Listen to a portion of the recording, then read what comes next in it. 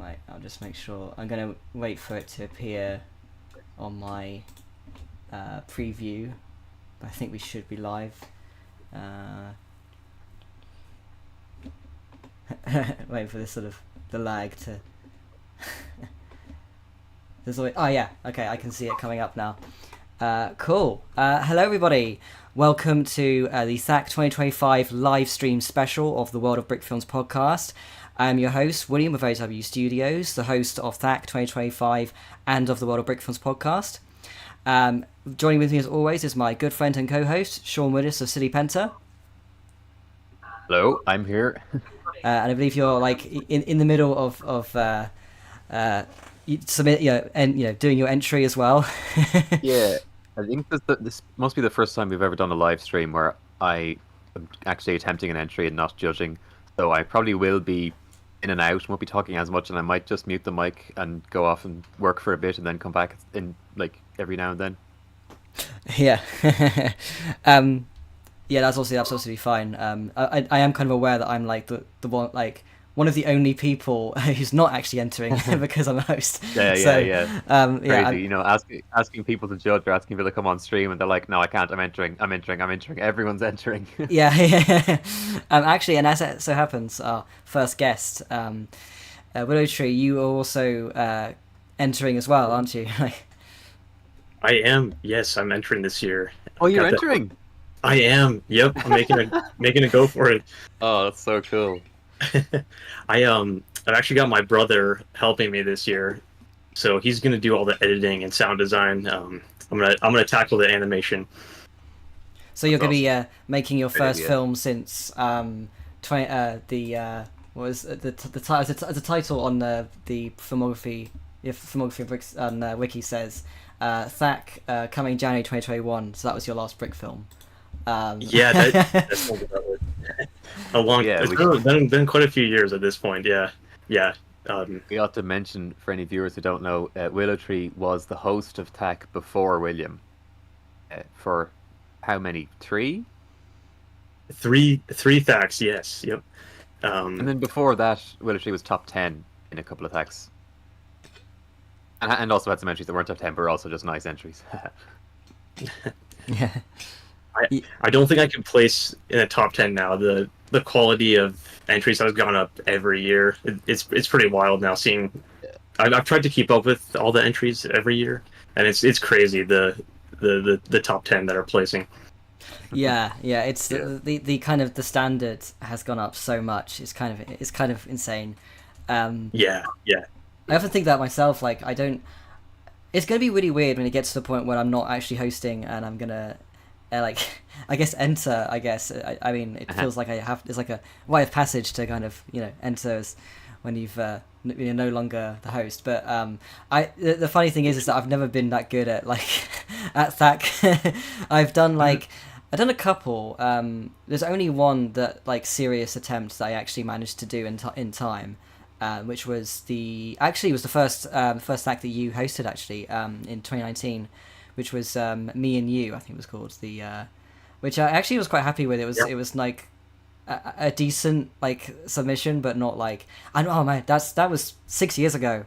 Man, that's just to make you feel old. Time flies. It's funny you mentioned. I vividly remember your entry. Maybe it's just because I'm familiar with you as a brick filmer and your filmography, but yeah, I definitely remember that one. Yep. Oh yeah, that's the one with the tree, isn't it? Yeah. Yeah. Nice little pun there. Yep. Yeah. Yeah, credit to my dad for that, I think. You being called Willow Tree. Yeah. But on the topic of the top 10 becoming so insane, yeah, like last year's one was crazy. With Brawl last year, we decided, only after the entries had already come in, we decided, we should probably add a promising director prize to give a bit of a chance to newer people, because some of them we were like, man, these are kind of so good. Is it discouraging? Yeah. I really like the idea of the promising director prize. I think that was a great addition to the contests. Mm-hmm. Yeah. We tried it in 2017 and 2018. Then it kind of fell off one reason or another, we decided it's about time to bring it back. That's interesting. Yeah, I think I forgot about it actually being like something that you had before. That's interesting. Yeah, I guess was that for Brawl 2017, 2018? It was only in the summer contests. Oh, So okay. the first summer contest when I became the admin was in 2017. So that was the summer contest I hosted, and I decided to add it then. Then it was also done in the 2018 summer contest, but the 2018 summer contest didn't get a lot of entries, and the Promising Director Prize went to the person in fourth place. And I'm pretty sure for that reason we were kind of like, oh, does this concept really work? You know, it's just turned it into a top 4 instead of a top 3. Like, eh. And then we were kind of, I guess, soured on it. But I think by this point we're like, okay, Yeah. the standard is like, it seems pretty unlikely that somebody's going to be fourth and like, the promising brand new director at this stage. And I guess it's like theoretically possible if somebody like Aero Nomad showed up and came fourth on his first entry. Yeah, right. Yep. But yeah, Something there is a bit of like Oh, say it, you guys. vibes based judgment in who gets it, I'd say. Yeah. I do actually want to briefly, as you say, because I did touch on it, like I mentioned it briefly about how you've got the talking about doing animated segments for your 2021 THAC kind of like announcement video, and I think it was one of the things that because as you know, like I did some additional kind of like animation for the kind of promotion this year, so we had like the Sonic kind of animated segment in the actual in the announcement video, and I did the like week to go kind of video last week, and I think it was largely inspired by stuff that you had done like previously, because you had done some animated segments, and it's really funny now because it's one of those things like I went into it thinking I really want to make this THAC feel special because it's the 20th anniversary. It didn't feel right to just be like doing the standard number of like, oh yeah, we'll just have like just do the standard kind of introduction video and that kind of stuff. Like I wanted there to be something extra there. So doing those videos, it was great, and it's kind of looking at it now, it's like I can't imagine not doing that now. So I feel like we've set a precedent now of like maybe we have to do this, for now on, Yeah, I got off easy. I made the animated segment for my last THAC, and I didn't have to worry about it after that. But yeah, it kind of it made sense to me to include those since it is an animation contest. Kind of give everybody a little glimpse of what the contest is, really. Yeah, having it be Sonic moving fast. Yeah. Funny. Yeah, I love that, William. That was cool in your announcement video. Oh, thank you. Yeah. I did also kind of think about it like in terms of like, I don't know how complicated it's going to be. Like, is it going to be an easy thing to actually do? And I did kind of think Sonic is a good one to go with because it could be slightly kind of like, I might be even able to get away with like not having much animation at all if I can just make him go fast, do like very quickly. No walk cycles. Yeah. Like a very kind of like unusual walk cycle where it's just like a couple of frames and he's out of shot kind of thing. Yeah, exactly. And it kind of lent itself well then because I think I came up with the idea of having the promising the set for the Sonic set for the like prize draw. I think that came just as I was thinking about doing that segment. It just sort of fitted into place. Fun fact, we've done, because we've been doing the workshops recently, we did a video I think a couple of months ago where we went to Brickfest in Cardiff, and we get like so basically to participate at the stalls you get like it's free, but you actually get a £50 Lego voucher as a gift, Oh, And nice. because of that, because we had one, we wanted to put it towards like another prize, which is how I got that. And it turns out that was £50. I was like, well, that's perfect then.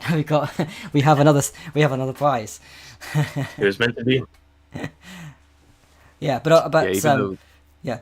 a bunch of us went there, but William was the one who had brought all the equipment and stuff. So when we got this £50 Lego store voucher, we are like, "Oh, William, you take it because you're the one who did who actually had to do the work to get this equipment here." So yeah, it worked out that it could just be put towards another THAC prize.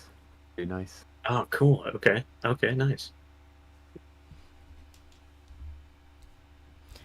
That's cool. Yeah, it seems like you guys have been doing more in-person meetups the past few years, which I kind of going back a few years, I always kind of wish that could happen, and then now it's happening. So I think that's pretty awesome. It does Yeah. seem to be more viable in Europe. Yeah. We're a bit closer together. Right. Right. Would think America would have more because of so many people, but it's just so spread out, I guess. Yeah. Yeah. Maybe That's one of it. these days we could. It's kind of like, going across country is kind of like going from one side of the continent to the other. That's the thing. Compared to, Yeah.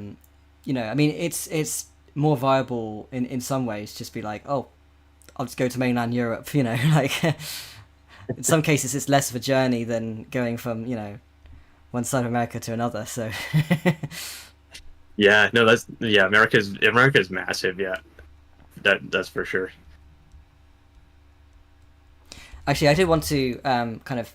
We did have a couple of like questions we kind of wanted to ask, like for the actual segments, and obviously to make it. Obviously, we've been talking a lot about stuff that's not actually direct about you. So, but No, do you have it's all like good. any kind of favorite kind of THAC memories? Maybe actually hosting THAC, or maybe like entering THAC. What would you say if you got kind of like highlights? Yeah. Well, first, thanks for having me on. I really appreciate the opportunity to talk with you guys. Um, I guess the kind of the main memory I have is that it always takes place and took place around New Year's and Christmas. And so the funny thing I always like tell people or think to myself is that THAC was always way more exciting than Christmas Day. Whereas traditionally, as a kid, you're like, oh, Christmas, I get to open all my presents. But no, for me, it was THAC is here. We get to do the 24-hour animation contest. So that's kind of the main thing that sticks out to me. But then at hosting THAC, in a way, it was a little bit less stressful than trying to make a full film in 24 hours. Maybe William, you can relate to that. So it was just really cool, like watching all the entries pour in, and especially from all the Brickfilmers that I looked up to, and all the Brickfilmers that I enjoyed watching their Brickfilms. It was really cool to see those entries end up in my inbox. Yeah, definitely. Yeah, I love looking for the names as they come in, and I'm like, oh my Yeah. god, this person Yeah. entered. Yes. Yep. I think the first act that I hosted, it was the year that Nathan Wells and Zach Macias did the Sentinel, and Yeah. I was just so blown away when that showed up. That was one of the coolest moments for sure. Nice. Definitely, yeah. There was Yeah. like I think there is something like that. I think a similar experience I had with the first like that I did, the 2022, was when we got the submission from James, the Mountain Manlet, and being like one of the Yes, yeah. like being amongst the first people to see it, and being like, yeah, this is going to be one people remember, yeah. And that was like his first one in like 10 years too. Yeah. Yeah, that's right. Yeah. Oh man, I bet that was awesome. Yeah, that was such a great entry. I had two. We had like it was funny that first year. Like we there was a couple of times like that. So there was that one, and then there was also the it was the first time that Steve Collins and Dara Toomey had kind of like been doing the kind of like annual kind of like come together for like THAC, and they did the is it the Visitor? I think it was. I think it might be called. The Visitor. Yeah. Yeah, which Yeah. also was in the top three. I think that was second place. And yeah, it was funny seeing both of those for the first time before anyone else has, and being like, oh yeah, we've got we've got top 3 material here, you know. Of course, only after watching the films. Yeah. You know, contrary to what people always love to say. Yeah. Right. No. Yeah. Absolutely. Yeah. Yeah. The voice acting there is super strong. I'm excited. I think they're entering again this year from what I've seen, so that's going to be cool. Yeah, I can confirm. I have heard. Yes. I've heard that they are planning to enter. I know that they're quite often. You don't really hear it. They're one of those kind of like people who like you don't always hear a lot about. You know, they're kind of what they're doing when they're actually doing it, but then they'll kind of like they'll come up with something amazing. Yeah. Oh yeah. Yeah. I can't wait for the voice acting, especially. Yeah.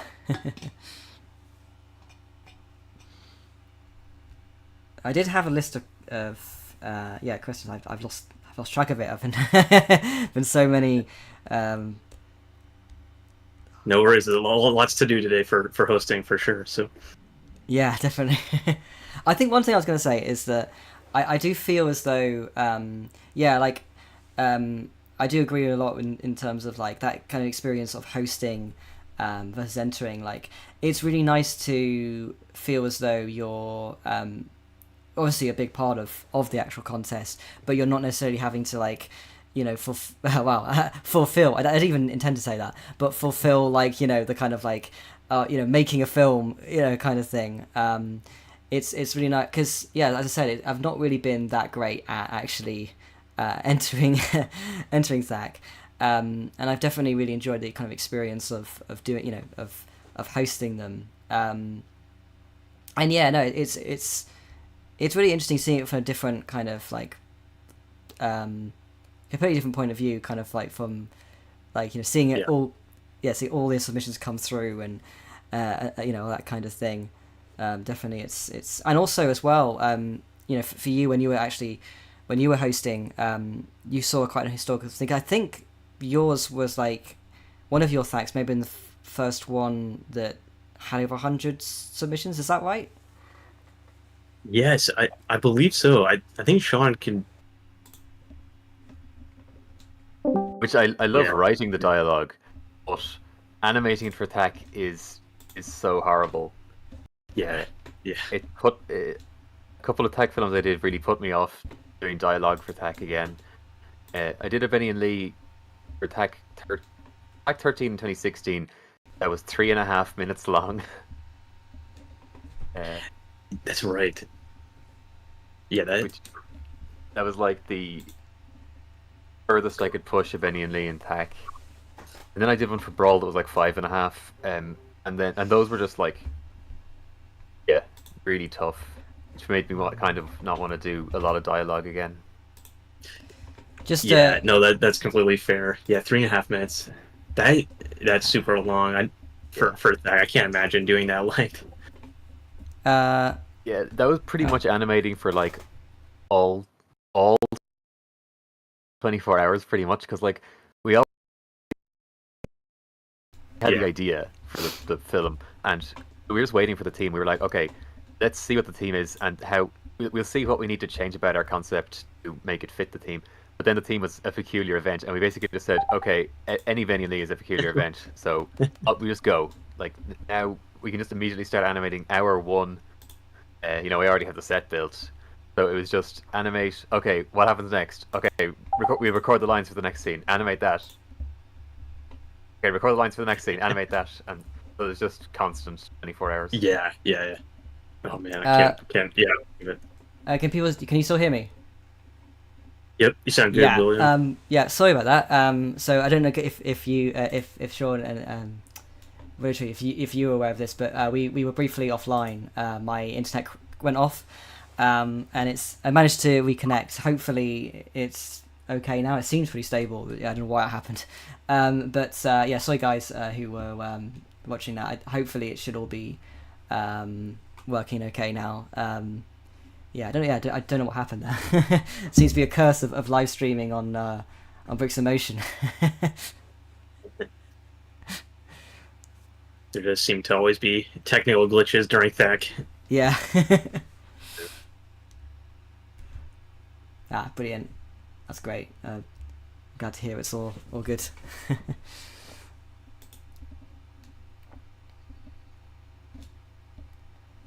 Yeah, so oh yeah, so another question I did have was do you have like any particular kind of like favorite THAC films sort of throughout the kind of, I guess, 20 years of like THAC's history? Oh, that's a great question. There's so many. I have to recall just a minute here. One I remember watching either when it first came out or shortly after was Fancy Pants' entry, Expect This, I believe it was called, from, I want to say THAC 7 maybe. Or, Yeah, that's right. yeah. I remember watching that over and over again, as I did with a lot of his Brick films, but yeah, that's definitely a standout for sure. Nice. I did always look forward to Twicked Brick's entries as well, and a decent amount of time they entered was when I was hosting, so I was always waiting for their email to come through. Yeah, I think was it Undone in the Dungeon that they did for THAC? It was. Yeah, yes. that was incredible, and it's really funny because like that one, it feels so. It feels so strange. I mean, this is the thing about, like, the fact it's 2025 now. I think that was like 2020 when that one came out, wasn't it? That sounds right. Yeah. And it's just crazy to think that that's like 5 years ago. It feels like, that recent, one of the more recent THACs, like. I know. I can't believe it either. Yeah, that it seems like it was just yesterday. Yeah. Yeah, it's like, oh well, that was in the 2020s, so it has to be recent. Yeah. Now it's 2025, halfway over this decade. It's hard to even think of, like, 2005 as being 20 years ago as well. I think that's kind of a weird sort of space to be in. Yeah. Yeah. It completely is. Yeah. But yeah, I hope to see a return for Twicked Brick at some point. I know they've not been around for a couple of years now. Yeah. Honestly, I'd love the Brawl comeback. That would be the dream. Yeah, maybe one of these days we'll see that. Yeah, because Sorry if you hear Lego noises, but I have to do it. Yeah. So, yeah, I think for so many people that was always the highlight of Brawl, was seeing Twicked Brick's entry. Oh yeah, absolutely. I remember in particular the quiz from, I think it was Brawl 2015. Yeah. That completely blew my mind. I watched that so many times. The quiz pretty much rewired my brain when it comes to animation. Yes, I feel that. Yeah, it's like, oh, it is possible to do movements like this small. Yeah. Like, I think I think the quiz is really a core memory, a brick filming memory for me, because I remember I joined Bricks in Motion. I think it was like the week of the kind of winners being announced for Brawl 2015, and I remember being one of those like, annoying kids that would be like, "What is Brawl? Like, what is this thing?" Yeah, no, I remember people like talking about the quiz, and so I gave that a watch, and that blew my mind, because it was one of those, honestly, quite a good time to, like, join BIM, is just to see all these like amazing films coming out, and yeah, like that was just such a, it's one of those films that really kind of makes you think about like what is possible with like animation. Like, it's just such a I definitely think that Twicked Brick are like, there are like, within brick filming there are like certain animators who are kind of like the masters of their kind of like area of like brick filmings, like art styles. I think that like that, they definitely are a master of that super kind of fluid, detailed, intricate kind of like animation sort of style.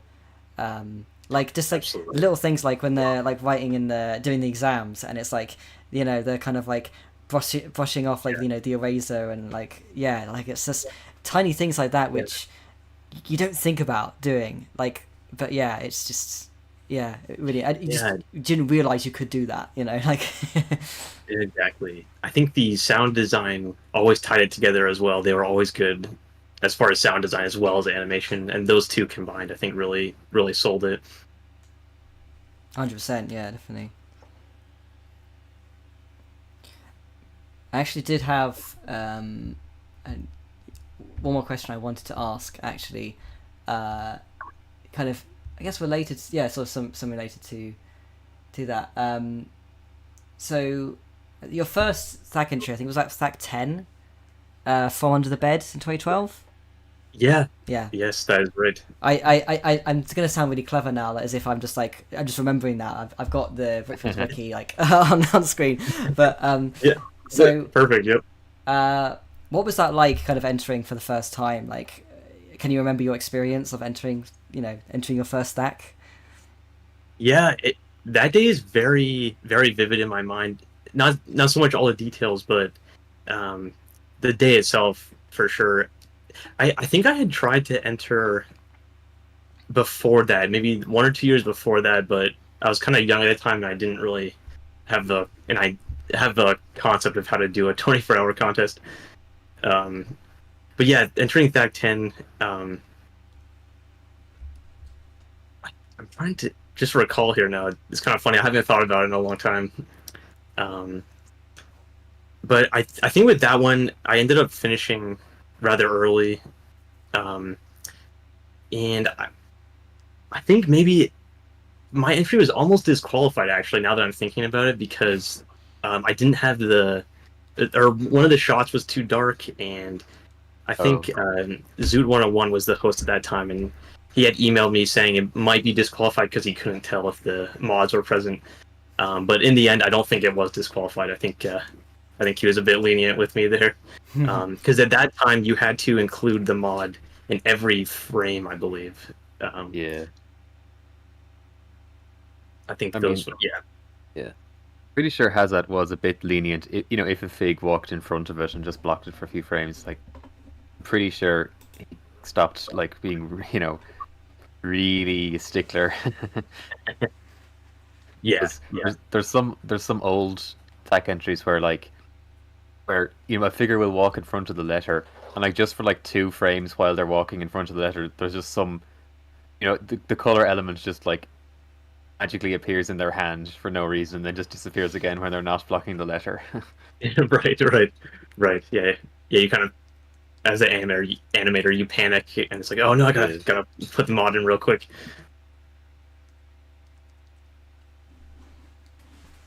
Yeah, I think it is funny, like thinking back to that point of where it was like in every single frame, because it's one of Yeah, those things where if it's so kind of it, like being disqualified by kind of technicality, because it's one of those things like you know um it's so obvious that like something's been made during THAC, when it's like, even if it's just in every shot. And it's kind of funny seeing like the kind of progression of the kind of mod elements, kind of rules, like how that's kind of changed over time. And it would be, I think it would be really kind of strange to go back to that. Like, imagine if, like, for some bizarre reason we were like, oh, because it's a 20th special, we're going to make it, to make it extra special, we're going to go back to the rules of the first stack. yeah, yeah. That'd be interesting to go back to those days. But I think the rules are definitely important, but I think actually most people would still adhere to the time constraints of the contest, even if there wasn't a mod element, just for the sake Yeah, of the spirit of THAC. I think most people understand that's a really special event, and I think 99% of people wouldn't cheat. yeah, and really, the people who would be inclined to cheat, they probably wouldn't even win or place. Like, Yeah, right. Fair enough. Yeah, oh yeah, I think that's a large part of why the mod element rules got more forgiving over time is because we were like, yeah, nobody's cheating. Yeah, Right. even if we had no rules, nobody'd be cheating. So like, Yeah, yeah, maybe probably the best thing about the mod element rule is that like, if somebody, if there was an entry that was like so incredible, other people are going to come along and say, you cheated, you didn't make this in 24 hours. So, good thing about the mod element is, the judges can be like, well, we checked it, and the mod element is in there the whole time. that's a great point, actually. Yeah, that's very true. Yeah, it's interesting how it can be a kind of like more of a confirmation that this thing was definitely made in this time, rather than as in like in the favor of the animator, rather than it being like a them having to prove it the other way kind of thing. Yeah. Yeah, no, exactly. Yep. Have you gone back, William, to look at the past THAC mod elements to make sure you weren't using a more recent one? I remember doing that for the ones I hosted, at least. Yeah, I mean, I do try and not have any repeats. Like at this point, it's I think it would be funny. I think when I did the first the first THAC that I did in 2022, I can't remember if I managed to do like it with both mod elements. I think it was like the first time that we used that column mod for THAC in a really long time. I think I might be misremembering, but I remember one thing in particular was that we had never used Q in Brawl or THAC, and I remember thinking like, oh no way, I'm going to use this letter which has never been used before. Nice. Okay. But like, there's only so many times that can happen, and now it's kind of one of those things where, it's like now I think mostly what I do is the same as I'll look at, and this is why the one of the reasons why I think the wiki is such a useful resource is because I can look back and it's got all of the all the information like the theme and the mod elements and everything from previous years, so I can look back and be like, well, if I'm going to pick these two colors, okay, we used that in 2018, but that's not too recently, so that's okay. And then this letter, like, oh, this has not been used since this. Like, I think I would, again, I'm always trying to be very careful with how I say this, because I don't want to kind of give away too much of like this sort of thing. But what I would say is I try and like, I think I'd be making a huge mistake if I was to be like, oh yeah, I'm gonna use last year's Brawl like mod element or something. Even though it would just be, I mean, I know like deep down it wouldn't really be too much of an issue, but like I kind of I want it to be, if I can achieve like it being like not last Brawl's mod element or not the previous THAC's mod element, then I kind of feel like, well, that's a step in the right direction, like. yeah, completely, yeah.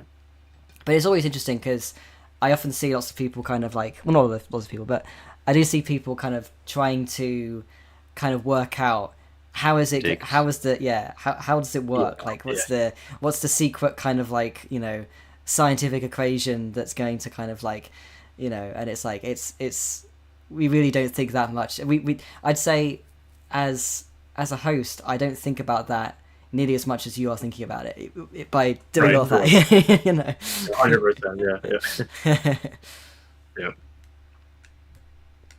But the interestingly, I think the actual, when it comes to the theme side of things, I like to kind of try and I'll discuss it with the other judges. We'll have like a server and we'll kind of like talk about different things. We usually over the last couple of years I've had like a kind of like a Google Docs of like, okay, here's all the previous themes from the previous years, so we don't like accidentally use one of those, and I'd just try and kind of work out like, oh, you could use this theme. Like I think last year I kind of I shook it up a little bit by doing another like phrase entry rather than a phrase theme rather than a single word theme, because we'd been doing single words kind of like concurrently for like quite a few years, so I was like, I'm going to change it up. But now I've gone back to, I didn't want to, at the same time I didn't want it to be like, oh yeah, this is going to happen every year now, so I've gone back to doing the single word one. But I like I like- it. Yeah, Yeah. I like fulfill. great, yeah, I'm glad. It's really funny because like obviously I get feedback from the judges. I think it may have even been Bertau actually who initially said came up with the theme. I mean it's kind of, I think the interesting thing about the kind of the themes is that it's kind of like over the last couple of years it's never been, it's not like been like one person singular idea. It's got a lot of it is kind of like people sort of coming together, like coming up with like, oh, like maybe we'll say at first like, oh, we could be fulfillment or could be fulfilled, and then we kind of like fine tune it, like chip away at it and be like, oh no, actually I think fulfill is the better one, The reason being that when you bring it down to just the root word, that also incorporates all the other words that do fulfill, like fulfillment.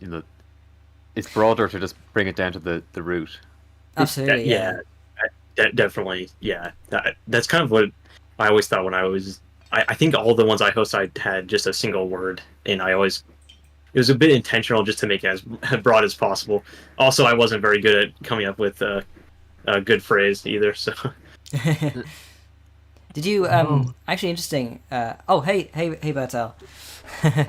I'm sorry, I was muted. Yeah, it wasn't me who came up with the idea of like shortening it to fulfill. That was Aero Nomad, I think. But it's good to do that to keep it a little bit more broad. Yeah, like you said.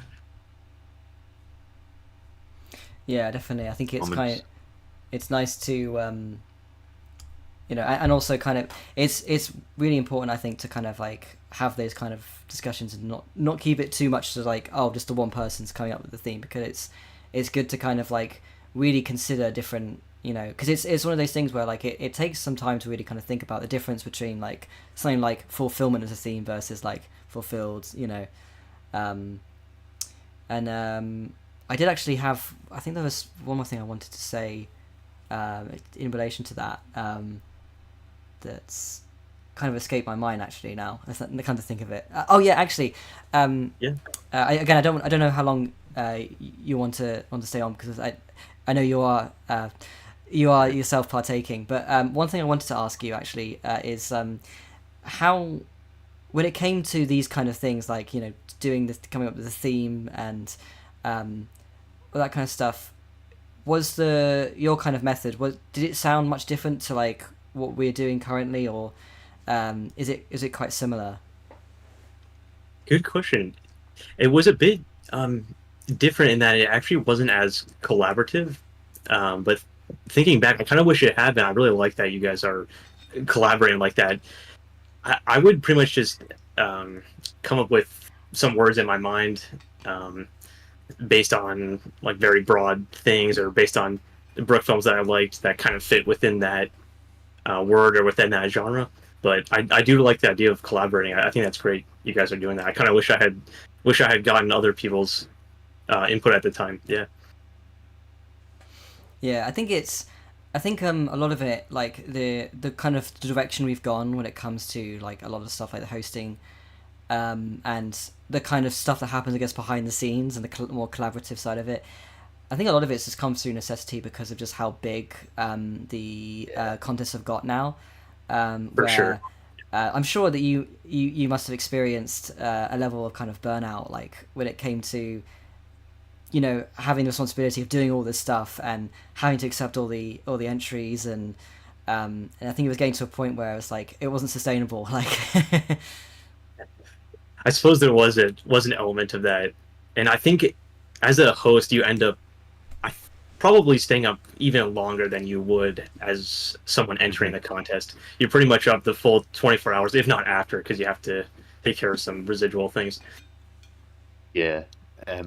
There was, I know I was up 24 hours accepting entries one time, or maybe twice, I don't know, but we've made it so now it's a group effort where like people will have blocks of time where they say, yeah, I can be on accepting the entries. That means other people can go to bed. And it's one of those things where it's like, once you start doing it, you're like, wow, how did we not do this in the past? That is a great idea. Yeah, for sure. Especially if you're in different time zones, you can coordinate it based on that. Yeah. Definitely. Like, I can remember years ago, the host would be like at some point, okay, I'm going to sleep now, so, if any entries come in or if anyone has any questions, you're just going to have to wait until the morning. Yeah, fair enough. Yep. I'm curious. How did you accept the entries on your own, or did you have like other people helping you with that?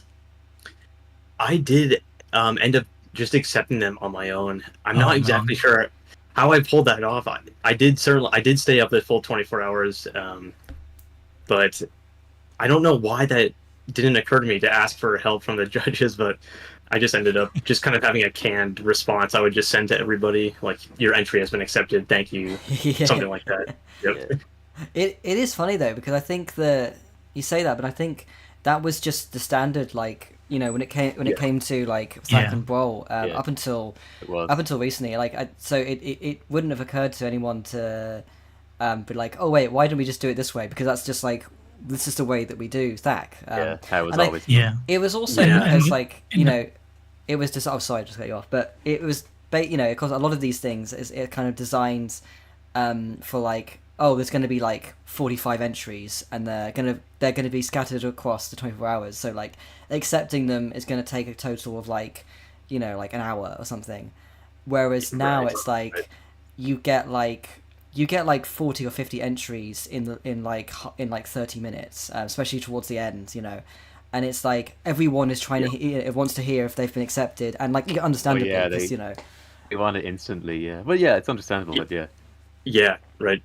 Everyone's a little delirious by the end of the contest, so I think they're not quite sure if their submission went through, and they want to confirm Yeah. that. yeah, it's like, should I go to sleep or should I wait to hear if I've been accepted or not, like Yeah, um, right.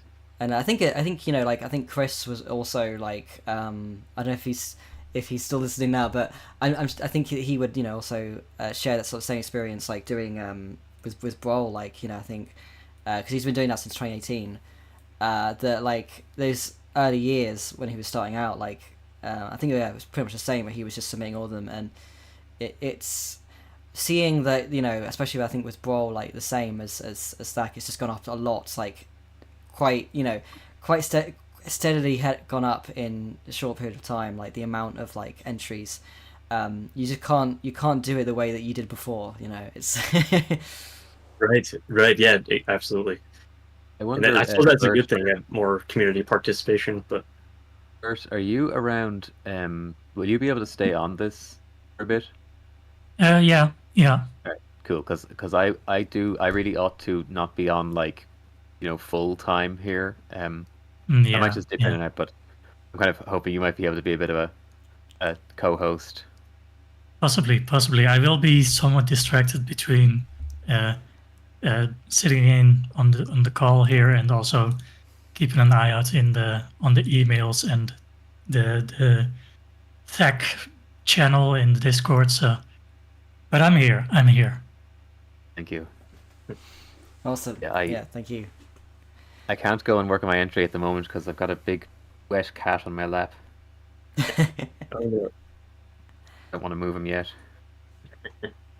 understandable. I suppose I should go work on my entry. I've been putting off animating as long as possible. Yeah. Do you have a script ready or? Yeah, I with THAC I generally just write like a quick outline. I don't write like a full screenplay or anything, full Yeah. script. Just kind of like get some key points on a Google Doc and kind of just jump right into Take it building from the there. character. Yeah. I don't think I don't know if we've ever talked before, Burrell, but it's cool to talk with you. I mean, Yeah. On or No is so classic, so just had to say Thank you. Yeah. Yeah, absolutely. It's gotten better, but I still cringe that people like that film. I still cringe at it myself. So It's timeless. It's a classic. Yeah. I just think it was actually quite funny because I know that it was mentioned when we were doing the watch party the other day of the THAC films, like the THAC watch party, and we had one or no, and we were mentioning the that kind of like early on when you've got like the couple of frames repeated of the guy in the corner, The walking, and yeah. I didn't even think about it, but when I was like putting it on when I was doing the editing for the announcement video, I have that clip where Yeah, I saw. I'm gonna have to have a word with you after this stream. Yeah, it's such a I think it's a big part of just like the class, just a classic part of I wouldn't want it I wouldn't want it like changed in any way, like oh no, it's it's kind of as it should be, and looking back on it, it's really one of those things that just happens in THAC because you don't have the time to catch those sort of mistakes, and that's all just part of the process almost. Yeah, absolutely. I like that sentiment. Yep. And it's yeah, cause I did actually also wanted to say, mention generally that like it's really cool to have you on as not just as once again as a judge, but also on the podcast as someone who was there at the very first THAC 20 years ago. It's an OG. Yeah. Yeah, it's nice to be able to still be here and celebrate THAC 20 years after the first one. It's really become such. Yeah, I feel like when the first THAC happened, it really captured this sort of hype that I hadn't really seen before in the brick filming world. Like it was all just one moment in time, and it's so cool to see that hype is still there every time it happens. It's really one of those rare moments almost. One of the first times everyone's thinking we're all doing this together at the same time. Yeah. And that's every year. That's something which I've always really appreciated about THAC is that you do get this feeling that no matter like how experienced someone is, like the ones that you're, especially when you're kind of like new to brick filming, or you're looking up to these kind of like legends of brick filming, and you're seeing that like they're going through that same kind of struggle, or that they're doing the same thing that you're doing in that same sort of period of time, and there's this kind of feeling of like there's something about that that's just so cool because it's just not something which happens all the time, especially because like as a lot of people have like responsibilities and they've got work and they don't have the time to like commit to brick filming in the same way as they were when they were younger, to all be at the same spot, like we're all making films, and it's funny because like there was definitely are times without kind of like what's the word, like I think there isn't like any kind of escaping the fact that like a lot of the time it can feel quite quiet like in outside of non-THAC times, and then to get that kind of annual reminder of like how big an event like that can be, it's really quite special. Like seeing people like I've had like a lot of memories.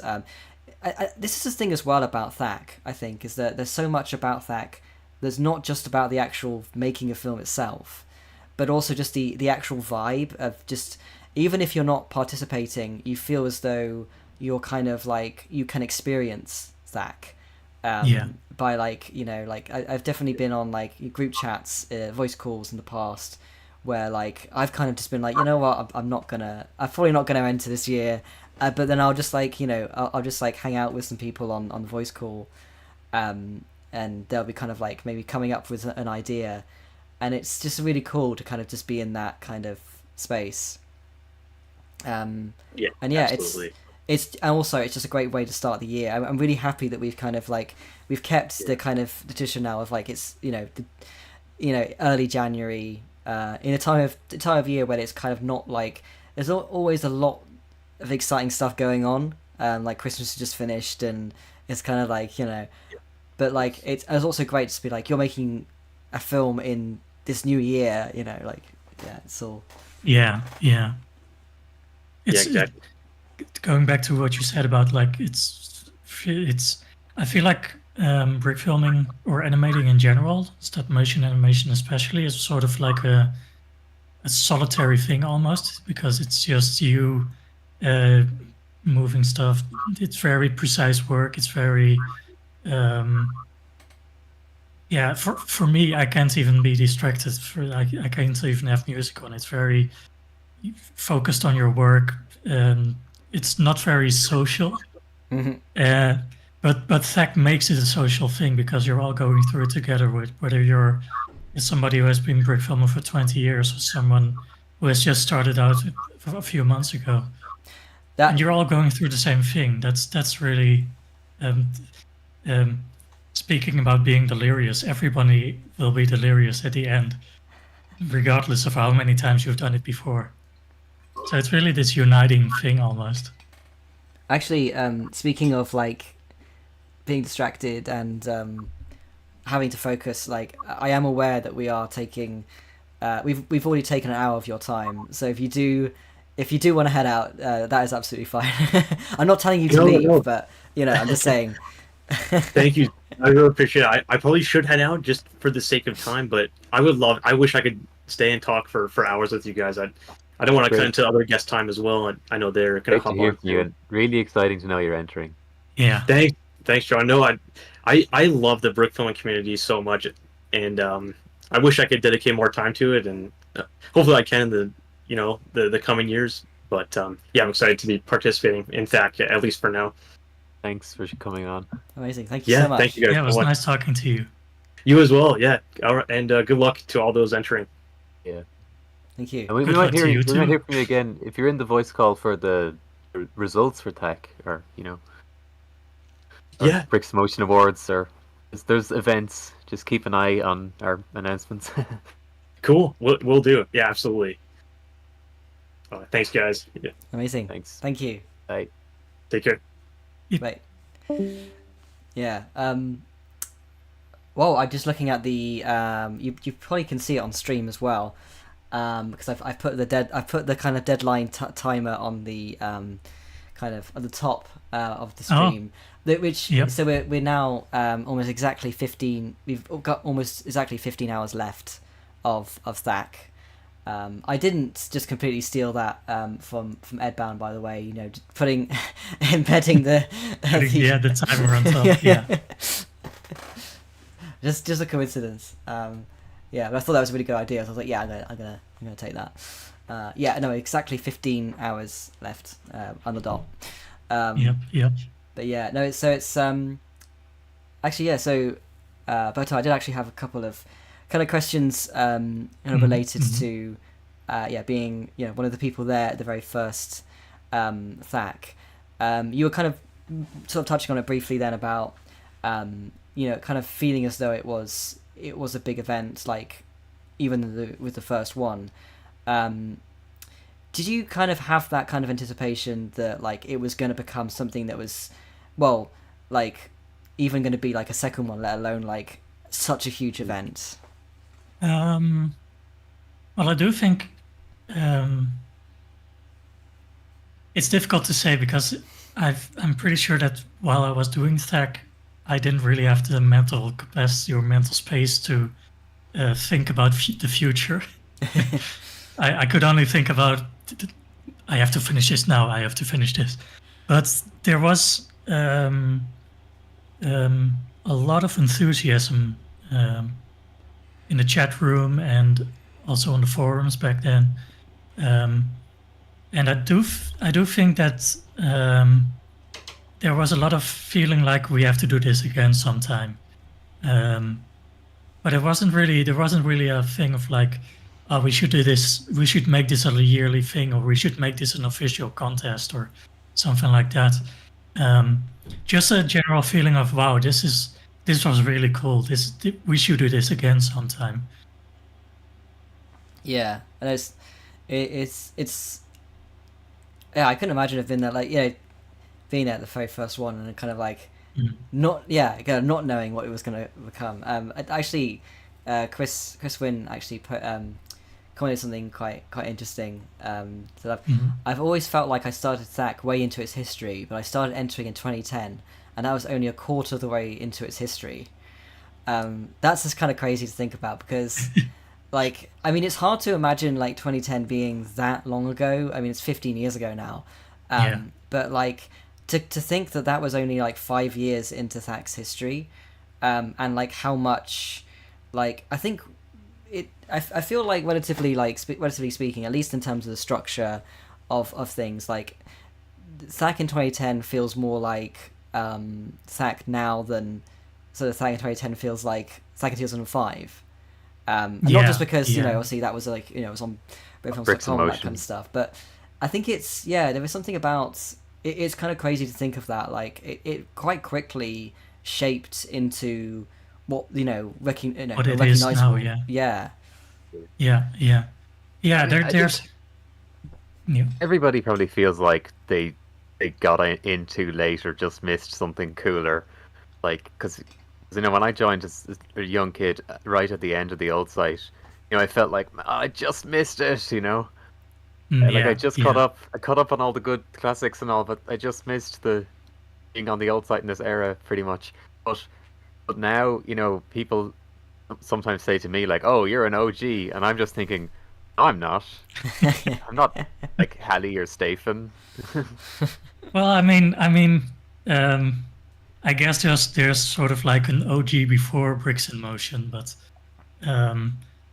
at this point I do feel like because I called myself an OG before, but I was on Brickfilms.com in 2003 for the first time, and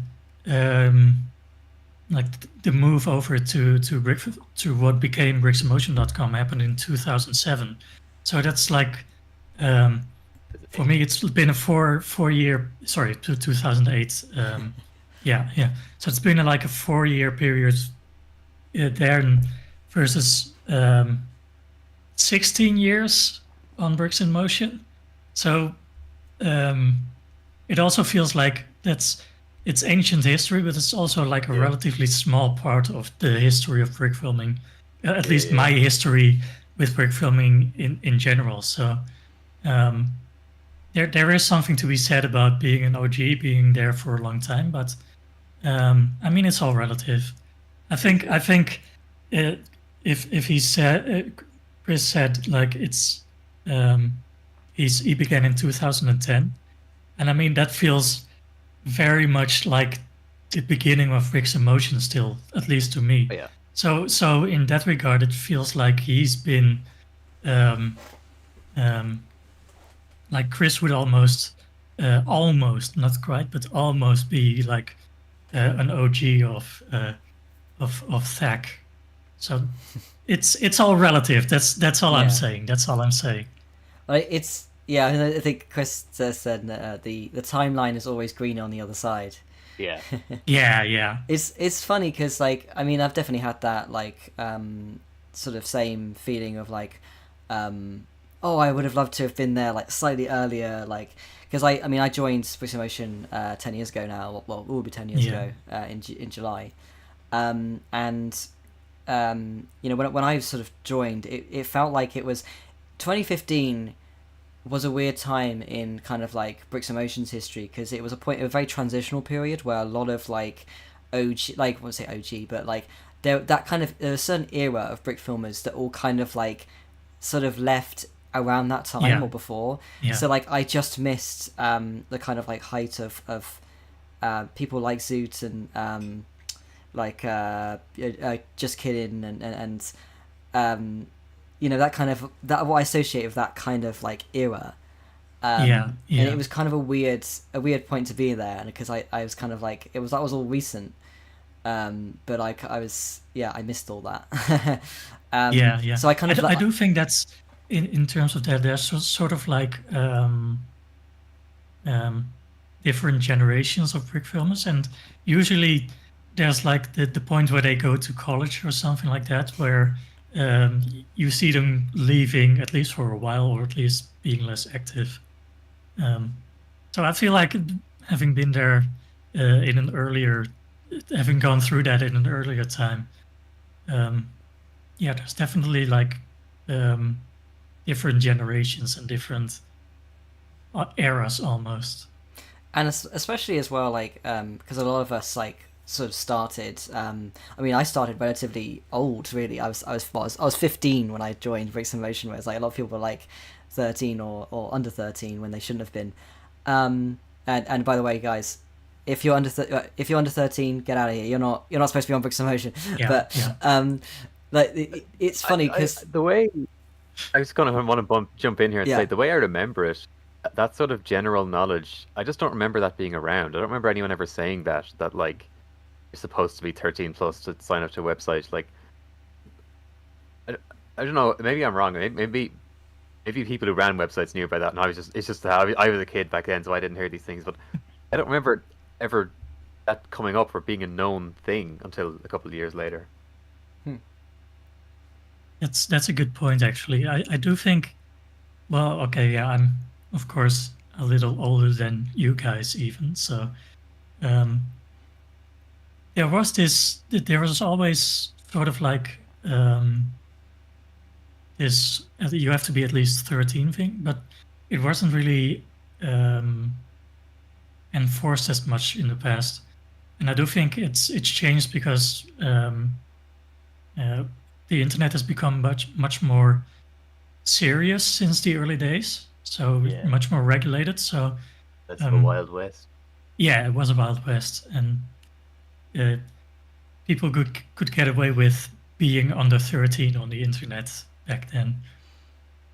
I think as well, like, you know, I'm just speaking from like stuff that I've heard other people say, because obviously I wasn't really around when I wasn't really on the internet when I was like 13 much, but the kind of feeling I get of like early internet, or even like, you know, sort of early 2010s internet, is that like if you were a kid on the internet, you were probably a bit more like I think savvy. the thing was of like you tried to pretend to come across like an adult, yeah. which doesn't happen as much anymore. Yeah. True. Yeah, it's a very diplomatic way of describing that. Yeah. It's kind of strange to hear you talk about you joined and then you've feeling like the old guard sort of was leaving at that point and you joining after that. I felt the same way when I joined Brickfilms.com and saw people like Stefan, like Yellow Brick Studios, Yellowhead Studios, being sort of active, but not as active as they used to be. I feel like Revman and Mr. Graf were also in sort of the earlier generation that, I feel like maybe that's just a universal thing almost. There's always people coming and going. Yeah, so absolutely. Absolutely, I think you're always going to universal. You're always going to perceive things of like when you join something. Like, I mean, it's even like, you know, like I'm part of this like IOL board gaming group that we go like every week we go to this like place and play a bunch of board games, and it's kind of a similar thing. Like I joined in like 2 years ago, and for ages I kind of felt like, oh, I was the new, you know, like I'm the new person, and like all of the kind of, I just, you know, think of like all the people that were there when I was started out as being like, oh, they're the old guard, and then like a bunch of those people left, and now like new people have entered, and it's like, oh, I guess like I guess no, like, you're the old guard. yeah, it's kind of, it's like that with any kind of group that, you know, like a hobby group, or even like I guess work group if you're in a job for a long time, like you you always think of like, oh, I feel like you're always going to feel like you're one of the newer people until suddenly you're one of the older people that's there, like it sneaks up on you. It's funny because something I've been thinking about kind of, I guess related to what I was saying earlier about like, you know, the people that I'd kind of associate with as being like the ones that I'd look up to, or like the old guard who are kind of kind of left kind of thing. Like, when I was saying it's people like, I guess like just kidding, who just kind of like left around, so like 2014, it's funny because I've always kind of been around the context of them being like, oh yeah, they're kind of like before my time, they're like an earlier Yeah. era. I kind of, in my head, I kind of think, my head canon is like, oh, they're like significantly older, they must be like a few years older than me. And then like I remember we did the podcast like a couple of years ago with Keshin and Sanjira, and Yeah. finding out like that, oh yeah, they're like all like Sanjira and Just Kidding are like, you know, 2 years older than me. I'm like, wait, Yeah, what? We're like yeah. similar age? What? Yeah. It's always a bit weird to find out that oh, they're just regular people. Yeah. Yeah, it's strange to because they are somebody who you looked up to, who you whose success you felt like, wow, I want to achieve that, I want to be that. And Just Kidding joined at 10 or 11, I think. Yeah. That's the thing as well. It's like the people that I'm thinking about as being like the era before me are people who joined like really young. So Yeah. even if it seems as though they've been on Bricks of Motion since like 08, 09, whatever, it doesn't actually mean they're that much older than me. yeah. Yeah, it's funny. By the way, I do want to. I'm not sure if I'm going to be allowed by you to do this, but I have officially accepted the first entry for THAC. Oh, nice. Yep. So we have at least one entrant now. Whoa. Yeah. entry. All our hard work advertising it paid off. Yes. It worked. So we have, we're only one away from doubling our current count. Exactly. I can't wait for the next person to send it in so I can reply with that. You have just doubled the amount of entries. Oh yeah, I've Smith Zero asks, have you watched the entry? I've seen it, and it's yeah, it works. It's an entry. Guessing. Sorry, what did you say, Penta? Nope. Penta? Oh no, he's gone. Yeah, it's funny. Yeah, just to kind of like, I guess, just for the viewers, yes, we do always like we do watch all the entries before like accepting them. Like we don't kind of go like, oh yeah, whatever. That's Yeah. You can't get away that easily. At worst, I played at like 2 times speed to just because there's a backlog of other films. Yeah. But we do always watch the films when they come in, because we need to make sure they have the mod element in them, because they have to meet the minimum requirements. Or if it's like minimum anything time that required. like, you know, sometimes someone might like say a profanity, and like Yeah. and sometimes it's like, you know, like don't even realize, you know, that they've done it kind of thing, and we have to be like, oh, Yeah. can you censor that? But yeah, I think it's like one of those things. It's interesting because like when we're kind of watching through them, we're not really kind of like watching them in a way of like actually just like watching a film. It's very much kind of like just like, and oh yeah, they got that, yeah, you got that. Yeah. It's very much just checking that it qualifies, rather than looking at it and judging it in the moment. Like we'll tend to like afterwards, like the judging team, we usually kind of like we'll hop onto a call, like a private call, and just like watch through them all, like after the fact. And it's really funny because I think you kind of feel as though you've you know, we've watched them but we haven't actually watched them, if that makes sense. Like you know, we can't really determine whether or not like we've like oh yeah, this one's, you know, there will be some outliers that are like, oh, they've got like an incredible cinematography or something. Like there are some, there are definitely going to be some where you're like, oh, this is going to be an amazing one, you know, like yeah. But usually it's yeah, sometimes something stands out, but I feel like a lot of the um, um, yeah, we really don't judge, like, because even if something looks really clean and polished, it could still be um, like maybe the script isn't great, or maybe the theme isn't in there. So it's usually something like it, it gives off a good first impression, but that doesn't really mean too much in the grand scheme of things. Yeah, that's for sure. I think it's funny because um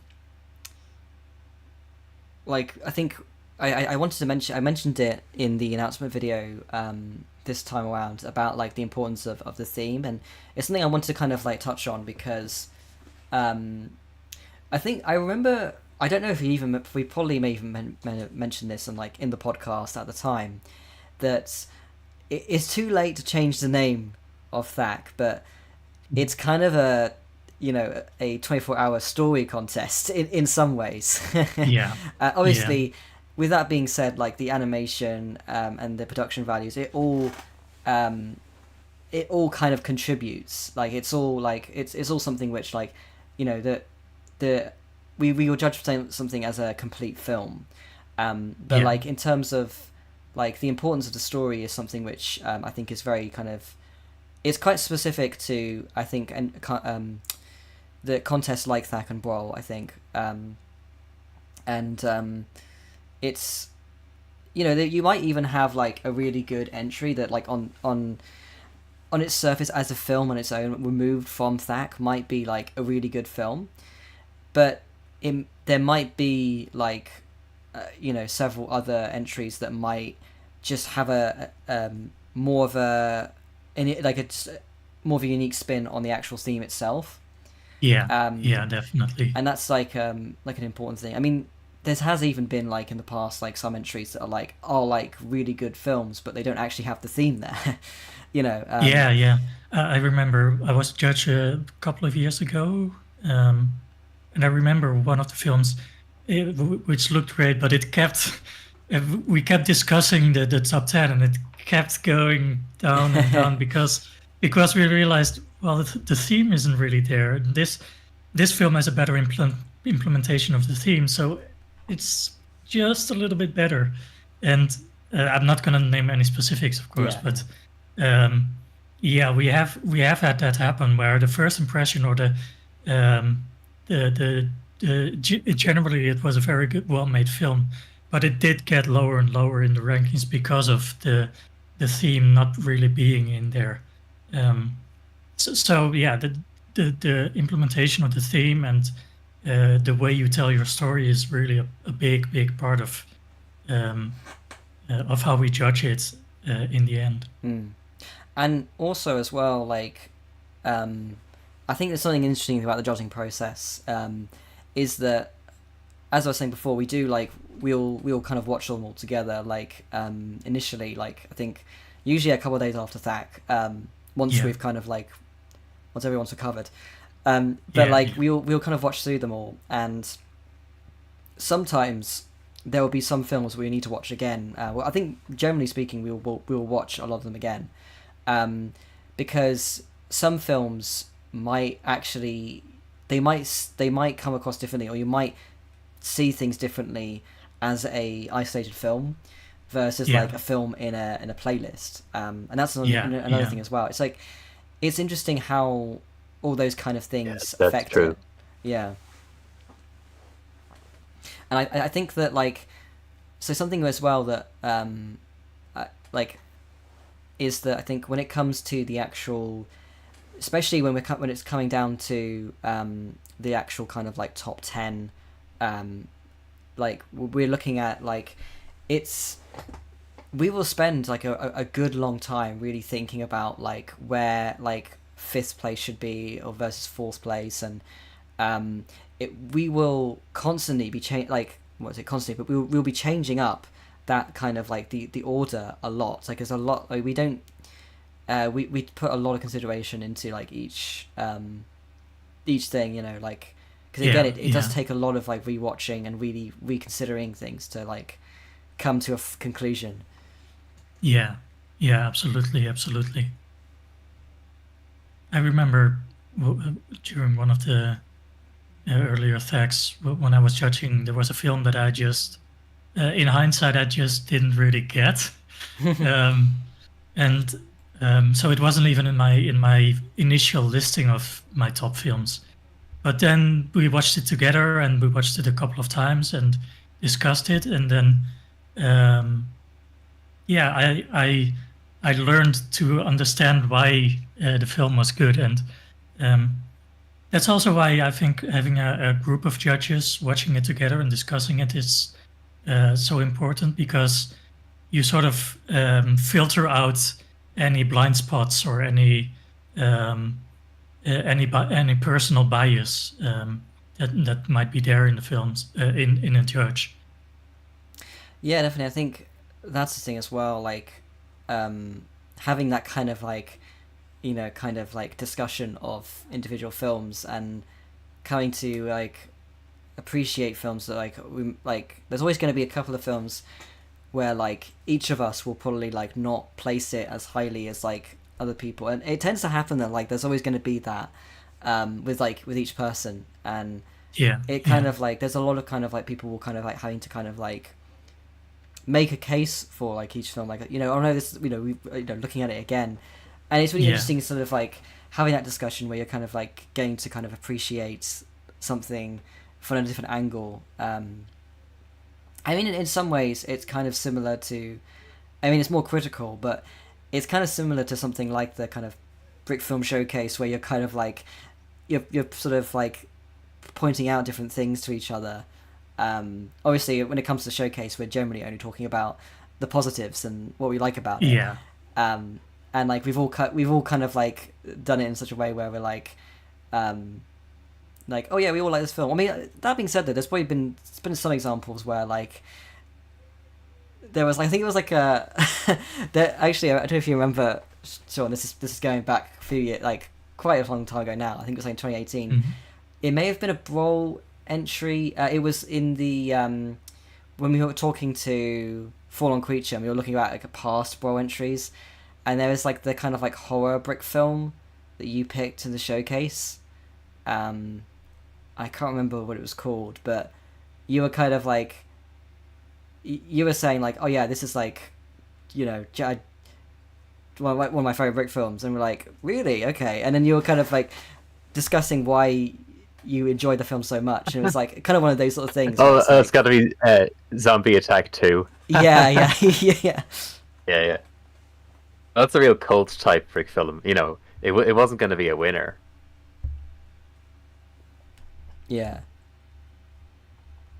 It's not for everyone. Mm-hmm. But yeah, I think that's like maybe one of the things that is really nice about THAC, the contest as well, like THAC and Brawl, is the real kind of like analysis of films, and the kind of discussions of the films that like it kind of harkens back to the kind of how I remember it being like on the forums. I think with like where you'd have like 20 replies on a film, and like everyone was talking about a film that came out that week, and it kind of like it has that same kind of like spirit of like, and that's something that I really appreciate about THAC, is that it feels like that spirit kind of from that earlier era has kind of it's remained, I think, in a lot of ways. Like, it has changed a lot, but it's also still there. It's the same in a lot of ways. Yeah. Of course, it's different now because I'm gonna sound so old, but because everything's on Discord now, it has changed it a bit. But I do feel like, and in our community, especially in Bricks Motion, especially, there's always been this feeling that if something's if something's good or interesting or whatever, there's always gonna be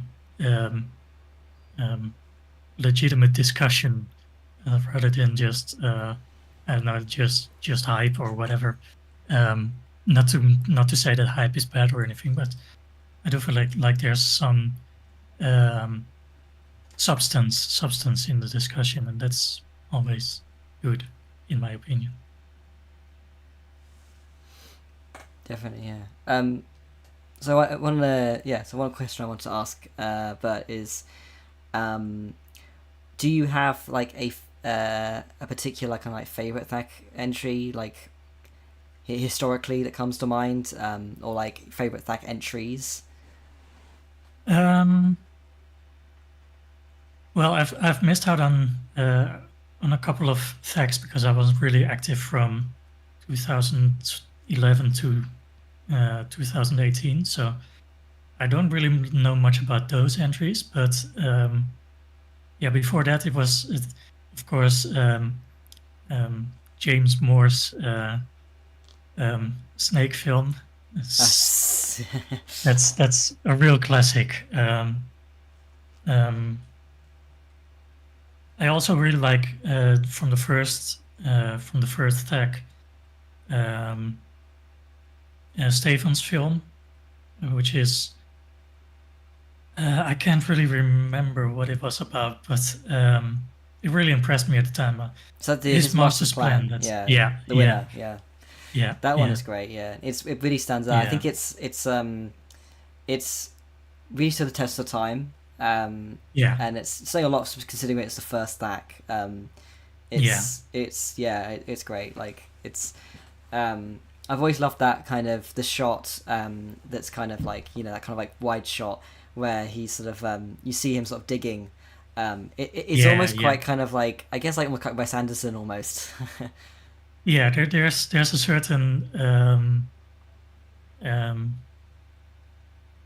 there's care in the cinematography, and that's especially for a THAC entry. That's not the first thing that people focus on when they make a film. So that's really. Okay. Sorry. Oh.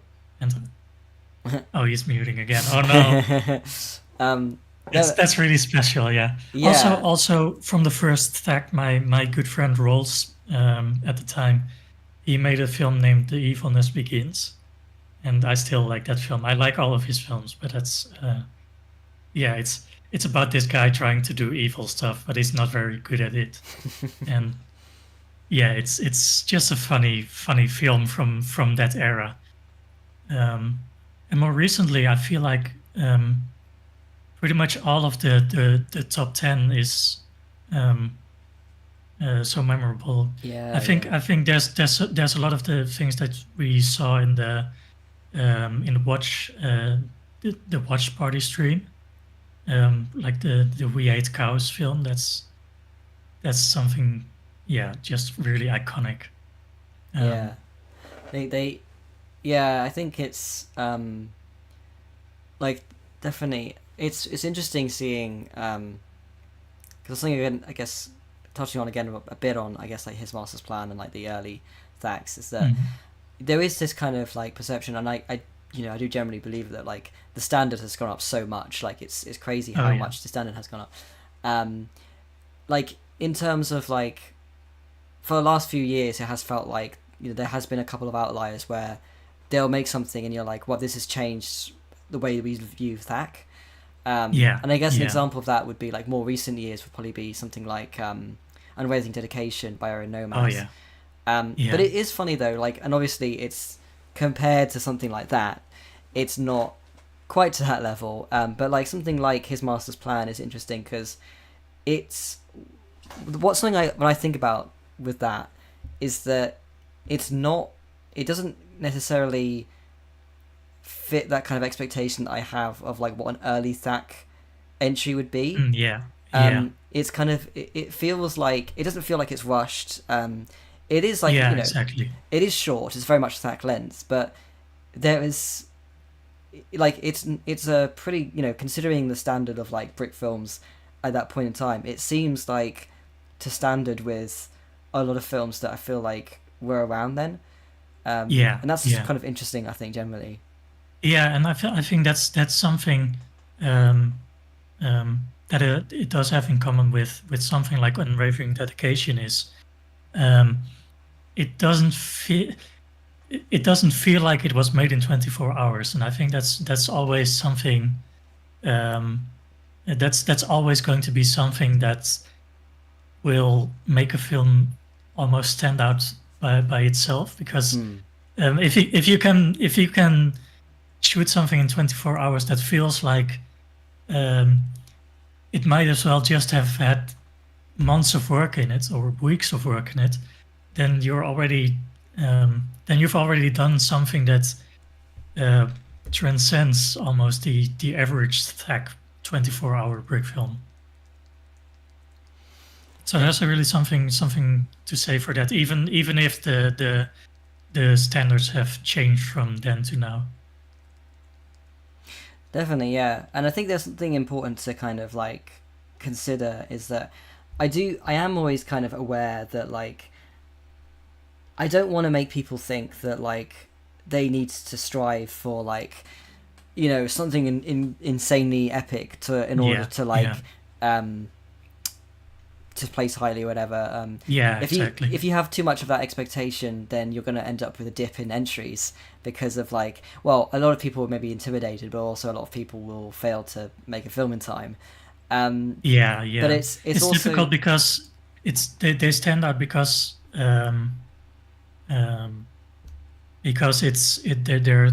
it almost feels like you can't believe that it was made in such a short time, but that's not really the end all be all of what makes a good THAC film, because there's also a lot of THAC films that place highly or even win that's where you can see that it was made in 24 hours. I'm thinking about Mountain Manlet, which was all made in one set. The animation is great, but it's basic. It's like there's no complicated fight scenes or shots, anything like that.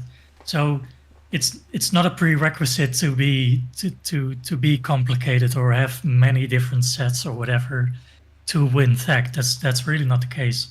Well, that's it. I think I think that something that I think that is good for people to take away is the fact that like a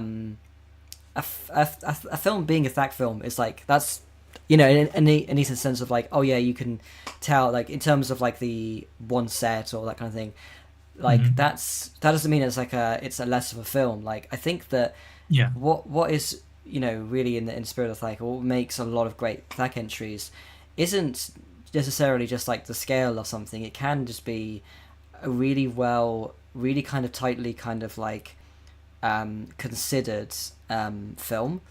Like I think that making something that is like say like a minute and a half long and only has one set, but really executes that really well by just being like it knows what kind of like scale it's going to go for, and it just kind of does that really well.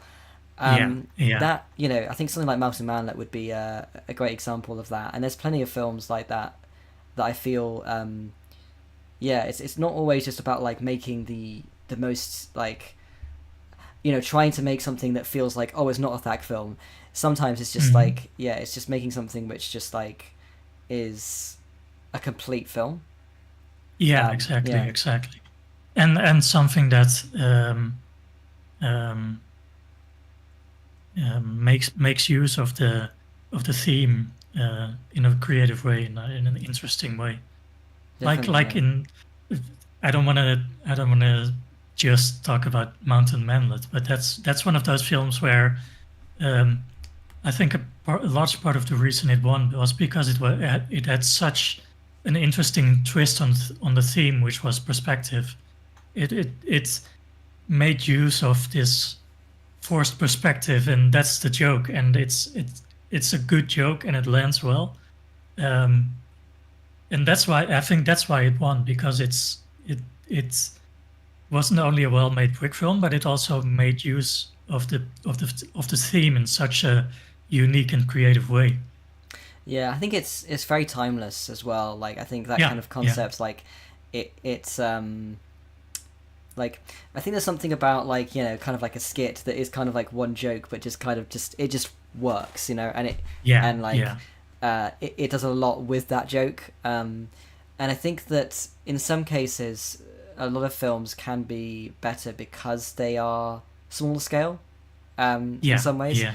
like it's just the meat and bones of what makes like a great film, and like something like that where like you know, for in a lot of cases it might not like occur to a lot of people in, you know, in a non kind of like sort of deadline kind of situation to think like, oh yeah, I'm gonna make something that's just one set, you know, just a few shots, and it's just like Yeah. you know, like a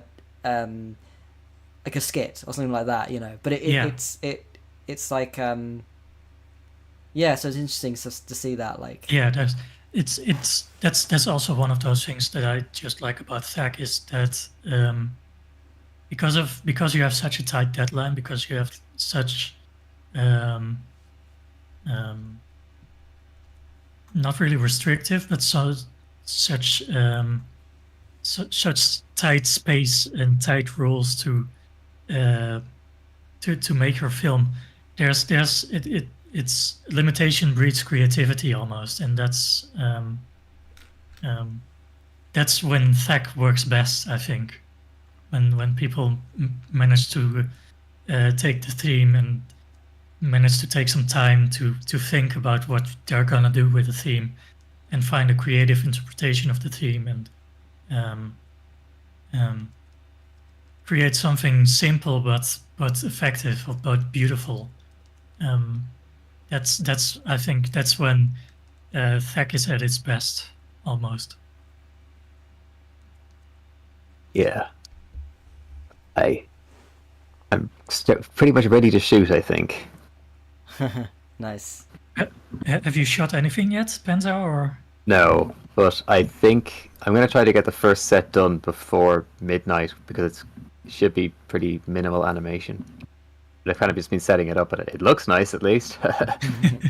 Nice. Any chance of a sneak preview of anything I guess I could show you. I don't want to spoil it for everybody? well, actually, you know what? I'm not going to show you because I wanted to come up on the playlist, and then you can be like, "Oh wow," when you're judging. Okay. I wanted to. now I thought it'd be curious. really funny if you did a little bit where, like, you know, just me and Bert see it, and we're like, "Oh my, this is amazing! This is amazing. You've changed that." I mean, I'm not doing. It's not going to be a crazy film. Like, it's not going to be a super competitive. Just a nice like. It's going to have a joke at the end type of film. But yeah, the establishing shots should look pretty good at least. That much I can promise so far. I'm looking forward to seeing it. I really hope I actually get something finished and submitted. Have you? Are you doing it like Willow Tree, doing just having an outline, or do you have a whole script or a whole storyboard in your mind ready to go? There's an entire outline. Some of it's scripted. Some of it's I don't think requires scripting per se, but I know all of the events. Yeah. Usually I'm already animating, but I'm like, I've got no idea how I'm going to finish this. We'll see. Well, at least there's you don't have to think about that too much this time around. You're not flying by the seat of your pants in a sense.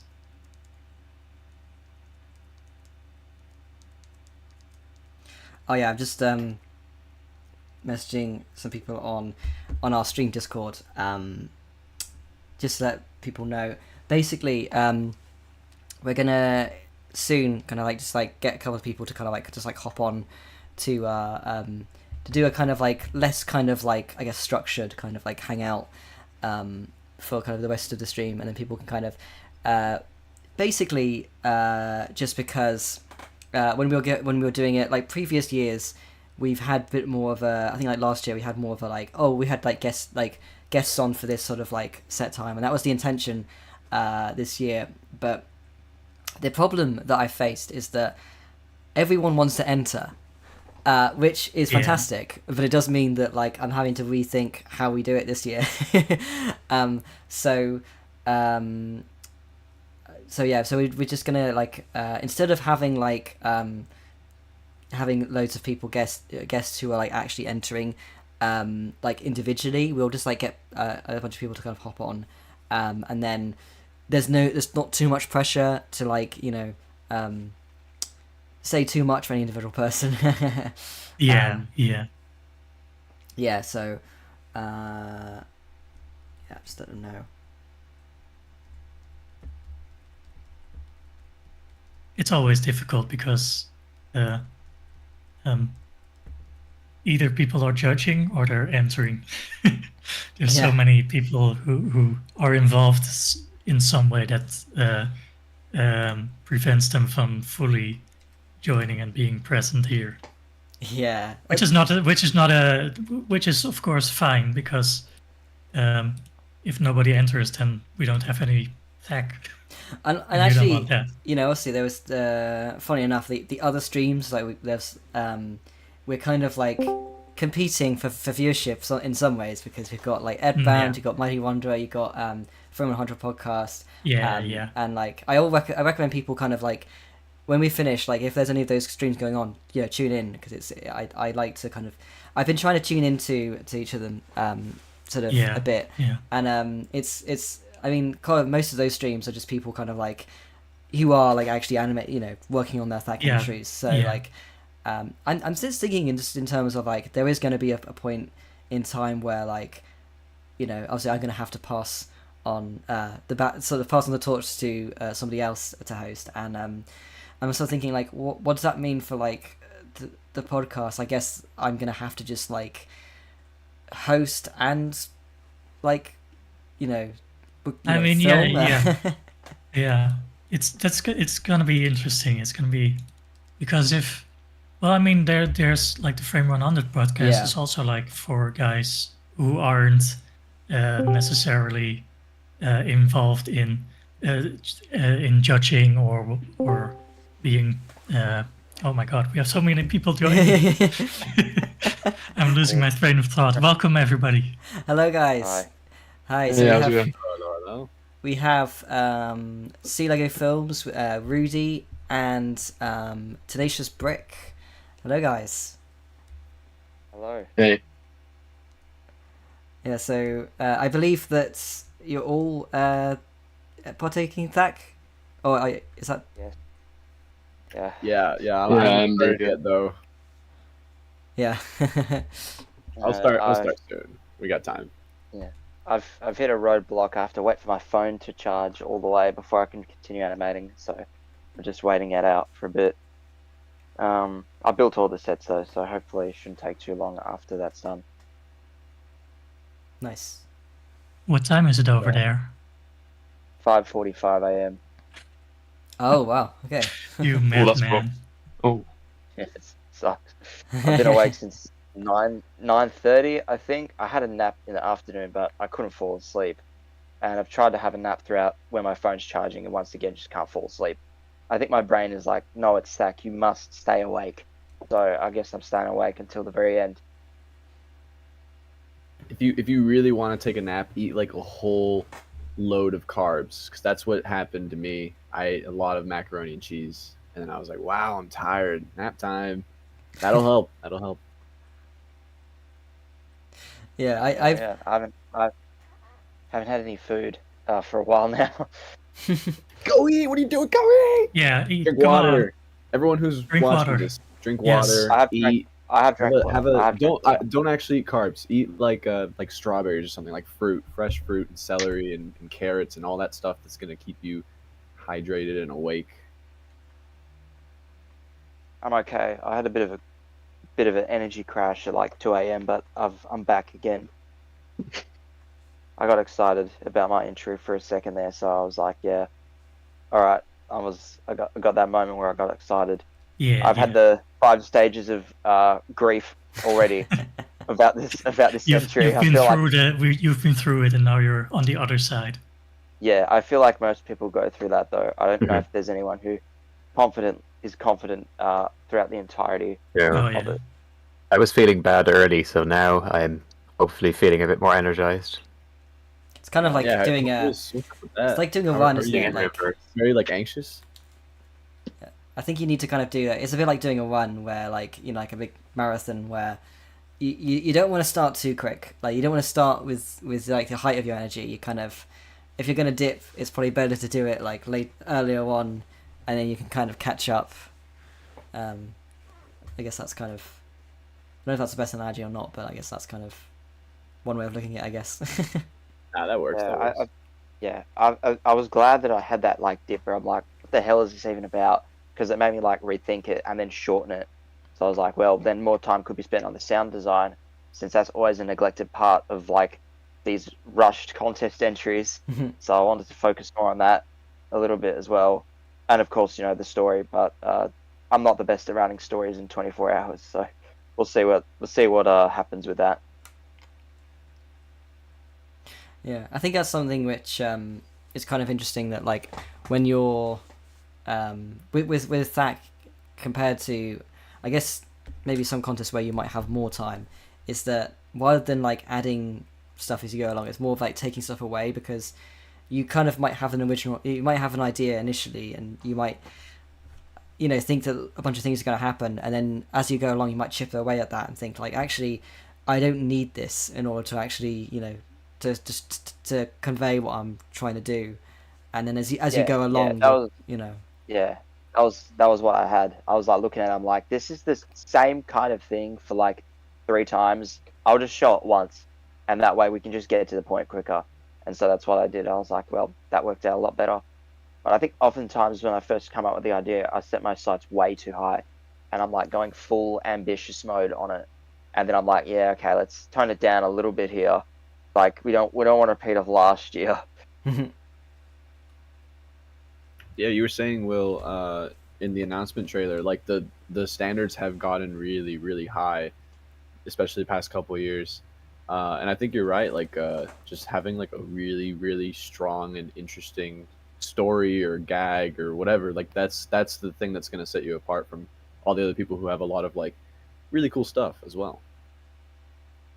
Yeah, the quality standard like kind of scares me, because it's like there are so many people out there who are really really good at this. Like, I don't know how they make this stuff in 24 hours. It's crazy, because like I looked at some of the entries from like even like 2018, the mind game entry that won the Billy Mays parody thing. That's really good, but like if you compare it to like 2023, the standards in difference in like what you can do is absolutely insane. Yeah, I think it's funny how it's kind of goes. I think that like, it's one of those things. I think like you need someone who, is kind of crazy enough to be like, I'm gonna make this like incredibly ambitious film, for like people to realize, oh wait, that's actually possible in 24 hours. And then it kind of just changes the way that you think of THAC. Like I think like, you know, Unwavering Dedication is probably a good example of that. But it's kind of interesting that like I would recommend to people that like when they look at like films like that, it's probably worth like really thinking, really kind of like watching them. Don't do it during THAC because you need to be making a film, but outside of THAC, pre-THAC, is like look at these films and see like you'll kind of see like from like repeat viewings that there are like limited, like they have been careful to like again only kind of do like the minimal amount of animation at certain points, or like I think on my dedication, I mean we were when Aaron Nomad was on the podcast 2 years ago, sort of after he won, and he was saying that you know, there were certain scenes like there's quite a long like sort of dialogue scene when the main kind of protagonist is talking. He's like, I think he's like looking at like the grave or maybe the stone statue, and there's not actually a lot of animation at all. It's mostly the mouth animation, and in a kind of like the hand raising, and the kind of trick is that the camera kind of like moves closer and closer to him, and it's one of those things which like is carefully considered. Like it's there isn't like, you know, like it's. I'm trying to think of what I'm trying to say, but like it's there was like corners that are kind of cut, but in a way where it's like it works, if that makes sense. Yeah, Like, it works. it's Yeah, it's easy it's to not look at just that. somebody Yeah, running out of time and yeah, racing to the finish line. They clearly thought about, okay, how to save time here and still tell what they want to. Yeah, but that was what I was referring to. That entry is absolutely insane. Like, I still can't believe it was made in 24 hours. Even though corners are cut, I still feel like I would not be able to reach that level. That's crazy. yeah. It's kind of it's hard to imagine. It's always impressive when you have a THAC film that doesn't feel like a THAC film. Yeah, definitely, because like some of the THAC films definitely do, and I know from experience mine does. The one I did last year, they suffer from like they're very clearly THAC films. I feel like it's a very big accomplishment if you can make a THAC film that actually, if you didn't tell people it was THAC, they wouldn't know. Yeah. That last year's winner, I think, did that really well. Like, that's just a 4-minute video. You know, it's a super strong concept. It's just like done in a day. Shame he's not entering this year. But you know, if the idea doesn't spark, then there's no point chasing it. Yeah, definitely. I think that actually last year's I Remember You was actually a really good example as well of a film that like manages to get away with not like a lot of animation in a lot of ways, some really amazing cinematography and lighting and everything, which really, you know, adds so much to it. And it's kind of that thing of like, I think one of the tricks with THAC that is to kind of like make get away with not doing too much animation, but make people trick people into thinking there is actually a lot of animation, and make them just not realize.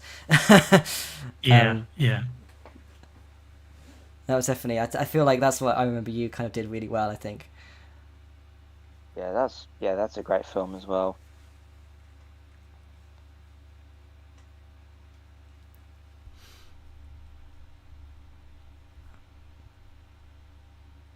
Sorry, I'm just typing and being active on the Discord. You said for Lawrence not entering. Yeah, I think Forlorn said somewhere that inspiration hasn't struck or something like that, where he's not sure he's able to. Went out for a 2-hour walk and still couldn't come up with anything he wanted to fully commit to. Okay, well, I'm cooking up a plan. You're gonna make him enter? No, I just want to offload a task onto him so that I don't have to do it. Okay. I did actually invite him onto the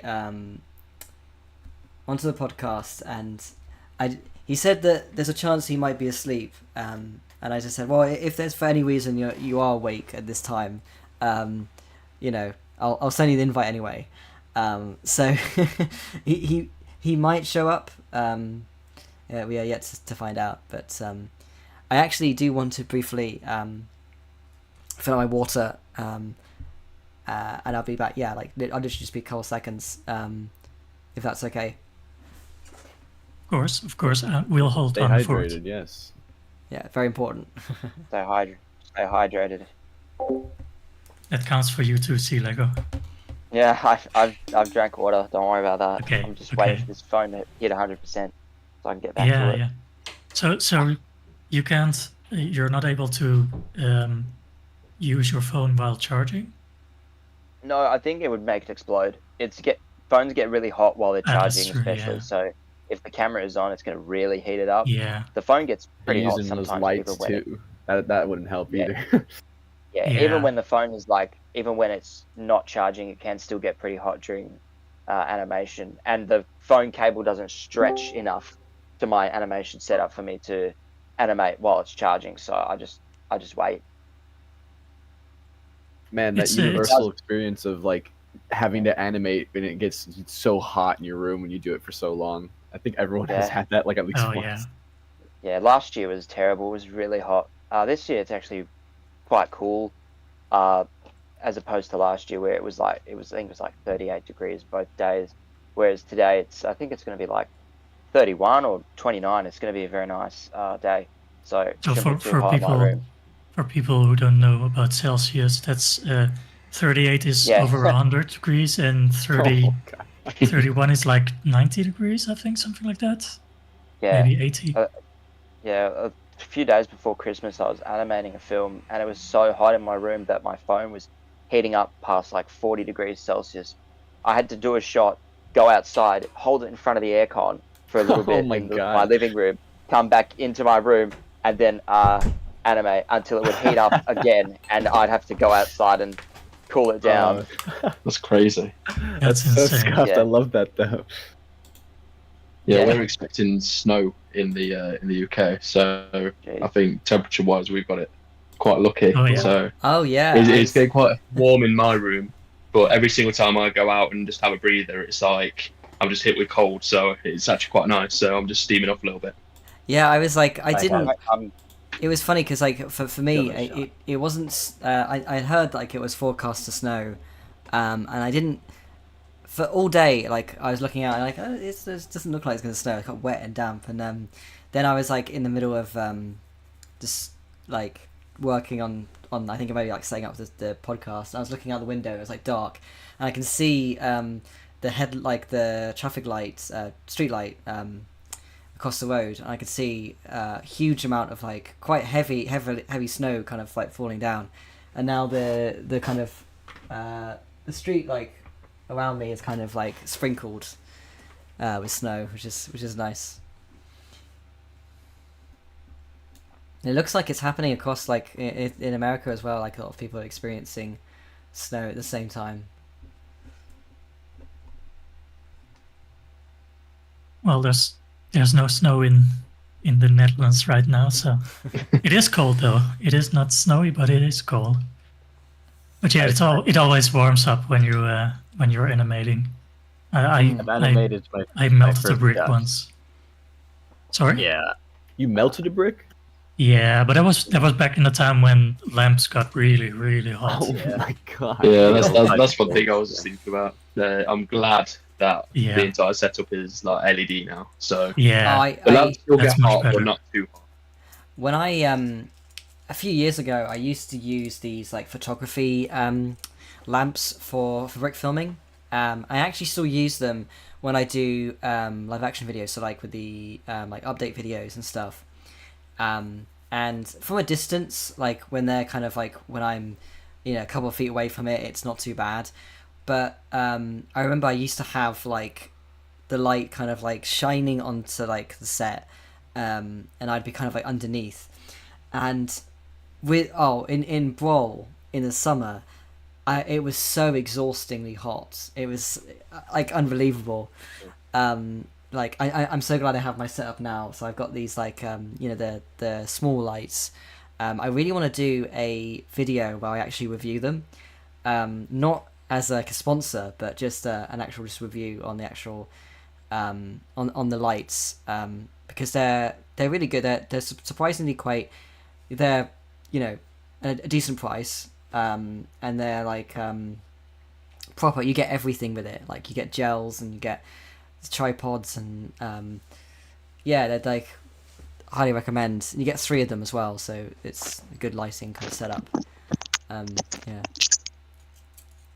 But funny enough, I actually for the theme and mod announcement video, it was the last couple of days. It's been really, really sunny. It's been really cold, but like really like blue skies and sunshine, and it's my room it's got a really big window, and it's unless I had put the blinds down, which wouldn't have looked it would have looked really bad. It was just like the sun was like shining right on me because you could hardly see me, so I had to kind of like change the setup, and I didn't actually have to use any light for the video. It's all just the sunlight, which kind of harkens back to my early Brickfilms, where I just used the sunlight. So I set it off all, and I at like the it's the other side of my room, and I had the Steinway poster up, which I'm really happy. I actually had something Brickfilm related in shot, which I'm really happy about. Someone in chat said maybe a lamp sponsored prize would be an interesting idea for a future THAC or for a future contest. It is I a do good like idea. that idea. Yeah. Well, Those I think little like tiny lights that fit inside of studs were really cool. That one year that you guys had that as a prize. Oh brick yeah, stuff. the Yeah. brick stuff. Yeah. brick stuff are great. I wish I could. I think what's really cool about the summer contest is that we often have different prizes. So we always have Dragon Frame generally. Yeah, But that was awesome. I'm really glad I won that. Yeah. Oh yeah, nice. Yeah, you won Dragon Frame. Yeah, I assume Sully picked the brick lights. I got second Yeah. preference. I picked the Dragon Nice. Frame. He probably also has both Dragon Frame and the brick lights, so it just makes sense to pick more lights. Nice. Yeah, it's actually a really good prize to have. And Yeah. I guess actually it's a kind of a similar price as well of like the big sets as well, like to kind of think of it. Yeah, I think it would be quite cool to have like maybe a light kit as like one of the prizes for a contest like that. Small. I have small rig lights. Could definitely have that as like a third prize kind of thing.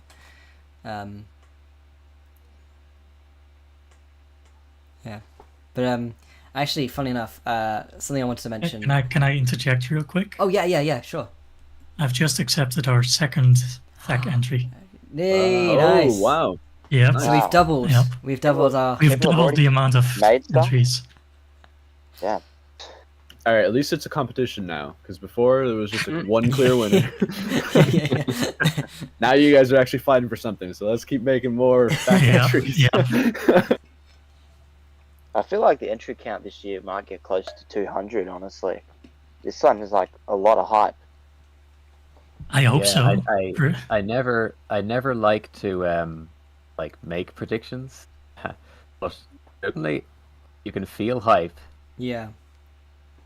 Yeah, like I feel like if any year was to break 200, it'd probably be this one. Like everyone and their grandma is entering this back. That's how it feels.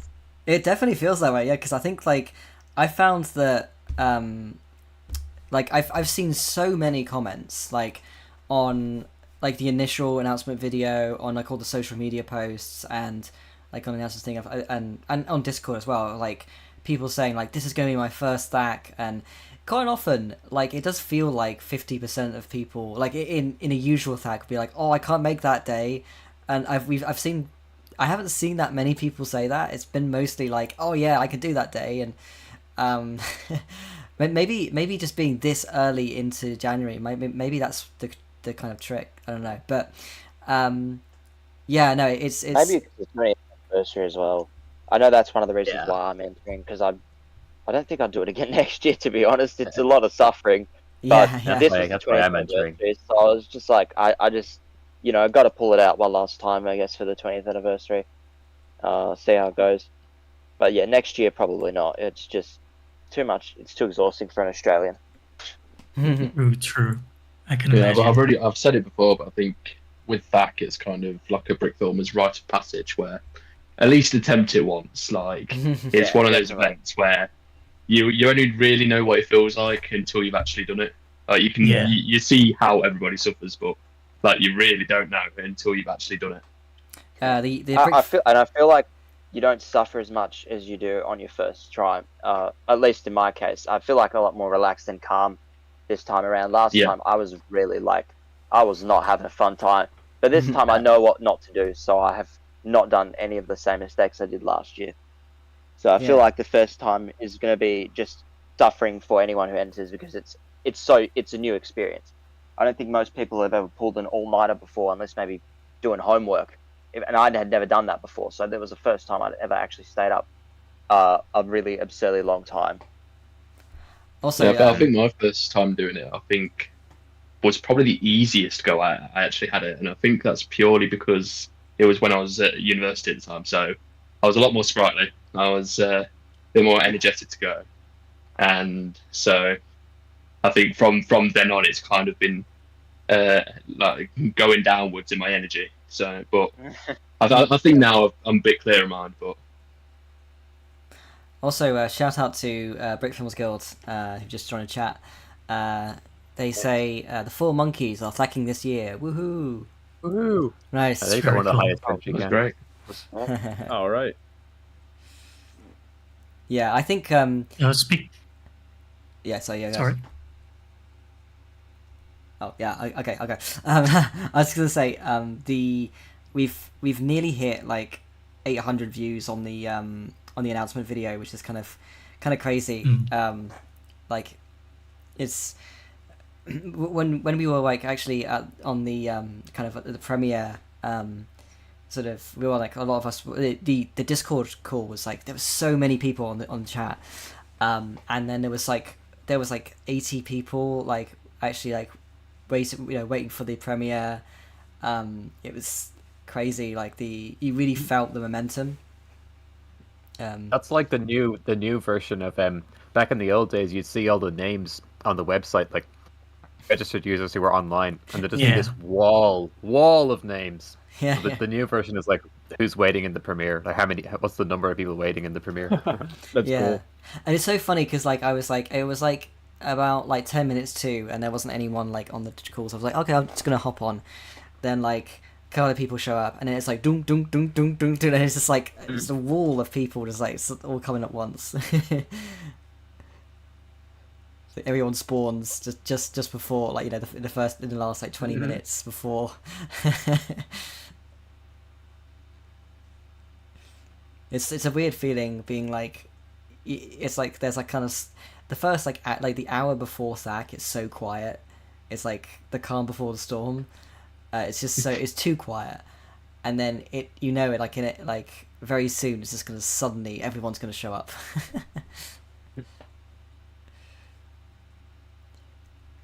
But yeah, as something I was gonna say, I noticed like when I started the so I started off the stream with a kind of like a little message saying like, we'll be streaming soon, and I had a loop of Super Mario Galaxy soundtrack playing, and which I also had in the announcement video, and someone commented saying that like, is this like an unofficial theme? The answer is that I've just been playing a lot of Super Mario Galaxy recently, and I have a tendency to like, if I'm really invested into like a video game, like recently I'll just like end up just putting that in like videos, like like I think it's good music. It's perfect. Sort of catchy, but not uplifting. Yeah, exactly. Like inspiring. Like, woo! We're gonna start let's go. yeah. I think it's quite. I saw someone saying that it made them feel nostalgic, and I guess that's kind of the right feeling for like, it being like 20th special THAC. It feels like it's that time again. It feels special, doesn't it? So yeah.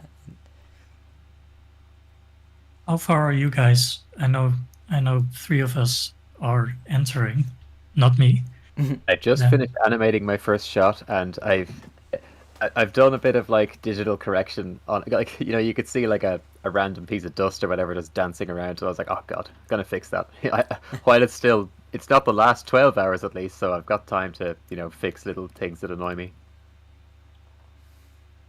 That's the sort of stuff that's going to be the depth of you.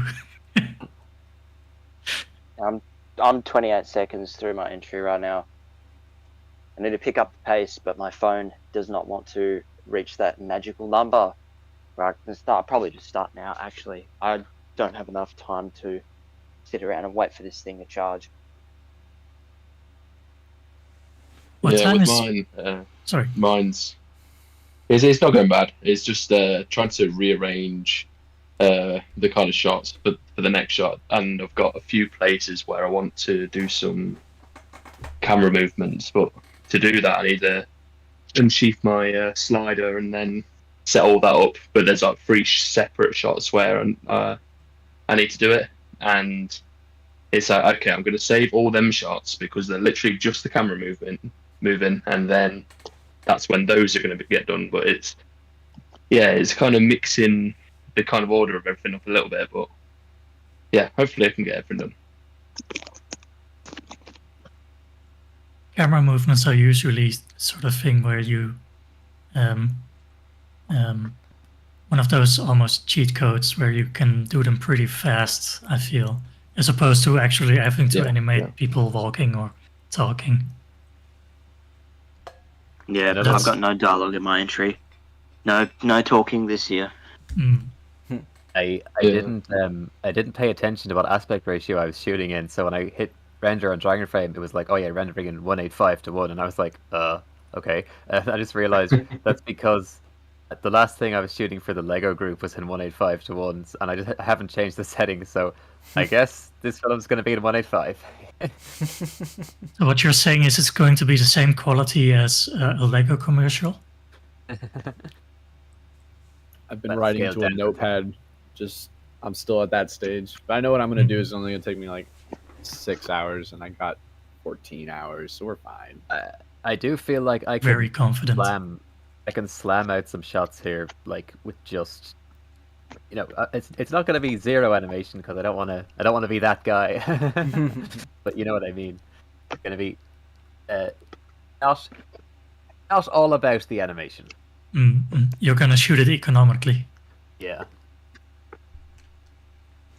Yeah, that's how I'm trying to work with my sets this time. So it's literally I've done like 2 separate sets so far, but both of them have literally just been one wall behind the subject, and then just bits like nefariously around everywhere just to make it look a little bit fuller. And I'm also shooting in 4:3 aspect ratio, so that kind of trims off the sides as well. Yeah. I'm like, I don't know what a set is. Don't talk to me. I'm not home if Set is knocking on the door. As per usual, I put way too much time into the set and not enough time into everything else. Yeah, that happens every year for me.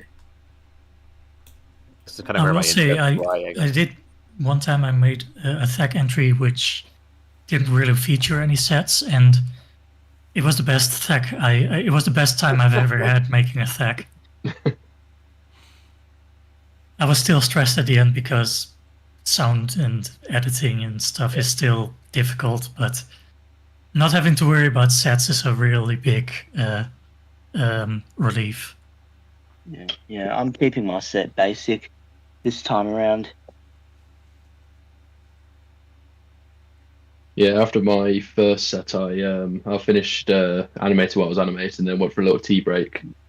And just spoke to my girlfriend. I was like, yeah, this set that I made, I spent about 45 minutes to an hour on, and I could have made it in 10 minutes.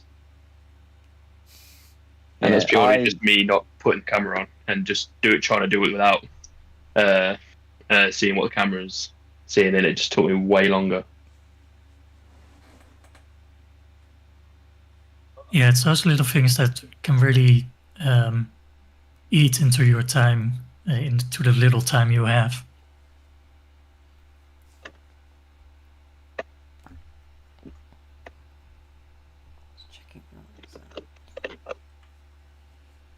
So you're also making one, Rudy. I wasn't sure if you were going to Yes. enter. Yes, I am. Excellent. I You'd wasn't love sure to see either. it. Because I was like flying all day yesterday, and I got home at 7:30. But I watched Dexter Morgan slaying people for a little bit, and then I went to bed, and I woke up feeling pretty all right.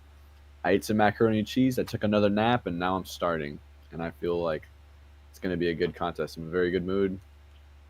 You sound confident. Especially not having to make a set, like you were saying. I don't really have much to worry about. I just get to do the things that are the most fun. So I know I'm going to be really engaged in doing it.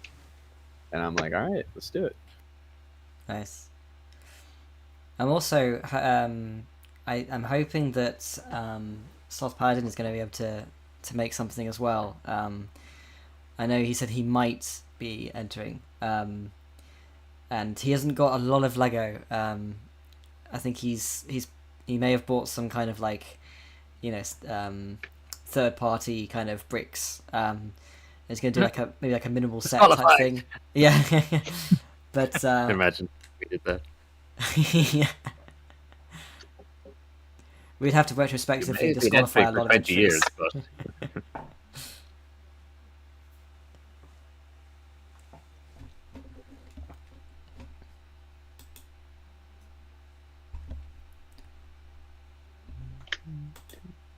Just got another shot done. Yippee!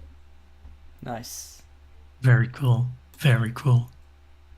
So does that mean Still you've at 29 broken the seconds, 30 though. second now, I or was less than a second. So whatever happens, you've got an entry to submit.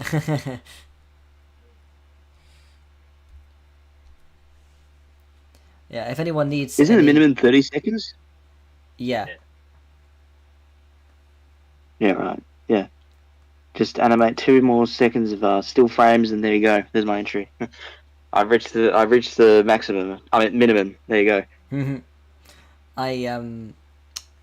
If anyone needs any kind of motivation, I will say you've done more than I have currently. So yeah,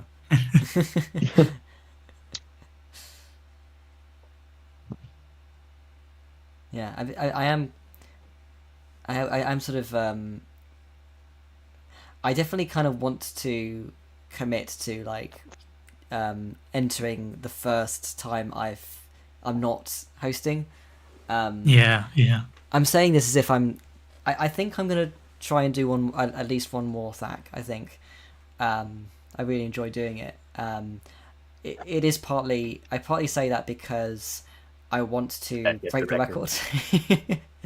It's super nice to have. It's nice to have a bunch of people who know what to do and how it's done already. Yeah. You have to tell them what to do. Yeah. So yeah, it's kind of a thing of like, I don't know. I got at least another THAC in me. I think maybe a couple more.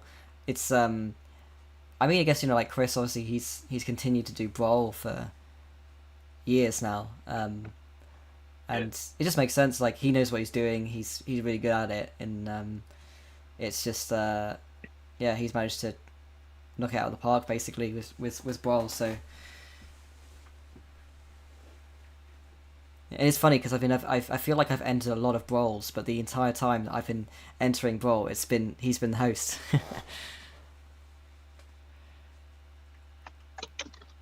It's nice to have a bit of consistency there, though. Yeah. But it does mean you won't be able to enter THAC yourself for now. Yeah. I wanna ask about the Promising Director Prize. This is the first I heard about it. Just reading the forum post. What was the idea behind that? That goes back to, I think Penty, you were saying that it existed kind of like in the past, like in like sort of like 2016, 2017.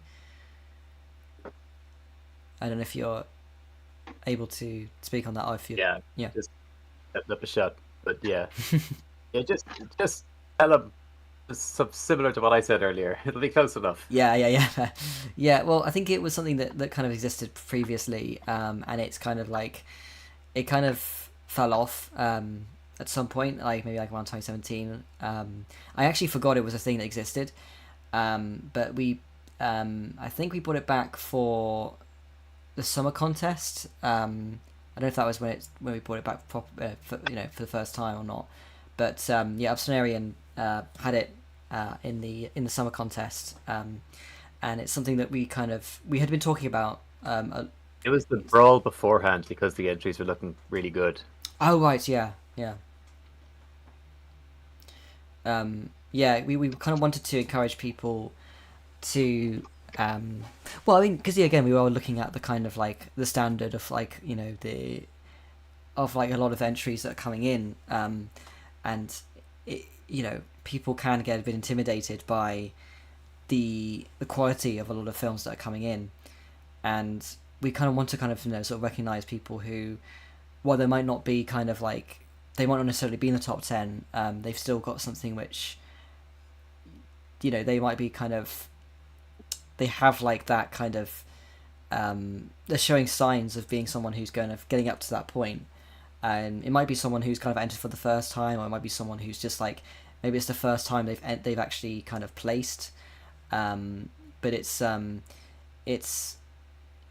feels like I really like the idea of it. I think it's something which I imagine we're probably going to keep doing from now on, I think.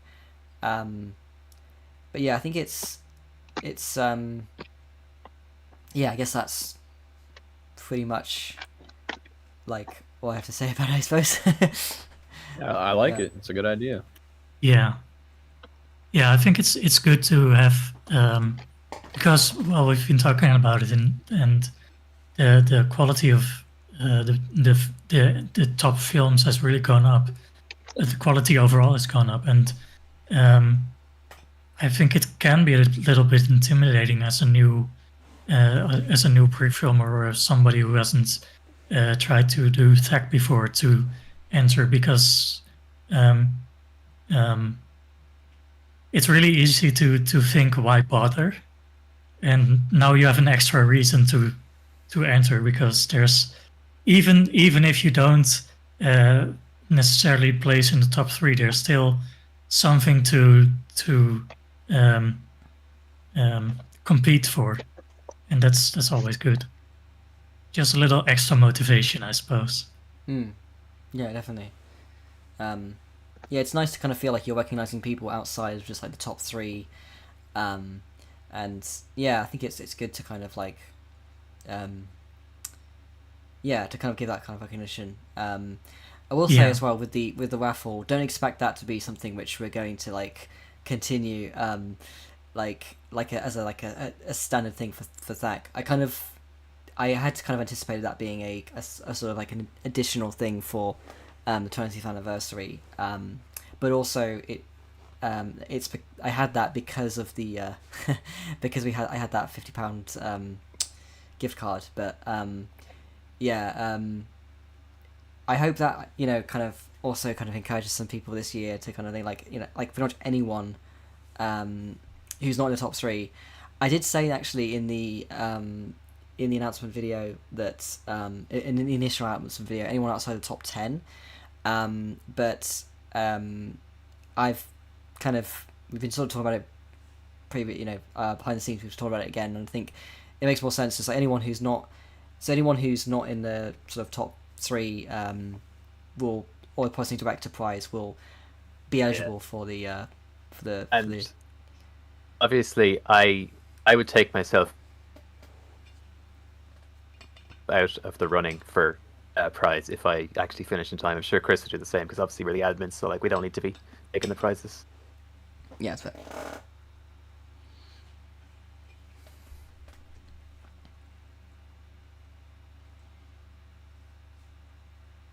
I also kind of feel like getting that prize was almost worth doing it just so I could do a Sonic skit.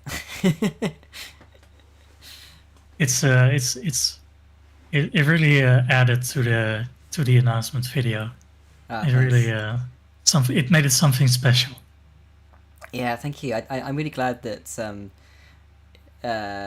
people liked it, because it was something which I kind of came up with quite, I won't say last minute, but quite kind of late on into it, within like a couple of days, a few days before actually recording the video, and I got Castle Rock, who previously had voiced Sonic in another brick film of mine, and because he does a really good like Sonic impression. Yeah. And I just go like, yeah, why not? Like, let's do it. I came up with the idea of initially I wanted to do an actual stop motion shot of Sonic kind of like running outside with the train, like the window on the train. It was actually originally going to be animated, but I had this image in my head of like, oh yeah, so I'll sit by a desk like on the train, and the window will magically just align perfectly, and then I got on the train and I realized that's not how it works. There's like this much of a gap between the window and the kind of like level of the table, so this is not gonna work. So I ended up just getting like holding Sonic like that, and then I had my phone just like trying to angle it so you couldn't see my hand. And there was like two people like facing me as I was doing it. And I was like, I then felt like I had to kind of explain what was going on because I felt like a crazy person. I was like going like this grown adult. I could never.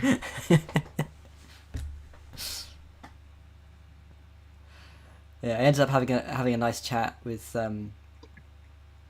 these two old ladies who were talking about how much their grandson likes Lego. I mean, it is one of those things where I wouldn't say brick filming is mainstream or anything like that, but it is mainstream adjacent. Just like stop motion animation is mainstream adjacent. Not everybody knows someone who does it, but it is something like that's become more part of cultural consciousness or something like that. You see a lot more, at least I see a lot more stop motion animation like in advertisements as well. And it's interesting how that's how it's become more of a thing.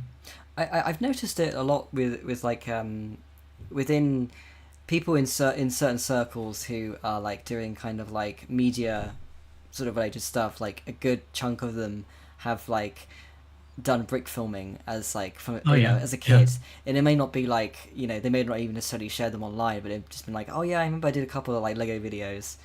And occasionally, I mean, I'll say like, oh, I always refer to it like to people that I assume aren't necessarily familiar with it. I'll say like, oh yeah, like Lego stop motion, and occasionally someone's like, oh yeah, like Brickfilms, yeah, it just happens occasionally. yeah.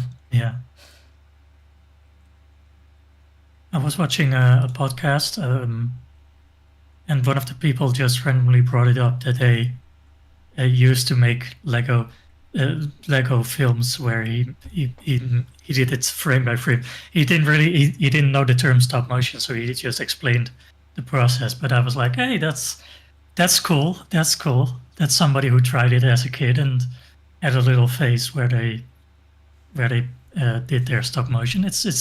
It's nice that it's become something that's accessible for people. That's something I know. There's sometimes we or I sort of feel superior because I have a webcam which I animate with, and I know all of the programs and I know all of the software, and but really it's really nice that people are able to brick film with just a phone. It's really opened up the playing field for a lot more people. I think that's also one of the reasons you see the standards that the standards have been going up so much, just because so many more people are able to get into it in the first place. Definitely. I think something that I do feel is that like I think we were saying this previously on the the last podcast with Loft Studios, that when it comes to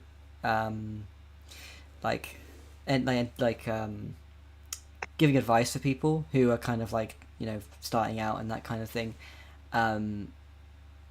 we're not, a lot of us are used to doing stuff like on webcams or like on DSLRs, like working with Dragon Frame or different programs on a computer, and sometimes it's quite hard to, certain things we might have as for advice might not translate to like someone using a phone. And that's why I think it would be great if there was more like tutorials and stuff that are kind of showing like things like how to kind of create a rig for a phone, or like that's why we like about like Loft Studios has done quite a lot of like tutorial videos. He did one just about like the trial and errors of making a phone stand. That was a really good video. Yeah, yeah. I think so. My old phone sort of died after I got caught out in a rainstorm. So a couple of weeks ago, I got myself a new phone, and I've been toying with the idea of just putting something like stop motion studio, something like that. I don't look here. Here's how little I know about animating on phones. I don't even know the names of the apps. But I've been thinking about doing that and just toying with it, just experimenting, seeing how it will work. Because I do feel like I can't really give good advice to people who animate on phones, and I would like to know more about it myself. Yeah. So I'm probably gonna do that this year. You might see some absolutely horrible animations with shaky cam and all the classic mistakes of a first-time brick filmer somewhere on my channel. Yeah, it's funny. I've had to kind of get used to using Stop Motion Studio to some extent because I do actual kind of in-person workshops. Where I teach like kids how to do animation, and so I'm kind of like, you know, I'm building up the brick filmer base in the sort of South Wales area, I guess. Yeah.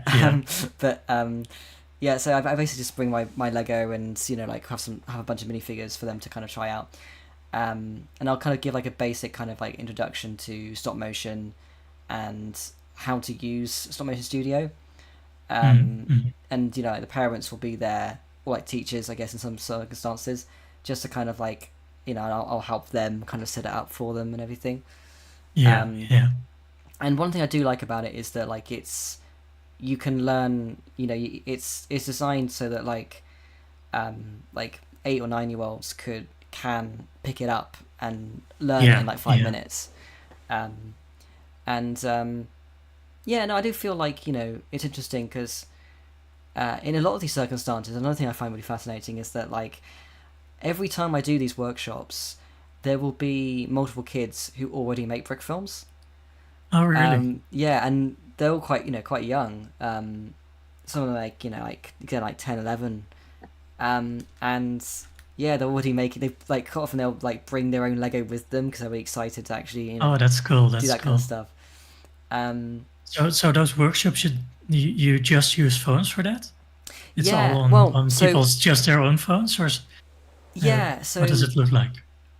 So I've done some where we've used like the phones are like, because basically we always have like the parents there with them, so like the parents will have phones, and that's how I usually do them, like the kind of more like casual, because I do like more casual workshops, and then I've also done some that are like actual kind of class projects where I've like actually worked with a school and we've done like a series of sessions. So I've done like a PowerPoint presentation where I've like gone through like the principles of animation and that kind of thing. And we've also done like, we did this one project a couple of years ago that was that I really enjoyed. It's basically we got like all the kids kind of like did like created like storyboards, and we gave them like a prompt, and then the school then had to kind of like vote on the favorite elements of like each of the storyboards and to make a story. So then we had like a story that was like made, and I had my I bought like Dragon Frame and the my laptop with the webcam, and we kind of, there was probably about 30 kids probably, and they kind of split into teams of like 5, and they were scattered across like different tables, and they were all building like dioramas out of like boxes and bits of Lego, and then they were doing that whilst like a few kids would be kind of like working with me actually doing the animation and making like an actual film. So I've done a few different types. That's really cool. That's really cool. Yeah.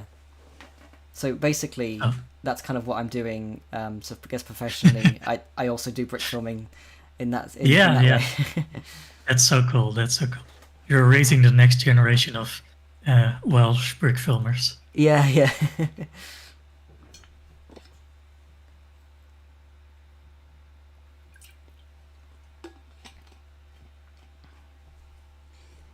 Yeah, I think just to go back onto with stop motion, the studio, with my own animation tutorial series that I've started. That's kind of the reason why I focus on that straight away, because it's the easiest barrier of entry. So it's like if you've got a phone or anything that can hold like phone kind of apps, then you can basically have a go.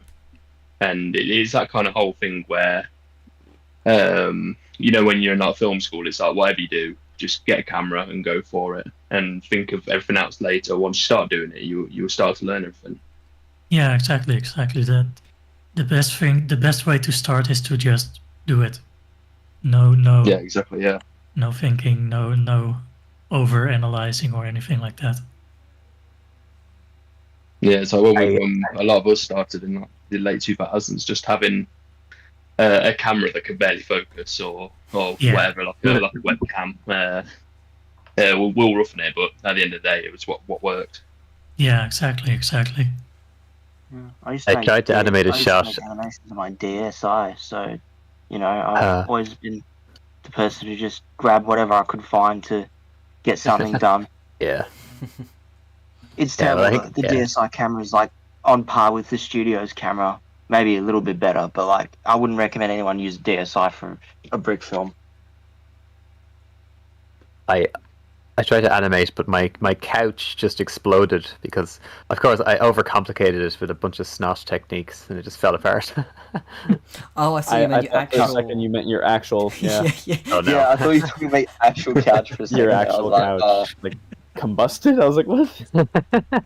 And also, maybe I thought your cat attacked it because I know you have a cat. Maybe just like ripped into it, just sent like plumage Yeah, I was thinking the same. I thought your cat might have attacked the couch or something. Yeah, I did generally. By the way, my cat has been very nice and still today. So yeah. No couch attacks from my cat. For a good couple of minutes, I was thinking, is that a real cat or is just very still? Yes, he's a good boy. He's usually not very active.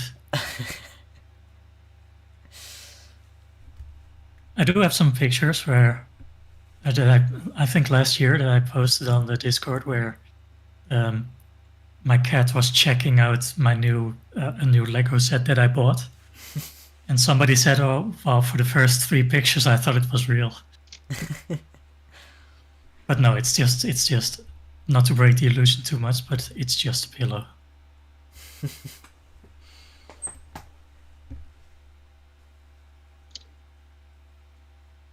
Just looking around. That's a very relaxed cat. Oh yeah, he's If that was a real cat, I'd be like, damn, like that thing is too chill. Really just vibing. He's too chill. Yeah, I've got like a bunch of like plushes and stuff in my room. I always kind of feel like it whenever I film anything, I always feel a bit kind of like I'm saying embarrassed, but I kind of just feel like it feels like too distracting if I had it like in shot. Like I've just got like a bunch of random weirdness. Yeah. I've very carefully hidden all the stuff that I don't want people to see from camera. So like I'm not gonna do too much of this because there's clothes on my couch and don't want it to show up on the the stream. Funny enough, I actually got like I have a bunch of stuff which I kind of feel like I wish it was in shot because it's kind of stuff that I kind of like. I got like a shelf full of like Lego stuff, but it never kind of fits in with like shot compositions. So I'm always stuck with like the most boring kind of like directional like. Yeah. One thing I have one of the Steiner Wright posters from when was it? our journey to Mount Gipfel. Oh yeah, I have the poster of that. 2023. Oh, that's Yeah. awesome. 2023, and it's on my wall in front of me, so it's not gonna be on screen. And every time I turn my webcam on for a stream or something like this, I wish it had hung back there above the couch. But Yeah. it's okay. It's okay. I'm glad I was able to put my Steinway poster in shop for this. That. Yeah, I saw it. It's very, very cool. Yeah. Love to see it. I'm really glad that the like BIM entering as a group thing started with Steiner. I think it's really fun. I brought Lego on that to that job. I literally packed it in, I only brought 2 suitcases, and I dedicated a tiny amount of space just to be able to do something. So I wanted to be a part of it. I was like, man, this is super fun. Yeah, it's nice to have a little almost like a small community project for with such a huge payoff. Like, the film is going to be part of this festival and it's going to be shown on screen. It's really cool. I'm a bit sad that I hadn't really gone to Steinerei before, because it's only one country away from mine. So, but it's such a cool festival. It's such a cool vibe, and I'm glad we get to be part of that in a small way like that. Do you think that you might possibly be able to come again, in the future? Oh yeah. I couldn't go this last year in 2024, but I'm fully planning on going next year again. I'm hoping to go every year from now on. Yeah. Nice. I've even been Great. brushing up on my German in Duolingo. So The one that's coming up now in June this year, they're going to expand the event, so it's yeah. I think It's going it to be 2 like a days? full festival, I think, right? yeah, Oh. it's at least all day on one day. It might be 2 days, and it's going to be an international competition. So Oh, cool. this time people who aren't going to show up can enter. Well, They're okay. international. That's Is really that- cool. Is it? It's the 20th anniversary of Steinway as well, isn't it? Yeah, that's right. Yeah. Oh, okay. Cool. Is that kind of why it's sort of a big thing? I think they had just started talking about it just because we started coming and started bringing Oh, people with us and Trendsetters. generating interest, international interest. I guess you'd have to ask them, but that's the impression that I get. Also, this year, Bert, do you remember Cornelius? Yeah. Yeah, he was there. Yeah, I saw a couple of pictures that you guys took with people that I know from back in the day, and I was like, oh Yeah. no, I'm even Oh, more yeah. sad that I missed it now. Oh, we got a You great missed Go picture Lego. of Cornelius holding a bag of crisps. So I don't know. Yeah, crisps. But Cornelius seemed super interested in the fact that we were coming as international people, and he was really sort of saying, "Oh, we gotta get this international component." Yeah, and yeah. because he was the co-founder of Brickboard. That's so cool. That's so cool. Yeah. I do feel, because one of the worries that we've always had, as the Bricks in Motion team, especially the first time we entered, was we don't really want to intrude on another community's thing. We don't want to insert ourselves into their community and be like, we're here now, deal with it. But they've been very welcoming, and I don't know, it's been a really good experience seeing how the German brick filming community has welcomed us and has been so open to and more international people. It's really been a really cool thing to see. It's something that's really good about that's come out of post-COVID days, is just the feeling of Yeah. if we can, why aren't we doing it? Yeah. Because there's been, I think for a few years there was always that kind of talk of it would be cool if we did this thing, and then I think it was with you know, like when we were able to do things again, it was like, oh yeah, well let's do it, you know. Yeah, exactly. Yeah. So it's Yeah, nice. I know that in like I've had one meetup with two other brick filmers from the Netherlands and Belgium, and that was fun, but it was incidental. It was always just a one-time thing. You never really heard about people meeting up in the brick filming community that much. And I do think now that, like you say, in a post-pandemic world, it's more. We understand the value of seeing each other face to face much more, and it's been really cool to see that develop. I think actually also funny enough, we recently did a trip in the UK. Yeah. Me, Penta, Tenacious Brick, Sam, you were there as well, and Joko. We also met up with Chalios, and we went to Brickfest in Gloucester, and then we went up to Liverpool to see the film, the Loch Ness film by Hamster Productions. Oh right, yeah, yeah. It was great, and it's nice to feel that you can do that kind of thing. You know, it's. Yeah. I think it would be cool to have more of that stuff. Although it is difficult because people live all over the place, and you can't just.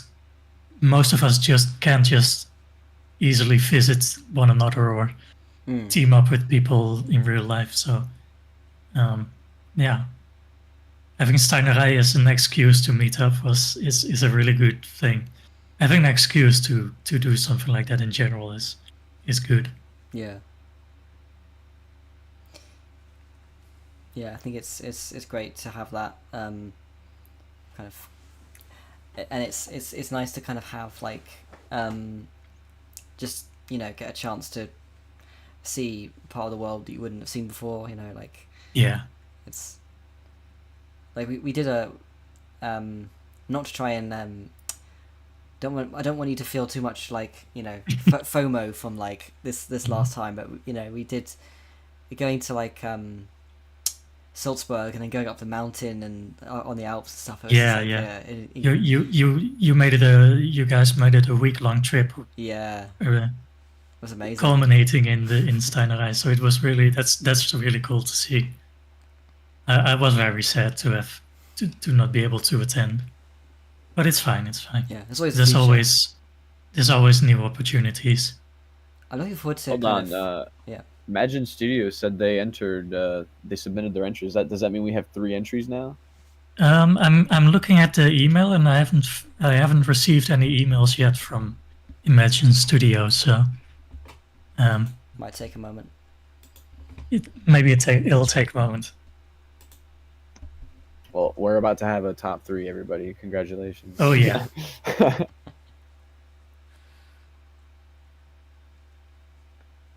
Yeah, I find it's. I'm looking forward to kind of discussing plans for like this year again. For Steinerij. There's a couple of places that it's near as well. Like as we're going towards the east of Germany, we could potentially go to like Poland or or Prague. You know, Prague's great. Prague, yeah. I want an excuse. The possibilities are endless.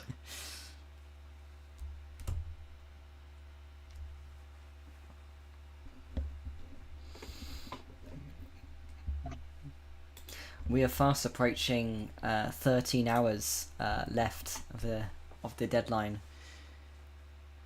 Okay, that's okay by me. We still have over half. I still have a chance to get this set done by the midnight mark.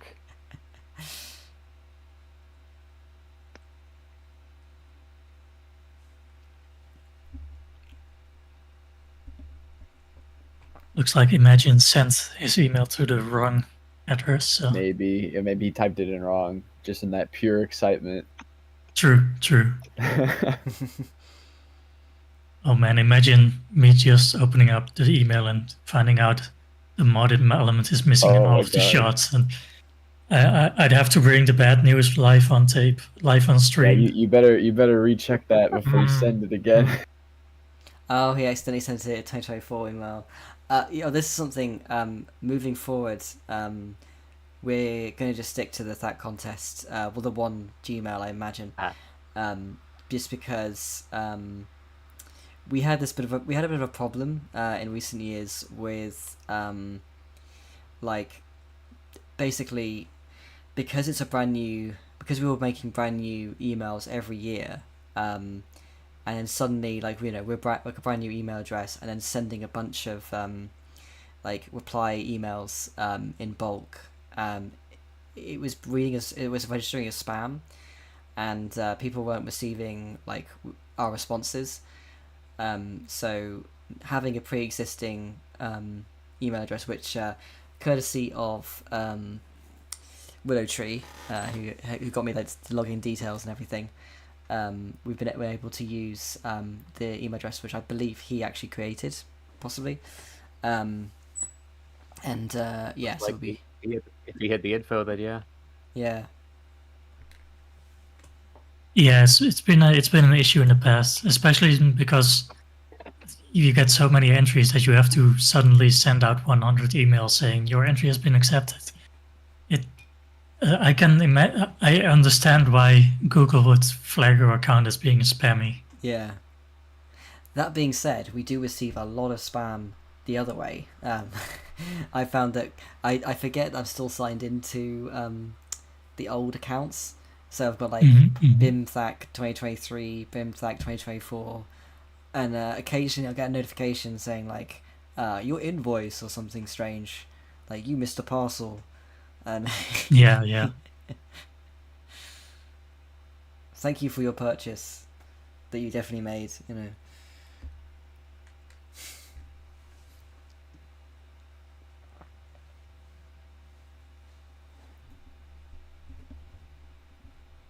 Oh no, you guys. Oh no! Don't tell me it's disqualified. Oh no! It's not long enough. No. It's not at least 30 seconds. Oh no, I feel so bad. Well, there's still 13 hours to go. Quick! There's still time to go. You have still so time much to time, go. man. You have so much time.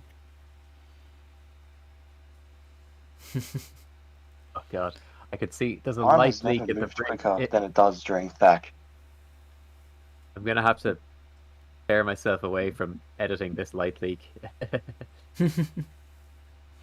I could do that in a few minutes, but no, I need those few minutes. Yeah, you could. By the way, Imagine Studio, you can still the mod element is there, so that's not a problem. So if you can lengthen out the animation, we've had this issue before where an entry wasn't long enough. So if you can extend the animation, extend your film, then you should be fine. Yeah, it's a good thing you submitted early, and you were able to catch that mistake, and now you can. Yeah, absolutely. Now you can still participate. That's a good thing. Yeah. True. Actually, you get an advantage from being getting an immediate response on live on screen. That's true. I'm typing out the email, but yeah. If we could have this up 24 hours, it would actually be a pretty good resource. People could just come in and be like, "Hey, can you look at my thing?" I actually have. Who's keeping it going that long though? Yeah. How Bert, do you think you'll be able to entertain us enough, for the whole 24 hours? Oh no! Oh god, no. You could run it like an office after hours. You just have one person sitting in an empty call responding to the chat. Yeah. I'm the THAC support. One person joins the stream and you're just filing your nails or something. We need to do that kind of. Ask them to fill out a form before they can talk to me. We need to do that thing of you disappear for your camera goes and it reappears, but it's the cat is in the seats. Please take a number. Please take a number. It is funny though, Yeah, because like yeah. I feel like this might be the first time we've ever like recorded like live some like a judge disqualifying an entry. Oh, no, Breaking new ground. no, I'm breaking new ground, and Well- I didn't want to do it like this. It feels like this kind of feels like a reverse documentary. Oh yeah, Oh, you're right. it's a documentary from the other side. Oh, Oh man, that would be so. I do so always actually- feel bad about having to like break the bad news to people that that their entry doesn't qualify for whatever reason. But I do feel like because I've had to follow up on an entry earlier today, on the first entry. Theirs wasn't long enough either, but they managed to fix that. So it is nice to be able to at least give people a second chance. That is very cool. Yeah. Definitely. Yeah, Smith Zero said it's the everything goes wrong part of the documentary. Yeah, that's where the record scratch and like the tilt and zoom happens, and a little bit of red text appears on screen. Yeah. You brought up like a reverse documentary, and that I wanted to ask, like, for people who have judged like multiple times, like how has that changed over the years? How have you like felt that like I don't know, have you feel like you're getting better at it, or what's up? Well, I mean, that's an. I definitely would recommend checking out this stream at the, once it's finished, so you can watch from the beginning. But no, that's a good question because we were talking about it with Willow Tree earlier on, and you know, as it was in the past, like we didn't have this kind of submission process before, with like, you know, multiple judges kind of like taking turns and sort of accepting entries. That's something that's only happened in recent years. With THAC, I think that like actually my first THAC was like the first time we did that, I think, in THAC. I think Chris was saying earlier that when it came to Brawl, once it got past like 75 entries, that's when he kind of like had to get people to help him. But yeah, with THAC, yeah, it was just saying earlier was very true that like for him he just accepted like all the entries. I think it got harder to like, you know, continue that at that point. I think it was getting to a point where it wasn't really sustainable for like one person to do all of that work. Yeah. And we kind of like we talked a bit about it quite a bit, I think, for like in 2022 to really kind of like work out like what can we do to actually get people to help out and make it like a, you know, a sort of collaborative thing. Yeah, well, it all feels very official as a participant. Like you get your result pretty much immediately, and there's always someone to ask. Like if you don't know what's going on and need help, there's always someone, like even in the Discord, that you can just ask a question and they'll answer it. I think it's interesting because like we try to make sure that the hours are all covered. You know, somebody it has said beforehand, like, yeah, I can cover this block of hours. yeah. Yeah, I don't know how it went in like before you started doing this, William. But like in the olden days, basically the host of THAC did everything. Like went through all the entries, did all of the checking of the mod elements, did everything himself, and then the judges would basically just get a playlist of the films and submit their top entries. That's basically all the judges did, and there's been a very large change in the process where the judges are much more involved. We also get some of the moderators of Bricks in Motion involved with reviewing the entries, just making sure that there's always enough people to check whether the mod elements are there and are able to send a response quickly if there's something wrong. So I do feel like it's become a lot more of a collaborative effort and a lot more professional in that sense, that people get a quick response, and people do know what do know what's up, and yeah. I think that as the scale of things has like, you know, very visibly got so much bigger, we've kind of had to really make things a lot more like a proper kind of like almost like a business, like, you know, organizational type things.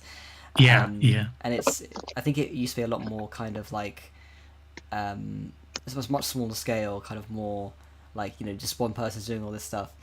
But like, it's interesting because it's one of those things. And I said this before, but earlier on in the stream, but it's one of those things where, you know, starting off, it was like, you know, the host had to like accept like 30 entries or 40 entries or something like that, where it's like, it's not like it was like maybe a couple hours of work, if that. Whereas now it's like you get that many entries in like 10 minutes towards the end of THAC, and it's like it's just not feasible to kind of like do all of that by yourself. And it's interesting though, because I think it's like it took some sort of like planning to really think about like how you could actually organize in such a way where like multiple people are doing it, because as soon as you start bringing people in, there needs to be more of a like I think the first time we did it, there was a bit of a issue with like we didn't know who was accepting which entry, because like there was like several of us all looking at like the inbox at the same time. So we started doing things like we have this set thing now where like when we're accepting entries, we have to like star the email that came in. Yeah, so we know that like, oh, that one's been taken. I wrote up. We've gotten a lot better with it, and we also have a spreadsheet with all the entries where if you take on one of the entries, then you type it in there and you type your name as the person who took it in, who's judging the entry, or at least seeing if it qualifies. So we've got a good system going now, but it's become a lot more. Also, another thing that I was thinking about is that we've gotten a lot better, like as throughout the years, with how quick we judge the films and how quick we are with the results. Because it used to be like it could take months, literal months, before the results were out, and it was just for something like 30, 40 entries. And that's something that really we're really on top of it right now, and I think it's really good. We're in a good place right now with the turnaround time. It's bizarre because like the contest used to be organized by teenagers, and you'd think teenagers would have free time, but for some reason when it was teenagers running them, there was always that risk that the results were just going to take months for some mysterious reason. I mean, teenagers have time, but they also have a proclivity to procrastinate. So it's a bit of a win-loss, take it or leave it thing. I think it's one of the things. It's a combination of both, you know, of being like, I guess, teenagers, and also being people who will spend a lot of time working on like animations and are very creative. And I think both those sets of people have the same problem of being very easily distracted and also being procrastinators, you know, like I will say one of the other things that made it take months was also because there wasn't much communication between the host and the judges, and so the host was usually waiting for a long time for judges to submit their ballots. So there was a lot of slow back and forth, long gaps between communication. That even you can't just say the host was taking a long time. I know what you mean. Like it wasn't as active or as involved of a process. So it was just like, well, I haven't got it yet, so I'm just waiting and waiting and waiting. Whereas now it's like, okay, everyone, you have to hop on the Discord call because we're going to talk about this now. So yeah. I think it's inevitable though. Like, you know, so much of this stuff is just like, as you're saying, like a lot of it was organized by teenagers, but also it's the kind of thing of when something starts out and, you know, when it's like younger people doing something and it's more of a community thing, it's you learn by doing, and Yeah, quite often, exactly. Yeah. it's one of those things where, like, the early THACs weren't just like a learning curve for like people actually entering. It was a learning curve for people who were hosting it. Oh yeah. And like realizing, like, I think it took a lot of THACs for like people to look at it and be like, okay, so this is how you do it, this is how you not do it. These are the things you need to tweak. So like by the time that I started hosting it, like it's so much, there's so much, like it feels like there's so much of a structure to things. Like there's things that you do, you're supposed to do, that it feels a lot more, it's much more of a smoother kind of like structure. Yeah, it's a lot more established at the point when you took over. So you had like 15 years of THAC history of experience before you, that helped out. But I will say that because it's really been during your tenure as a host where we've really managed to smooth out any issues with submitting time, and I'm not sure about the turnaround in terms of the results, but I do feel like you've really gotten it to a point where we as judges also are very involved and very active, and you've really taken it to the next level in terms of professionalizing THAC almost. So yeah. Well, I think in a lot of ways that when I kind of started that, when I started hosting THAC, is that it became much more of a collaborative thing. Like judges do a lot more than they would have done originally, and like I get a lot of help as well from like both Penta and Chris. Obviously not it. This situation was interesting because like neither of them were judges, so I had to keep a lot of stuff like there's a lot of stuff like kind of sharing like social media graphics over to Chris so that he can then send them over to like, you can post them on like Instagram and that kind of stuff, and trying to kind of just keep up to date with like how things are going. But it's interesting, this time I couldn't do that because like it always spoilers. It's, I think the biggest turning point, I think, with when I took over, well, when I kind of started as host, is that it's a change from the host doing all of the work to a very much a collaborative community kind of thing, of like the kind of like the team of people who are kind of running it. So I don't want to kind of like credit myself too much as being like, oh, this is all stuff that I've that's happening since I've been doing it. It's very much something which we all benefit from each other, and we help it kind of, we help make THAC possible, and it's everyone that gets involved in the judging team, and it's really nice to see like how much like the judges these days, like they really kind of understand and they really help out so much. It's great.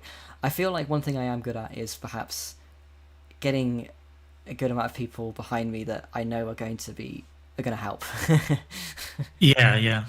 Well, it's one of those things where now that we're doing it as like a collaborative effort, it feels almost crazy that it hadn't happened before. It's similar to like earlier rules in THAC where we look back at them and are like, why did we ever do it like that? Why didn't we always do it like this? But you couldn't turn back to it. Yeah. At this point, we could not just because we have so many more entries now, but because it's just it makes so much more sense to do it the way we do it now than that it would be weird to go back to the host doing everything and the judges just having to wait for the host to create a playlist or something like that. Something I had been thinking about, before was like, it'd be difficult to, when it comes to, like, when I do sort of like get someone else to sort of take over, as a host is like how to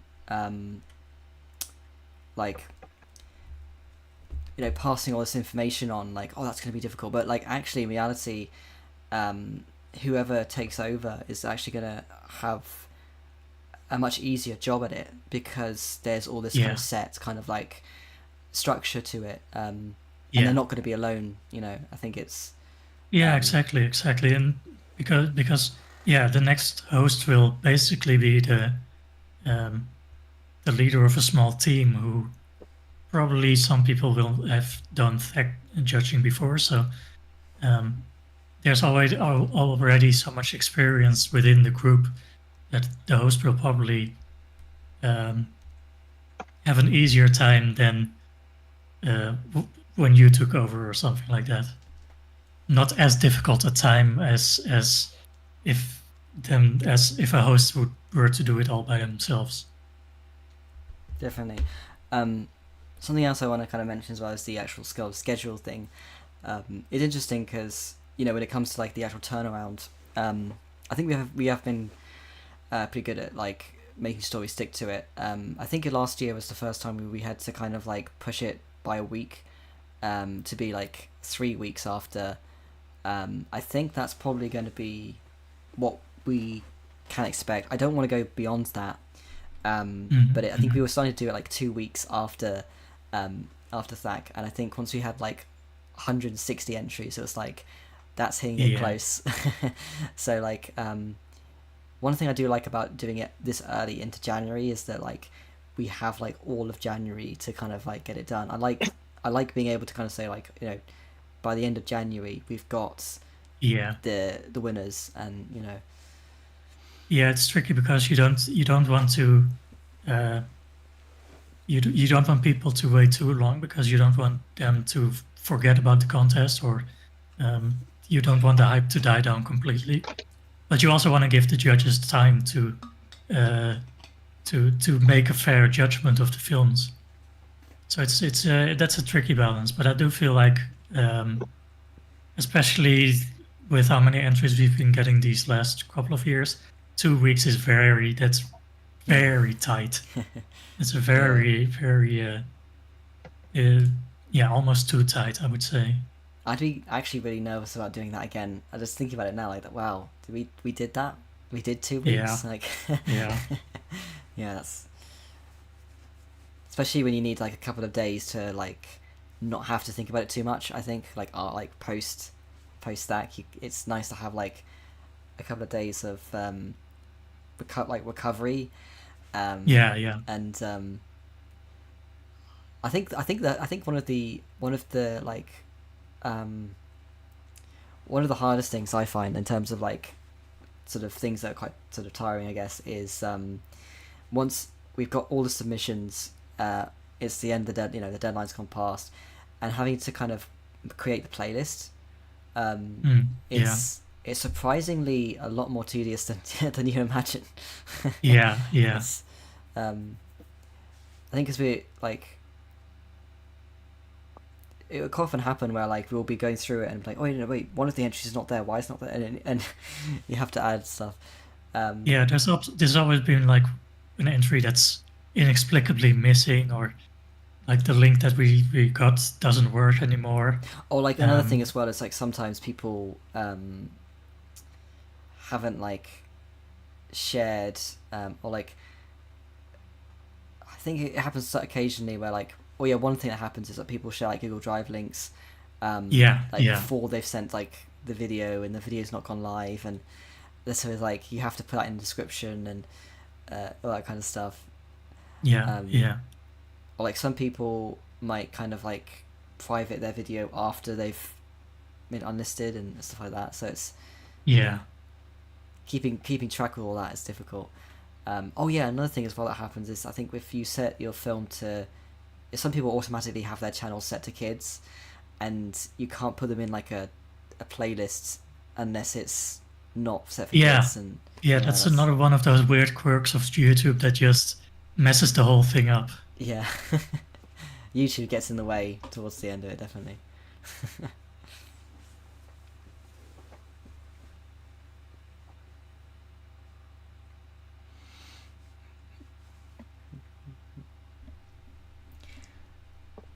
Yeah. Sorry, I'm just checking the Discord again and looking at all the chatter.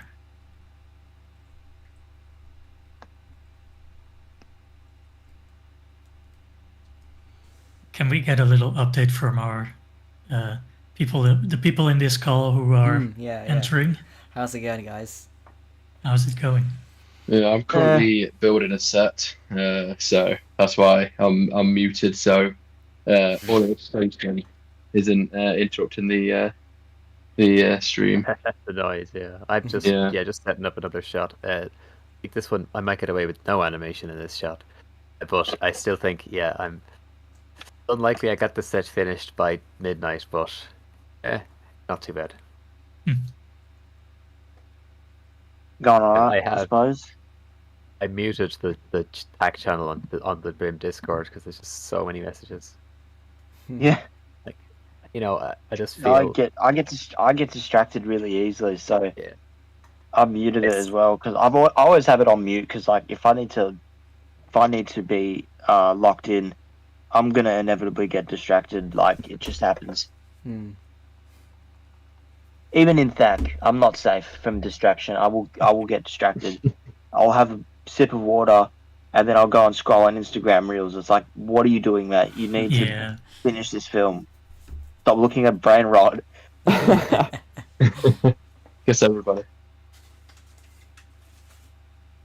Yeah, it's just it's funny how it happens, isn't it? Your brain just kind of just like goes like, you're gonna do this thing without thinking about it, like, and you're like, no, brain, no.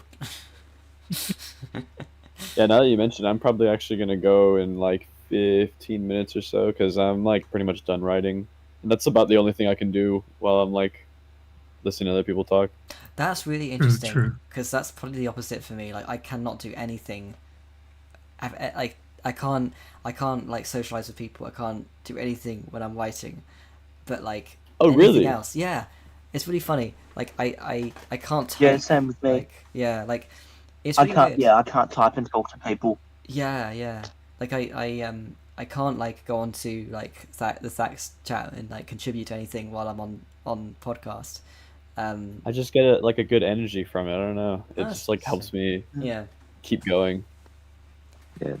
Yeah, like if someone is talking to me while I'm trying to text or something, I can't get it done. The brain can't focus on two things. Yeah. I get that, but I don't know. It's not easy, but it can work sometimes for me. But what I can't do is animate with anything in the background. I cannot. If I'm animating it, it has to be silent. Yeah, I agree with I can't that. do anything. I can't even listen to music. So I'll just hum the music to myself. I don't need to listen to it. yeah. Yeah, I quite like having, especially with THAC, I quite like having music because it's less distraction for me, but I can kind of just tune in. So it's like, earlier I said I was listening to the Beastie Boys. What I found quite funny was it had No Sleep Till Brooklyn. I was like, that's nice. a perfect song for exactly what I'm doing right now. It's good to have music that really pumps you up, like the Beastie Boys. I was listening to Rage Against the Machine earlier while I was getting all the sets ready while my phone was charging, just because I needed something to keep the energy going. Yeah. So essentially, what we're saying is we listen to very angry music while we're trying to animate, just so we can feel that hatred. Yeah, I listen to stuff about political issues in music just while I'm animating. Just to get the blood pumping. Really gets the creative juices going. Yeah. But I'm having a much better time with it this time than I was last year, which is funny because this year I have way less animated at this point than I did last year. But it looks better than what I did last year. So at the very least, if all else fails, if this doesn't make any sense, which I'm starting to lose the plot, so I think it isn't going to make sense anymore. At least it looks better than what I did last year. You know, there's that at least.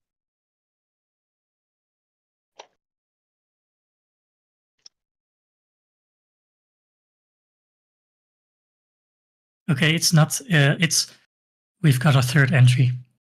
and it qualifies. Oh, let's go! Nice. Now Yay. we have a top 3, a fight for the top 3. now Oh, now yeah. it's up 3.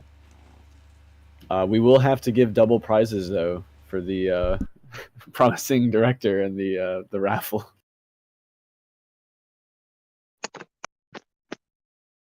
That's true. We need more entries, people.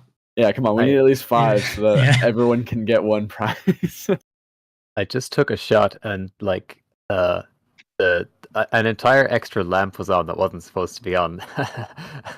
Oh no, did it like? Is it change the ruined? lighting? Well, I'm gonna see if it's ruined or not. Or if it Yeah, might just, I seem to do that quite a lot, where I have like an overhead light and then I don't actually notice it's on until I've nearly finished. I'm like, has it actually made any difference? yeah. No, I think it's probably good if I just maybe throw a bit of contrast on it. Fix it in the edit. Yeah, it's not a very important shot. Yeah, I'll fix it in post. Yeah. Yeah, I think my entry doesn't make sense anymore. Oh no, well. no, it does. It makes perfect sense. Keep making it. You've been can like fix it working in on the it for too edit. long. Fine. Yeah, you'll fix it in the edit. Yeah. Yeah, fix it in post. I'll write a disclaimer about what the theme where my theme fits into where the theme fits into my Yes, film, please, just so please everyone do. gets it. I actually have Have the character stare directly into the camera in the last like scene and just have him explain it. Oh. Yeah. Well, as yeah, judges, exactly. do you guys like that? If the theme isn't so obvious and you have to like think about it a little bit. Oh, yeah. Not saying my film is like that; it's probably a jumbled mess. But like, if you get a film that is a little bit smarter with the theme, Absolutely. yeah, definitely. Yeah. Like, Although I will say we also get people who explain how the theme ties into the film, like in their submission email. Oh yeah. And that's we don't really need that. Usually we can figure it out. So The thing is, what you don't want to do is you don't want to have the characters like over-explain it, like, oh, I guess he was fulfilled. Da, da, da, da. Like, oftentimes you can tell people are afraid that the judges are going to miss how the theme is even in the thing at all, but we can tell. yeah. It is interesting because I think I saw Chris post this on the group chat earlier that like sometimes people treat the theme as if it's kind of like a mod element where like you have to kind of like like A mention requirement. the thing or Yeah. make it as obvious as possible. But like no, I think definitely having like more abstract or like more like less obvious kind of interpretations of the theme. I understand because mine is definitely more abstract. I was just fearing that people would be like, "What the hell does this even mean?" I've seen people in comments being like that in previous tags, but I haven't really seen. I don't think we've ever had a THAC entry where we as judges were like, "How does this even fit into the theme?" Even if one person maybe wouldn't get it, like through the process, we would understand Because it. you're looking for that theme specifically, you're gonna find Yeah, it. Like, you're exactly. even gonna come up with like some of the explanation yourself when you're watching it. Yeah. So you can go pretty loose with it because, like, we're gonna try and when we're watching it, even the audience, we're gonna try and like connect the dots ourselves. We're gonna be trying to look for it. Yeah, and that's the thing, isn't it? Yeah, Like cool. we're actively kind of seeking, looking at like these films with the thought and process in mind of like how is the interpretation, and I think so I think it's I understand why some people might feel nervous about like does it come across, but no, it is often, I think it's surprising like when it often happens where like some high placing entries are the more like don't always have like obvious interpretations until like you think about it. But also at the end of the day, it doesn't affect it that greatly. Like ultimately it is still what's the best film, Yeah, it's like James Moore. He won about 2 years ago, and it was very, very, very on the nose. Where Yeah. I mean, you couldn't say it any louder what the theme was in the actual film itself. From our perspective, I love that the line delivery is so good. Yeah, that was like, oftentimes we roll our eyes at theme drops, so that one's really well delivered by Do Films, so it managed to Yeah. work. I think Airbound's Resolve one was really good too. It's like yeah. very on the nose, Yeah. but Yeah, it's really funny. yeah, They and- even having the laugh track in there and the delivery, it really sells. it. yeah, exactly, and it wasn't the joke. It wasn't the thing that's there's a really good funny joke after that. Yeah. Yeah. I'm really excited to see what Airbound's making. I popped into yeah. his stream a few hours ago. I don't know what it is, but it sounds pretty funny. So I'm excited to see what he's making. Yeah, I had a quick look as well, and he was basically toying around with the background. I just found it quite interesting. Just just that whole using like a TV monitor. It's like I kind of need to get like a separate TV monitor that I can just use backgrounds on. It's something that I don't ever do. Well, I mean, We've got number 4, by the way. Oh, I'm no just way. I'm just accepting film number 4. So Oh yeah. we've gone up. So That's awesome. just to give you some sort of food for thought, we've got the entry count has gone up 4 times in the it's doubled 4 times in the time that we've the time we've been It's here. doubled, then it's tripled, and now it's quadrupling. Yeah. Do Do you think we'll be able to make 8 entries? Do you think that's going to be possible? maybe we shouldn't be. It's optimistic. Yeah, let's set expectations a little bit. Yeah. A little bit more realistic. Let's not get carried away here. I mean, I just joined Edbound stream, and he has a little panel for Subway Surfers. So I think we might have like 8 or 9 people not submit just because they're watching Subway Surfers. I saw that, and I was watching a stream earlier, and I actually got distracted by the I just kind of I did as well. Yeah, the conversation. I'm not even kidding. Thank you. I just kind of lost like a minute of whatever conversation you guys were saying, just staring at Subway Surfers. Thank you. I'm glad. Yeah, that's really funny. Everyone's done that for a couple of streams, I think. I saw it on one of his streams before. I think it's really funny when he does it. It's so funny. It's so kind of like easy to kind of get sucked into, right? Like, Yeah, I am a sucker for those. Like, I will if I see a reel and there's someone talking about something and it's the Subway Surfers gameplay in the background. I am the one who will. I'll be lost in the trance in that one. Like, that's. It just hooks you, I want to see if that person's going to pick that high score. There's a reason it's yeah, but there's a good reason it's so popular, because it works. It actually works. And to my shame, I have to admit, it works on me as well. yeah. As an old person who hates social media, it even works on. You know what? I'm gonna our stop getting him attention the screen span's view. been I'm just greatly watching the Subway decreased. Surfer. Sorry, I'm you guys. I'm sorry, my bad. I had to close the stream because I was like, I'm just watching the Subway Surfer. I don't even have the audio on. I'm just I'm just staring at it drooling. Yeah. I'm just entranced. What were you saying though? I cut you off. my bad. 7:30 a.m. for me. Jeez, that hour and a half Oh my went quickly. goodness. The sun is already coming up again. Yeah, no, the sun was up a couple of hours ago. I think it Oh. rises about 5:30 in summer here. Right, So of course, yeah. I saw it a few hours ago. Well, that- you've made It is strange to see the sun go down and then see it come up, and then I'll inevitably see it go down by the end of the day, since it's when the contest finishes. Mm, I just remember, like, we were a couple of years ago. We were like, so the moderators, like, on Bricks of Motion, were having like a really long conversation, like sort of admin kind of stuff, and Rudy I is was saying leaving bye us. later. oh, that was a quick turnaround. And you able to hear me? Yeah, cool. Yep, we're back. I don't know what's Stream happening. is up as well. Really strange. It's been really good, like really consistent, hardly any drop frames, and then like once every 3 hours it just I don't know what's that about. But Maybe yeah. instead just went to Deadbound stream and started getting distracted. Yeah. The stream was watching Adbound, Subway Surfers, and that was it.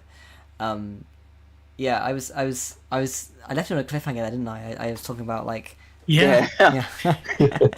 Yeah, so we were talking on we were having this really long kind of like like moderation kind of admin kind of conversation, and suddenly like we were talking for a really long time anyway, so we kind of, when we finished the call, I was like, I better just like go to bed, do my teeth, and I looked out the window and it was like a slightly sort of like palish like white. I was like, wait, what's, like, like it was no longer dark. And I was like, wait, what? And I could hear birds. And I was like, oh right, it's 4:30 in the morning.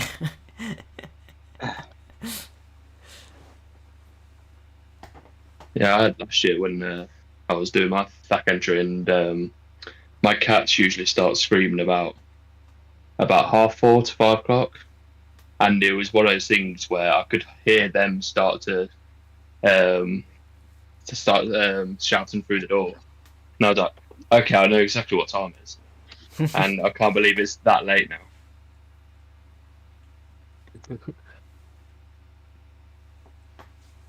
Yeah, it's a very weird feeling, kind of like, doing something and realizing the whole night is gone. Yeah, like for THAC, both times the night goes extremely quickly. Like it's 8 p.m. and before I know it, it's 8 a.m. the next day. Yeah, there's something about. I feel like that's also.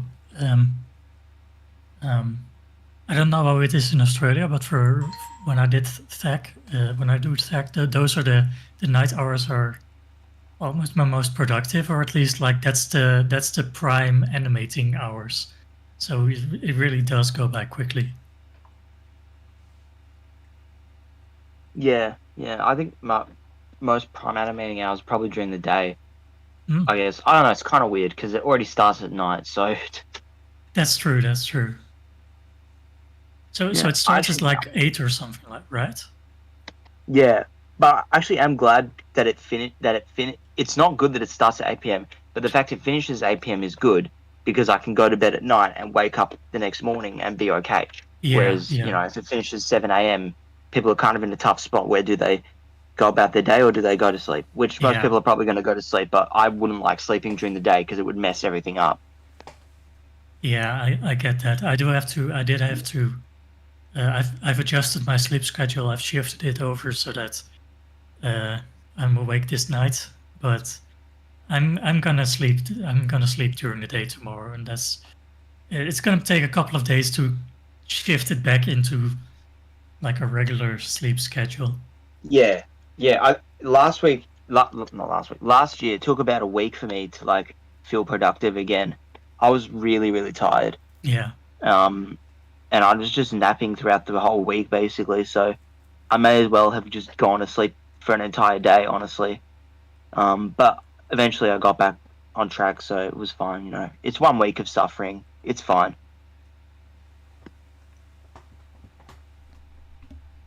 Also, sometimes you just have to suffer for your art. So. Yeah. I know all about that. I have done that before. It was worth it though, so True.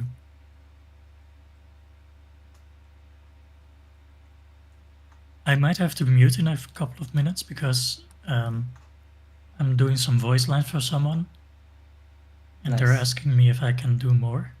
Oh, you guys might have to be without me for a couple of minutes. Cool noise. Oh no. I've had to do. I've only recorded one. I've only done one film so far. I did a voice for like as myself. I had to play. I had to be in character. So yeah, I look forward to seeing that film. Interesting. Someone, So the person that kind of messaged me about it. They showed a picture of like the minifigure they built and like, does this look enough like you? And I was like, yeah, that's fine.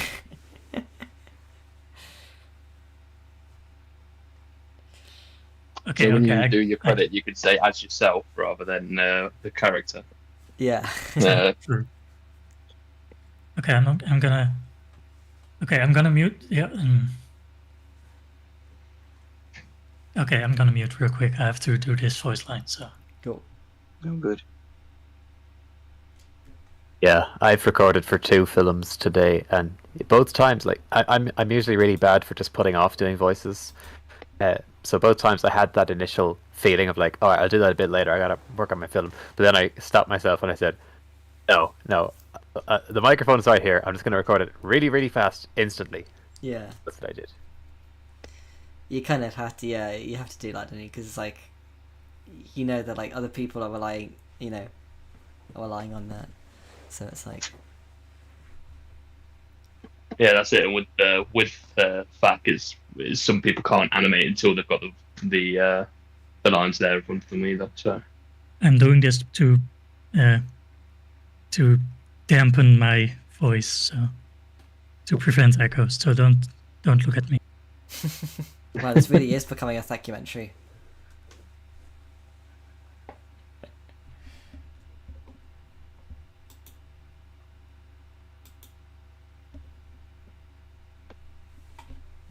I'm just looking at that timer.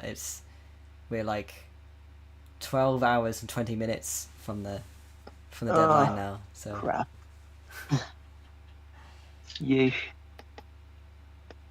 I've only got like 34 seconds, I think. Yeah, 34. Yeesh.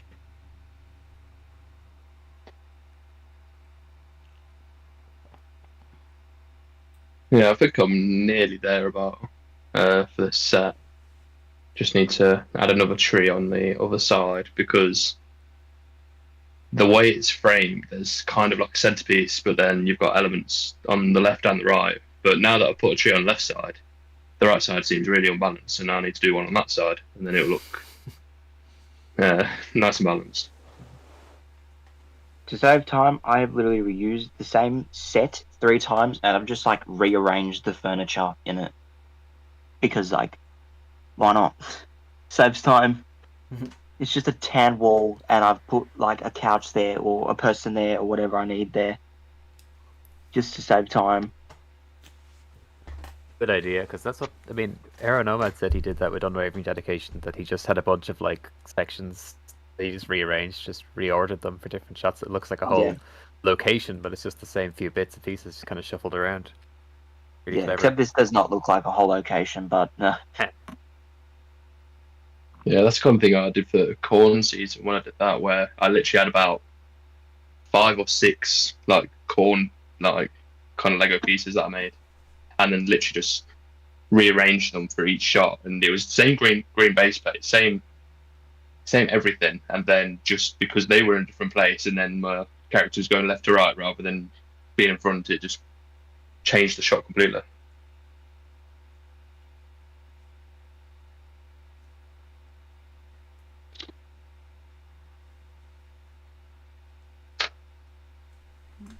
It's remarkable how quick I'm already resorting to cannibalizing the set I built, like just smashing it to bits. I think I don't need any more shots from certain angles. Yeah, your mindset is different during THAC. Like, I spent a couple days building these sets for this video. I'd done a shot of yesterday before I'd started THAC, and immediately the set has been destroyed because I needed the pieces to make the sets for THAC. So, yeah. Yeah, with my sets, they're actually all completely different. So they're kind of, to not try and spoil things, it's like different scenes completely. So I've actually managed to keep all 3 separate and just put them to one side if I actually need them. So it's funny. That's more stuff to do, but it's funny how it happens when like I often find that when I'm building, like when I'm working on a set, that like I may have like spent a long time like setting up that first shot, and then by the time like I've done a couple of shots, the set is kind of like in pieces. It's just like built to kind of just work for like, I just have to, make it look presentable for the frame, and that's it then.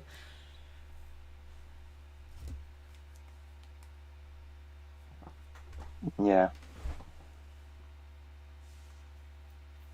Yeah, that's kind I of issue. really, 'Cause- really you- tried to avoid using any of the pieces that I had used to build those sets for my other film, but unfortunately, I ran into problems pretty much immediately, and I was like, well, I guess I'll have to tear them down and rebuild them again.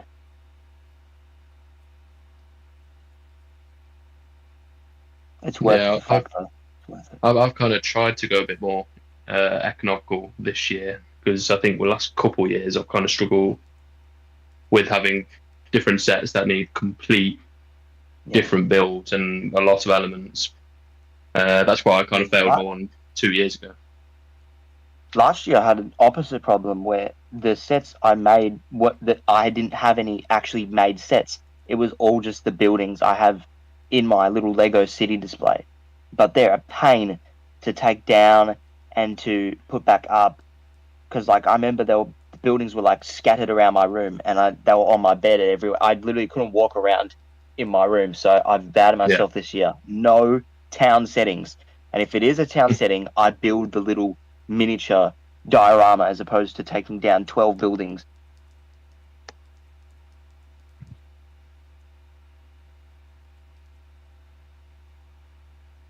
Yeah, my floor is I getting love using harder the to work modular on. buildings, but they take a lot of effort to take down in a contest like this.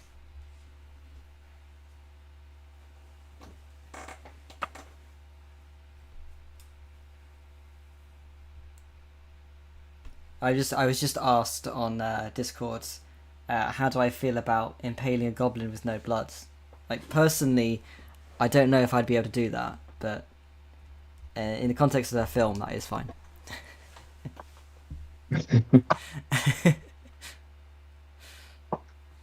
Remember Chris's message. Murder is also fine for the record. Yeah.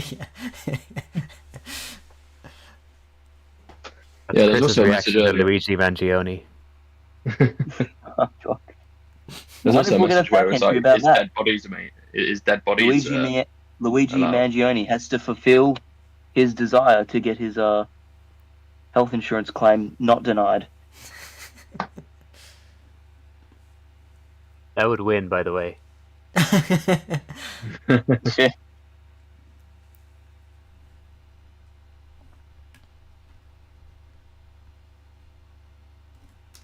Oh, cool. Oh yeah, by the way, Bert,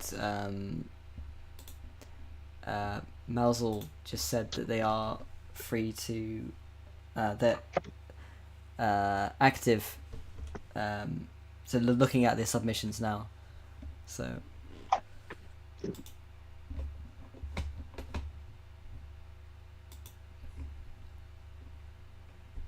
I'm back. Hello. I have a feeling this year will be a real time crunch for me. I think last year I submitted like 5:30 p.m, so it was pretty good. I had a few hours left to spare, but I don't think I'm going to be that lucky this time around. It's gonna be tight. Yep, but I'm going to do it. I will do it. Yeah, I think When I'm feeling the next best time I of need to both. charge my phone, I'll export what I currently have and edit and do some sound work on some of the stuff that I've already shot. I think that'll be a good way to use my time instead of just waiting around. I could just nap, but there's no time for that. No, The worst no mistake- rest for the wicked. The worst mistake I made when entering THAC one year was saying to myself, "Oh, I'm just gonna have like an hour nap," and I woke up 3 hours later and I was like, "No, what am I doing?" Oh no, I don't think my body would let me do that. Honestly, I've tried to do it both times, and my body's like, "Yeah, no, you can lay there with your eyes closed, but you're not actually gonna fall asleep." It's actually I do feel that it's hard Yeah. to sleep when you're so filled up with the THAC spirits. Almost, Yeah. it's a lot of And like the sleep afterwards is so weird too, because like time moves really quickly during THAC. When I went to sleep, time moved really slowly, I guess, because when I woke up, I thought like it was morning, but it was like 11 p.m. and I was like, "There's no way." I slept for like 8 hours, surely. It's like one of those ones where you wake up like upright already, and you're just like, where am I? I have no clue where I am. It's one of those sort of sleep-inducing, like one of those sort of comas that you go into after not having slept well. Yeah, exactly, and it's that makes it doubly weird. It's you're waking up so quickly, but that's also your body still in sort of in go mode almost. You almost Yeah, because like usually I'm awake at 11 p.m. So it was probably like, well, I should be awake right now, so let's wake up. And I was like, this is weird. You want to kind of what I've often found is that like the worst feeling is actually being asleep for like an hour versus like I think I actually feel worse doing that. I hate that.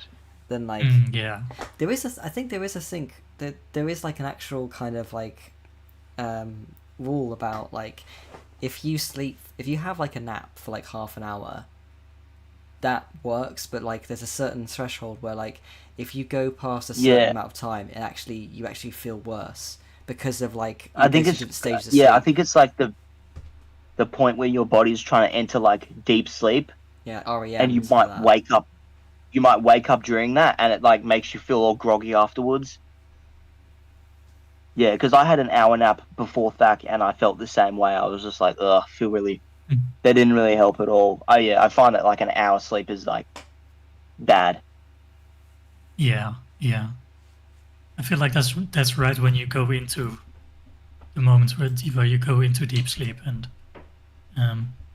that's the worst possible moment to wake yourself up or be woken up. Like every like couple of hours, YouTube keeps asking me to like remind them that it's me. I don't know why they keep doing it. Like it keeps popping up. Verify it's you. I just No, it is me. I'm still here. Are you swapping in and out of different accounts? Well, I guess. Oh, I mean, I have done that. Yeah, like because I'm currently on Bricks Emotion, and then I kind of swap to. That could be it. Oh, right. Maybe I need to just use like a Bricks Emotion for like one browser, and you know. You could do that, yeah. I've done that in the past, but for now I'm lucky I'm not streaming and not on the Bricks Emotion account, because I can I'm just on my YouTube account, and YouTube is fine with me being on my own account. Oh my, we've got 5 entries, by the way. Woo. Hooray! Woo. I've just done 5 shots in this like hour and a half span, which is pretty good for my standards, I suppose.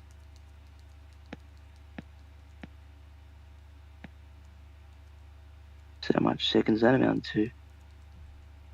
Oh, it was about 10 seconds. Hell yeah, that's good. Nice. I've got to send. I'll have to have breakfast soon. I've forgotten I need to have breakfast. I'm going to be off for a second because I need to send someone the details for the email. All right. Yeah.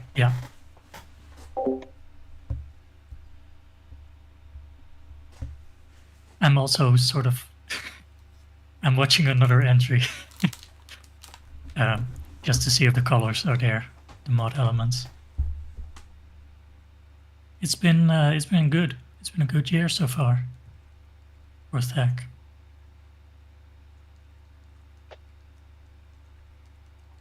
Yeah, I've just realised that I might have messed up doing this set, because the one thing that I've not checked is how the minifigure actually looks in it. Classic mistake. Yeah, moment of truth. If the face is lit up, then that's great. If not, we go again. Well, we'll just have to redo some of the lighting, but see how it goes. Is it a set issue or is it a camera position issue? It's more of the lighting, just in case the right.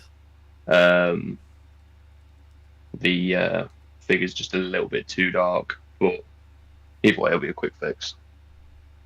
We'll see how we're getting on. Yeah, it's a little bit dark, so just need to reconfigure the lights a little bit. No, that's not too bad, luckily. Yeah. Well, the thing is, I had one light where I kept turning it off and on, and just kept checking. Was like, is this doing anything? Do I need it on? And then I was like, yeah, it's not really doing that much. So I kind of moved it away. But I think that's the actual kind of the key light for the figure. So that's where that's coming back in now. Yeah, yeah. Yeah, that's made all the difference.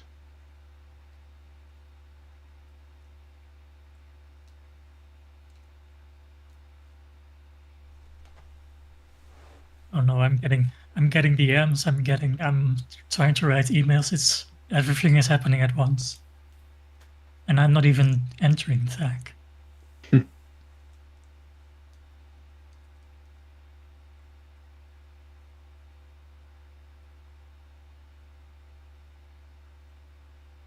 But I also just accepted the 6th entry, so you officially got a competition now. That means our percentages are going even down. Oh yeah, yeah. I don't want to pressure you on it or anything, but it's gonna be every entry that I'm getting in is going to make it harder for you to place high. Yeah.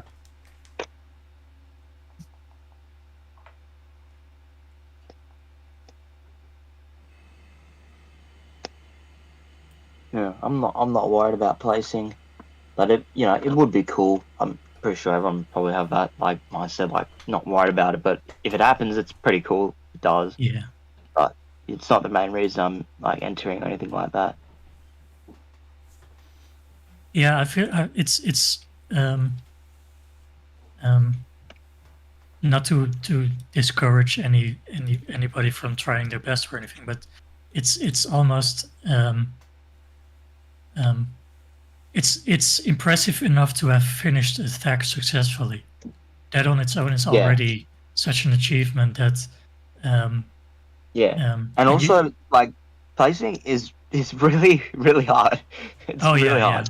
Yeah. Yeah, especially in THAC, because like from my experience, I placed in Brawl and Musical World, but those are very limited amount of entries. Brawl I think had 99, so like a quarter of the entries are in Brawl placed, and summer contest is a bit different where it's like a lot more smaller number. But like if back had like 200 entries, I don't think anyone should feel bad about not placing. There's like over 175 people who wouldn't place in that instance. If I did the maths right, I don't know. I'm really tired. Probably didn't do it right. No, you're spot on, and it's also it's the standard that we as judges have to like reject entries from the top 25. We have to argue why some entries deserve to be in the top 25 over others, and that's a really tough process because there's so many entries outside of the top 25 that are also deserving of like more recognition than they are getting. So it's even if you don't place in the top 25, that doesn't say anything about how good your entry has been, because the whole the standard of quality has gone up so much. Because I feel like for THAC it might be the one contest I probably won't place in. It's because it's hard. Like it really is difficult, especially when there's so many entries. Yeah. And THAC is just kind of a different thing. It's hard to come up with an idea. Beast. Yeah, in 24 hours, and have it like be good and watchable. Yeah. At least in my experience, Yeah. Even when the thing got announced, all the ideas left my head, and I was like, well. Off to a great start.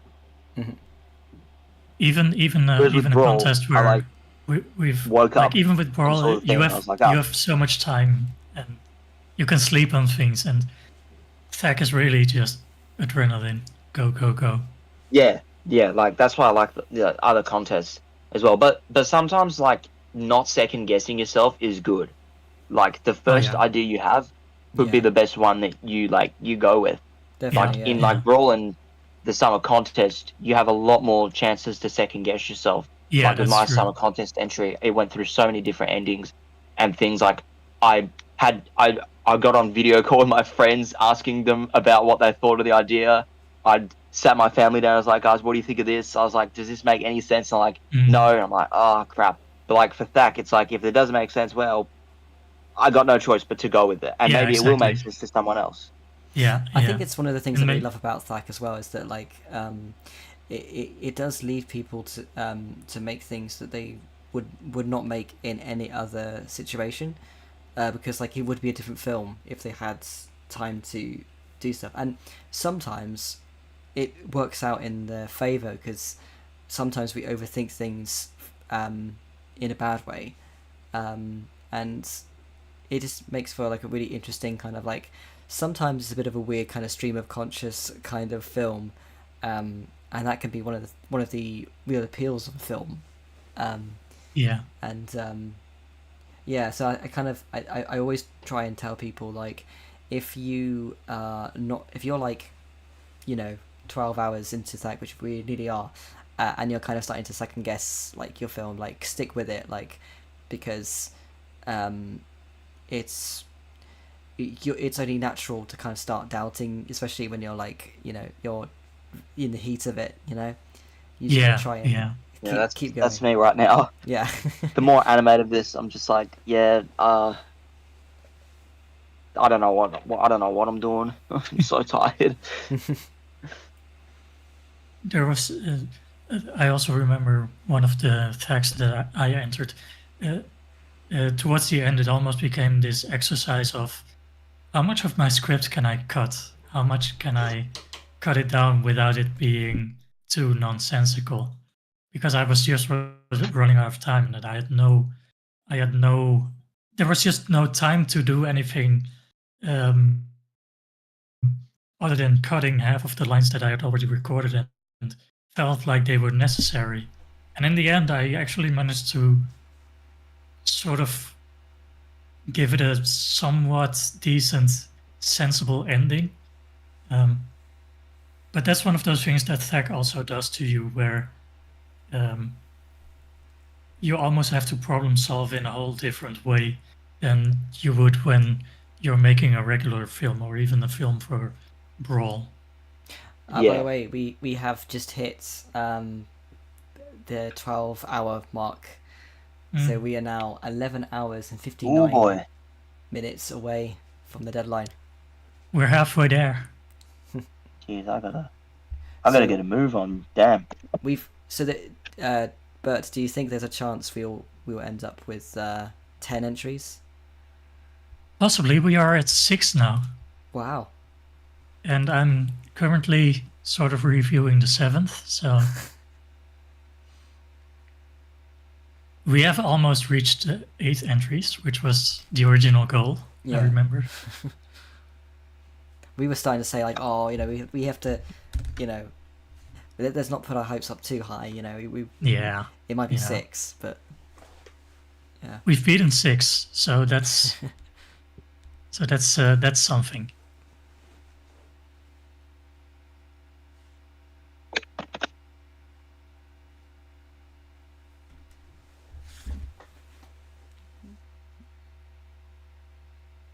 Yeah, I also like the element of like, it's a good thing because like sometimes after like holidays or something, you can feel like burnout and you don't really want to animate anything. But that guarantees you've got at least one film out already, and it's like 4 days into 2025. Yeah. So like you're off to a good start, no matter what.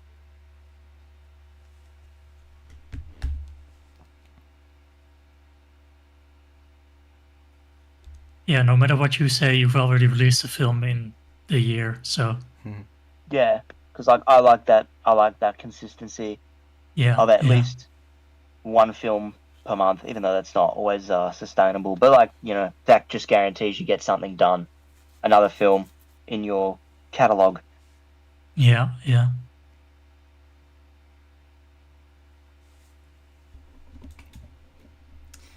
I'm just looking at the time now, and I'm wondering when do we want to end the stream?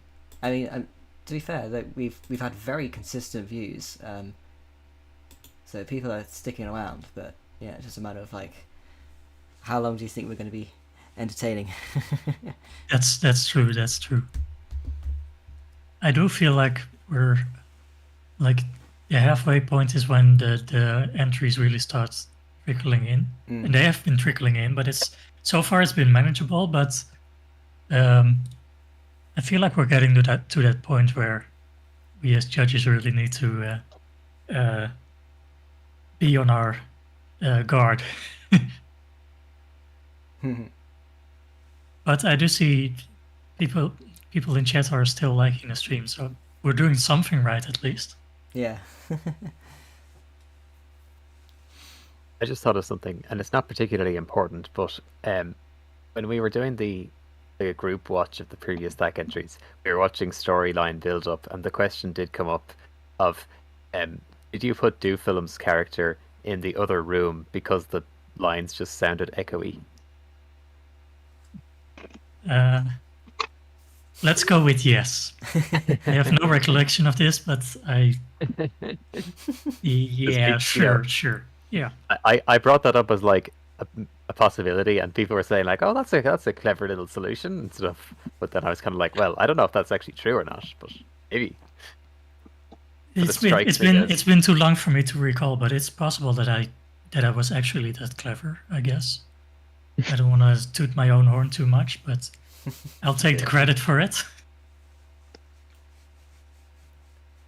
I did watch back the watch along to see what you guys said about on or no, because I knew that was going to be in the playlist. Of course, guaranteed. I made a film. And Chris said something about the crowd noises, about where I got the crowd noises from, and because he heard some voices under there. But that was actually me trying to record extra voices to make it sound a bit more like they were talking about on or no. But that didn't really, I didn't know how to mix audio back then, so that didn't really come out. That's also why the Oz guy had a deep voice. That was the only way I could like have the wait stop be distinguished from the crowd noise, because it's on a lower frequency than the rest of the sounds. So that's just me responding to a question from Chris from when was it, last week, 2 weeks ago? I don't know. Yeah, it's just all those little voices just imprinted themselves on my mind. That guy. It says Oz. Oz. It doesn't say on. It doesn't say no. It says Oz.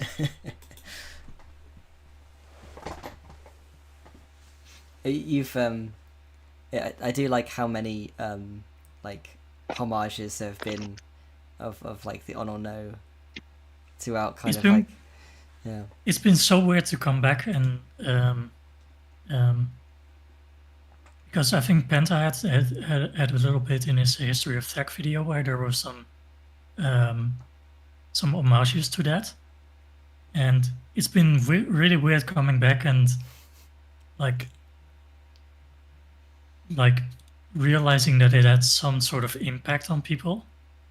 It was the same during Steiner Rai when we were talking to Mirko, and he randomly brought it up. Like, I remember this one film that was about, and it was my film, and it was so weird to hear him talk about remembering that silly little thing from. Oh, and he so didn't long even ago. know. He didn't remember that it was you who made it. He didn't remember that it was me, but he remembered the film, and it's so crazy to have like something that you made have like such a staying power, such an impact on that people actually remember it. There's actually I have a really funny, it's only kind of tangentially related, but a really funny thing happened to me the other day. So I was like sort of getting the final kind of like sort of sound effects from freesound.org from for the new release of Atban, the kind of the remixed version, and I added this sound which was like a kind of machine noise, and I saw like the profile on Freesound was like a Lego head. A Lego head with like flowers, and I recognized that. And I only when I looked at the I actually looked at the name, and it was Mirko.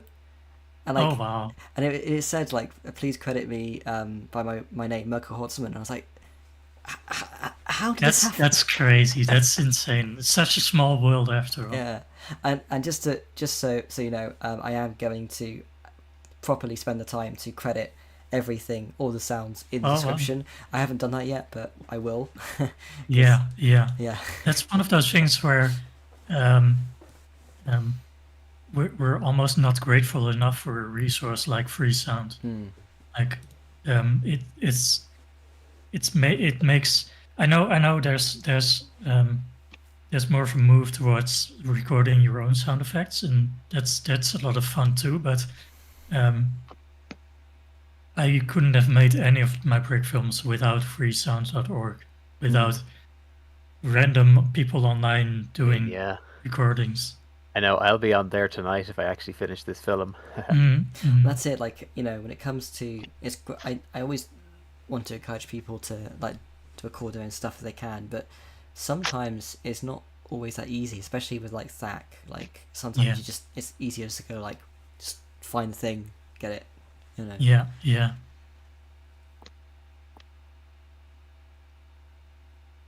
Okay. I am now accepting the 7th entry. Woo. Woohoo! And this is the last time I'm gonna announce it, because maybe it will go up in the next couple of hours. So well, you might get 10. I might even get 10. Yeah. You stop announcing the entries, and then they just stop rolling in general. 10 people, less than 10 people enter the contest. Turns out the only reason people are submitting is so that they can hear themselves being submitted on stream. That's the only reason. People are racing to hit the export button right now in the hopes of having it announced on stream. This kind of feels like it's the equivalent of getting donations, you know, on stream. It's like we've been donated a brick film. Thank you for the 40-second sub. Yeah, it does feel a little bit like that almost. Thanks for the entry, bloody blah.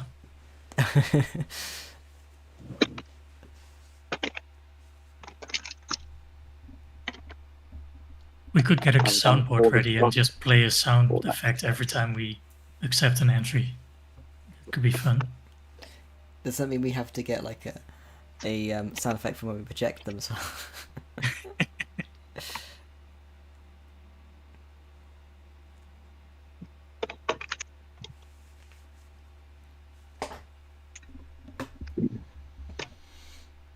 Just figure out a way to shorten my entry even more without compromising the vision, so hopefully this takes even less time now. Nice. The corner cutting has begun.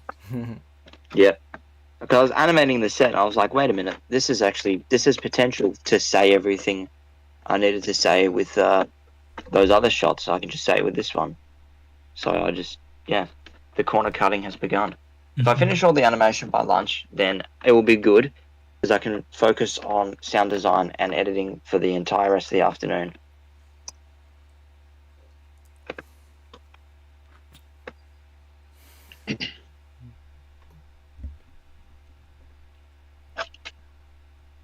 So yeah, I think I am actually gonna go and have a little bit of a break, because my legs are absolutely killing me. But then sweat out the rest of THAC and get this sorted. Sounds good. Nice. Sounds good. So yeah, have fun on the stream, and talk to you soon. Yeah, good luck. Thank you very much. So yeah. Right, cool. Have we heard from Mind Game at all? Mind Game. I have not. Think I have. I message him. I mean, I do have ulterior motives. Again, I'm like, oh, I wonder if he's out. Yeah, I wonder if... You just keep... he says he's trying. Okay. Oh, cool. Is Stanley Kubrick entering? That's a good question. I've I seen don't him in the Discord, in the THAC channel, but I don't know if he's actually entering.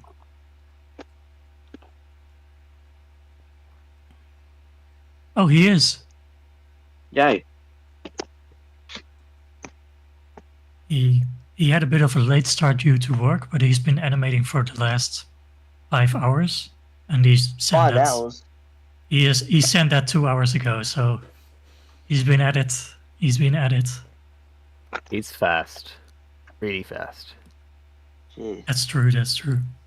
Yeah, and it's like the stuff he makes is like looks crazy good, and it's done that quickly is insane. Yeah. Like as you guys said, for quality level was like. It's actually insane. It's like, his films have like true like cinematography to them. There's real. Yeah. That's something you don't really see in much films, but. Yeah, definitely. Like his MOB film is like a big example of that. Like it just looks beautiful. It looks amazing. Yeah. You know, I didn't even know Lego film could look that good, but it does. It reminds me of in the old days we had a guy named Night Owl, and I feel like he was really on the forefront of like pushing brick filming into a more cinematographic level, like putting the standards up higher and higher. Well, I think The River is still the best shot brick film ever made. Yeah. So see Lego, if you haven't seen The River by Night Owl, you must watch that. I think I have. I do remember it looked. I do remember I saw it in the your pics video. Yeah. I watched it from there. I thought it looked amazing. Hello, Y'all are Chris. still yapping. Hello, Chris. Oh. Over 4 hours later, y'all are still yapping. We're still yapping because people are still watching. Nice. Just wanted to dip in and say hello. Hello, how's it going, Chris? Hey, Chris. It's going. I am, I think, 5 shots in. Nice. 5 shots in. I think I have a total. Well, okay. I think 20 shots. Not including just like random montage shots, so that's fun. So you know, five down. So I think I'm actually kind of getting back in the groove of animating. It's the yearly thing of like, oh crap, I forgot how to animate. Since last year when I made a failed THAC entry, but What were you saying about it? I was just going to say that I was hoping to have this set done 15 minutes ago. I still have 2 shots to do, but I think we're going to do both shots from the same camera angle. Yeah, that's well. Actually, to be fair, that's also what I'm partially doing. Is that like I'm just shooting all the one, like condensing as many camera angles as I can. Like there was a longer part in the script. I was just like, you know what, I don't need that. So yeah, I'm. So this is funny. This is the second year in a row. That I've realized like, oh, there's a part that I like need, like, but I don't have, but I could buy it in a set. So I did that with a proposal from this is THAC 2021 that I did. I had to run out to the store and get something. Except now, I've weaponized my wife. I said, "Hello, wife. If you go to the Lego store and buy this, I will buy us dinner and fill up your gas tank." So she is off. This is why you get married, kids, so you can make your wife do things like that. Yes, all it will cost you is buying dinner for the both of you and the price of a tank of gas. But so yeah, that's what I've been up to. But I this once again reaffirms my need to actually organize my Lego, because literally like I can see it in my head where I'm like, oh, I need this piece. It's just like one little piece, Yeah, and one then piece. it just takes forever Ever. to find it.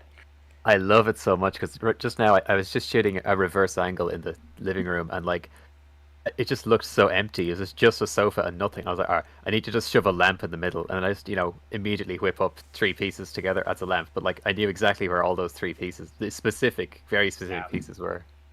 I am not that fortunate because I have like several boxes. I was building the set, and because like I'm using a webcam for this, the quality of the image quality of my entry is going to be noticeably worse than 2021, because I was just like, I can't make my DSLR work. I'm just going to use webcam. It's going to look like something. It's going to look like my Brickfilms from like 2012, like 2011, 2012.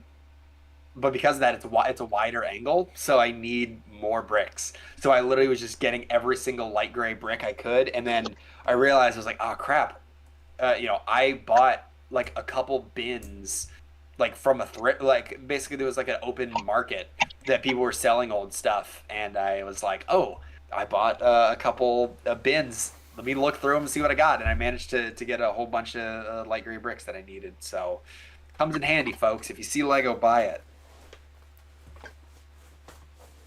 See Lego Productions. I get it. Yo. All right, that was about it. I just wanted to pop in and say hello. No guarantees I'll finish my entry because I got a long ways to go, but I'm gonna keep on trucking. So. How far along are you now? There's gonna be like probably 26, 27 shots, and I've done about 5. So I got a ways to go. I think Ways to go, yeah. the start is the hardest part though. Like I think when you've got those first few shots done, you can kind of just when you get in the groove, in the motion, yeah. Yeah, I mean I technically it's not a whole new set. It's like a reverse shot, and I'm just like, okay, well, I'm gonna see if I can just kind of cobble together a little bit for just a reverse shot, but I'll make it work. So. Actually, it's funny enough. You just reminded me then of when I was doing the promotional video with Sonic setting up like the set and everything. I spent ages trying to find a Lego camera piece because I know I have a Lego camera, and I spent like 2 hours like rummaging through, like checking and rechecking and rechecking. I was like, what the hell? What's going on? So I ended up having to just like ditch that. So like that's why the laptop shows up and then that's it. Okay, fair enough. No, you do the make like the old webcam where you just take the ball piece and then put a stud on the side of it, and that's your webcam. Oh, yeah, I should have done that. Close enough. It's good. Although I don't know if that would translate the best to like a modern audience because they don't think of the old webcam. Like how would you build a quick cam, or not a quick cam, like a Brio or a Logitech C920? How would you build that in Lego pieces that translates? I've got an idea. Yeah. You take the 1x2 plate with a single tile in the middle. I was thinking that, yeah. Yeah. Oh. Just that. Yeah, that actually works. Yeah, I think if you do it right, you can sell the effect of it being a webcam. What if you added a like a single stud, like smooth stud one, like translucent. Yeah, that's a good idea. All right, well, I'm gonna head out and continue my efforts. So good luck, everybody, entering. Just want to pop in and say hello, and hopefully I'll have an entry by the time. Less than 12. We're less than 12 hours left, so Yep. hopefully I'll have something to show for it. If not, well, it sucks. And also, I stupidly signed up to direct my church service tomorrow morning. So literally right after I submit, I have to be. It ends at 7. Be there at 7:30. I'm going to be there till like noon. So I will not sleep until then. So that's Oh my God. interesting. yeah, I don't know That's why. terrible. Oh no. I think I was just like, you know what? I don't want to have to I don't know. I was like, won't make the guy find somebody else. So I was like, you know what, I can bear through it. So fun times. You guys, I've been enjoying this stream off and on as I've been animating and putting set stuff. So thank you guys. Nice. All right. Yeah, Bye-bye. thanks for joining. Good luck. I got very confused for a second because I was like, was looking at the actual live stream and I was like, wait, how do I hang up? But all right, bye. Bye. Bye. There he goes, the legend, the man himself, new owner of Brickfilm Day.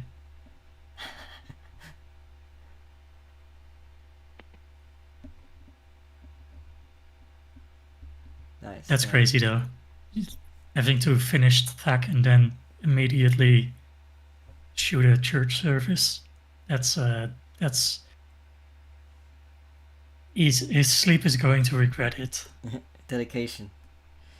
Yeah, it's dedication, but he's not gonna be happy afterwards, I don't think. Hopefully he can just go like flop straight onto a bed. Oh yeah.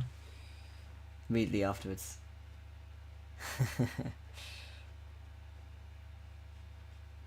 It's like the have you seen the meme that like someone like getting up from bed and it's like a immediate like do that in reverse basically.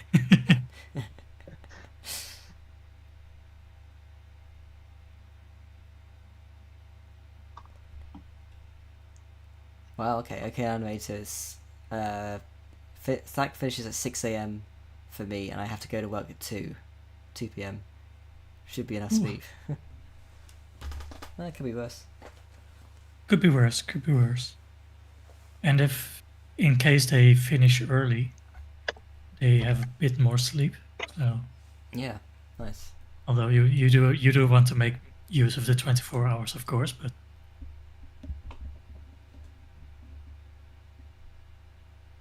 Oh, I do like that idea, Lego light bulb. Yeah. Okay, we're gonna have a 2x1 It's tile. yeah, you have a tile with rounded edges, so basically it's sort of like an oval. And just put a dot on there. It's not entirely Lego, but I'll allow it. I'm not that much of a purist, so I have some history with using markers on bricks, so. Well, you can't erase that history, can you? Here's the thing, though. I lost my N. I lost my iconic letter N from Oh No No. And I can't find it anywhere, and I'm a little afraid that it may have gotten lost in 2023 during Steinerei. Because I did bring it then, but I never took it out or showed it at 2021, I think. So I feel like it may have gotten lost somewhere in Germany, and I am sad about that. I was gonna send it to Penta for his museum, but I guess that will never happen.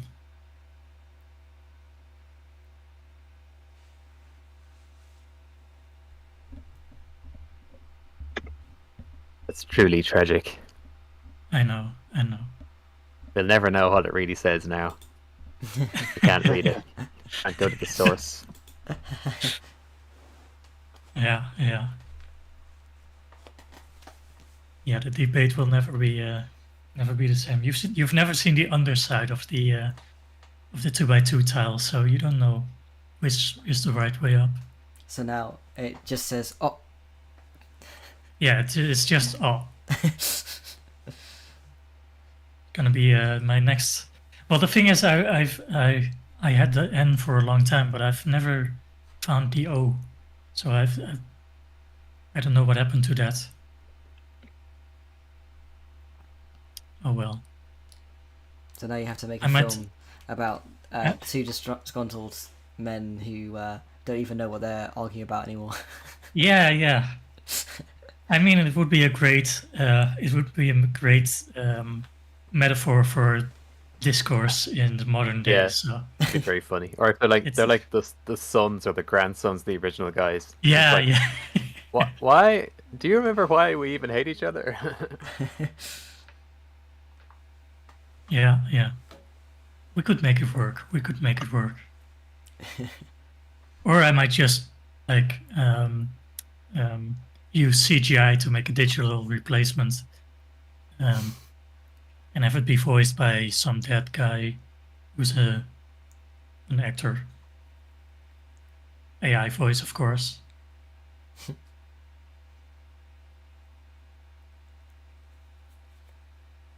It's not on or it's not no, it's augmented reality. It's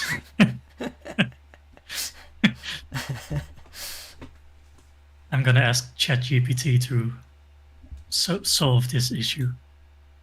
See what it comes up with instead of Oz.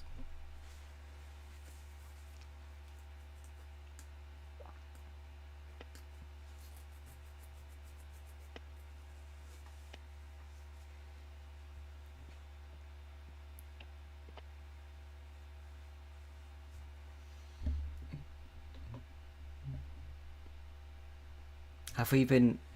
Are we getting any more entries? None so far, so we're still stuck on 7. But I do have an update about Stanley Kubrick. He's got 1.5 minutes so far. Wow. Yeah, Wow. Dang. that guy is insane. Yeah. Jeez. That's crazy. How? Like Yeah, that's I don't know how he does it. that's crazy. I've only got a few seconds. Yeah, I've only got about 40 seconds, and I've been animating since like 11 p.m. So, damn, that's a. It's I don't know how been people do about that. 8 hours now for you Yeah, since you started animating. That's crazy. yeah. I think last year was about 9 or 10 hours animating, but that was for 2 minutes, and I've almost. Yeah, this is definitely going to be shorter than last year. But that length is not the reason. Length is not what makes a film good. That's true. That's true. Yeah, definitely. That's more. I think did I say this? I said this on the THAC channel that longer doesn't mean more good. Yeah, true. Yeah. Actually, There is, of course, the 27 minutes. The Das Klotschen Kino or something like that. I Yeah, I distinctly remember that it. I don't know if we did, if we released the full ranking, but I do know that it placed dead last. It only got in because it was a technicality, and Yeah, I remember that's us correct. judges back then were not amused by it. It was a public full ranking, so yeah, you're allowed to say that. Yeah. I remember there was a when we were talking about it on the group chat, I said that I referred to Penta's video, THAC history video, and I said that that the discussion in the video is probably more interesting than the video itself, and I forgot that it's only just like a one sentence like thing, just saying like, oh yeah, this is 27 minutes long, and it's you don't actually say a lot about it personally. Yeah, I forgot. Yeah. I remembered you having like a whole conversation about it, but It wasn't cut for the. It deserved as much attention as it got. You see, I wanted to give it one line, but like I didn't want to treat it like the most fascinating thing ever, because like it's slightly. It has been a bit bothersome to us that people keep on asking, what's the longest THAC entry? What's the longest THAC entry? What's the long? Oh, remember the 27-minute one? Oh, the 27-minute. How crazy? How funny? And we're sort of like, that's not really like the most important or notable. Yeah. Or it has too much focus and attention. Yeah. True.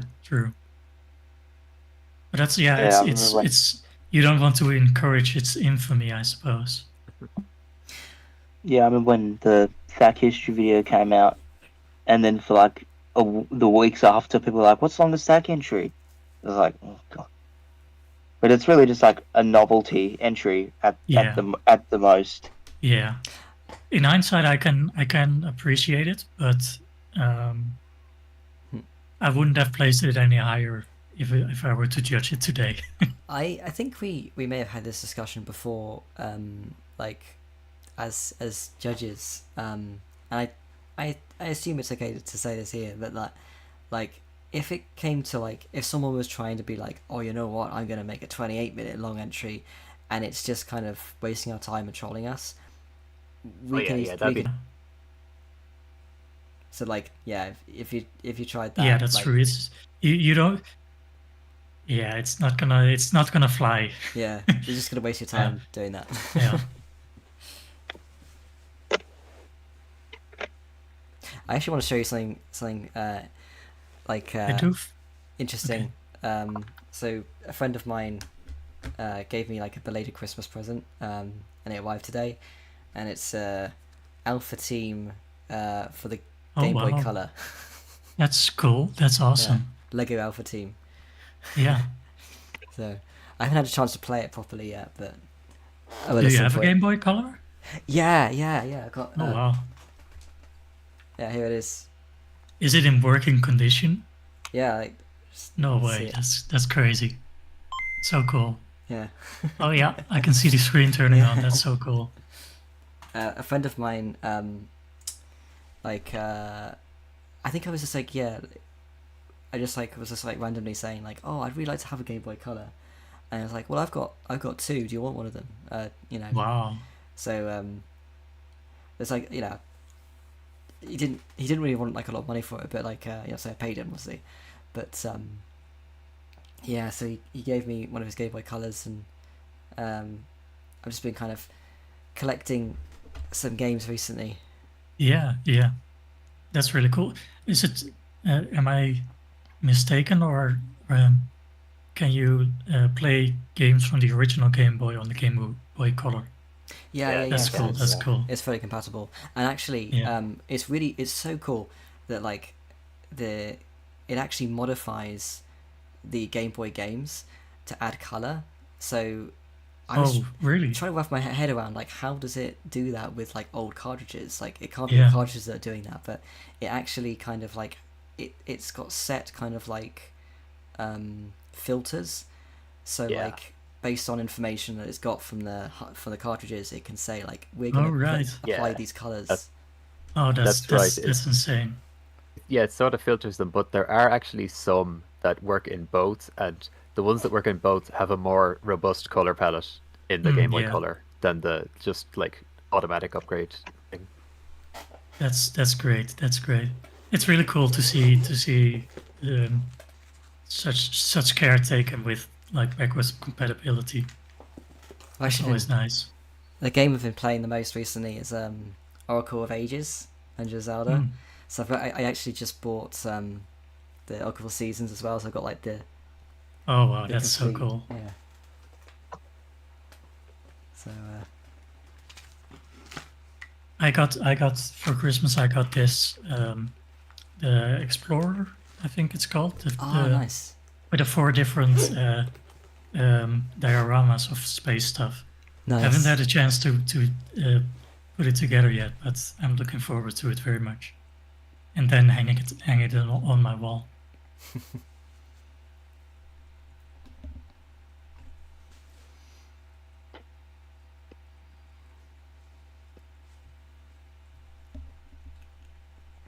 Yeah, I actually have a couple of Lego sets I've had for a couple of years now. I need to actually open up and actually build them. Yeah, that's same for me. I have all the past 3 modular buildings have not been built, including the one I just bought yesterday, which was the Tudor corner. So that looks so good. Yeah, the Pac-Man set as well, and the Tranquil Garden. So all of those sets are unopened and haven't built them yet because I just haven't had time. You've got lots of cool building to look forward to though. Yeah, definitely. Garden is, I think, I like that one a lot. So you I like got the way it looks. Formal Lens Archives says, "Hope that is going well, everyone." Hello, Formal Lens. It's Are Formal, the- Formal Lens Oh, Archives. it's archives. Okay. Is it an alt account? Is it a fan? I'm assuming it's an alt.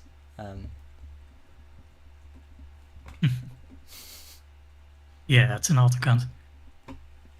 Are you entering as well, Formal Lens? If they're still in chat. Now we're gonna wait half a minute for a response. I mean, I hope so, because Formal Yeah. Lens is kind of like a staple of THAC.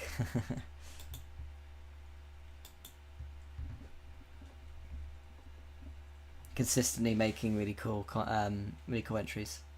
Yeah, yeah. There's something really how should I say it? Familiar about, I don't know.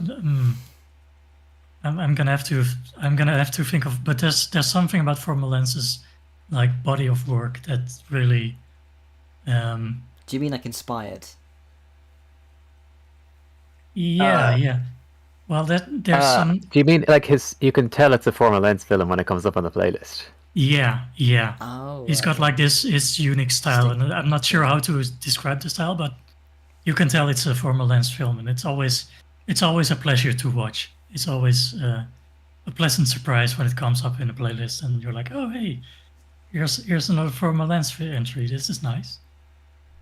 I know what you mean. He has they have a specific style, but at the same time, their films are always quite unique from each other as well. Like, yeah, it's not.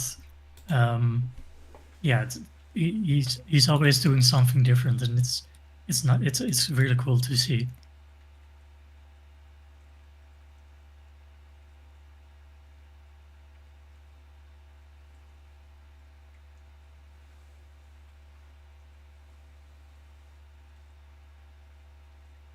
I was sort of hoping to reach 8 entries by the end of this stream, because that's been our stretch goal all along.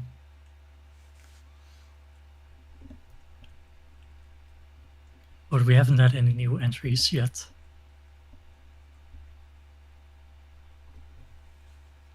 yeah, I'm actually wondering when do we want to end the stream? We've been going for nearly 5 hours now. Yeah. Which is fine for THAC, obviously. True. I do feel I'm running out of steam a bit, so Yeah. I wouldn't mind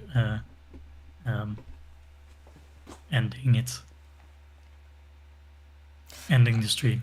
Yeah, I think also. Yes. Probably a good time to lock in with no distractions as well. Yeah. Also, Yeah, that's true. Definitely. there are other podcasts currently going on live streams, so if I you won't want- be watching them because I really need to have no distractions. Yeah. But for the But viewers, for our you viewers Yeah. viewers. who are able to And apologies to Frame 100 and Edbound and anyone and Mighty Wonder, anyone else is streaming. But I'll have to rewatch some of the VOD Nice. later. Mighty Wondering you streaming as well. Yeah. Yeah, that's nice. yeah, shout out to those guys, and yeah, tune in to some of those. Let them know Yeah. that we sent you. Yeah, tell them Bricks in Motion sent you, and also to subscribe to Bricks in Motion. Okay, cool. Right. Yeah. Best of luck, guys. Hope the next 11 hours and 18 minutes goes well for you, and yeah, I'll see you in at the end of THAC. Yeah. Okay, guys. Bye, guys.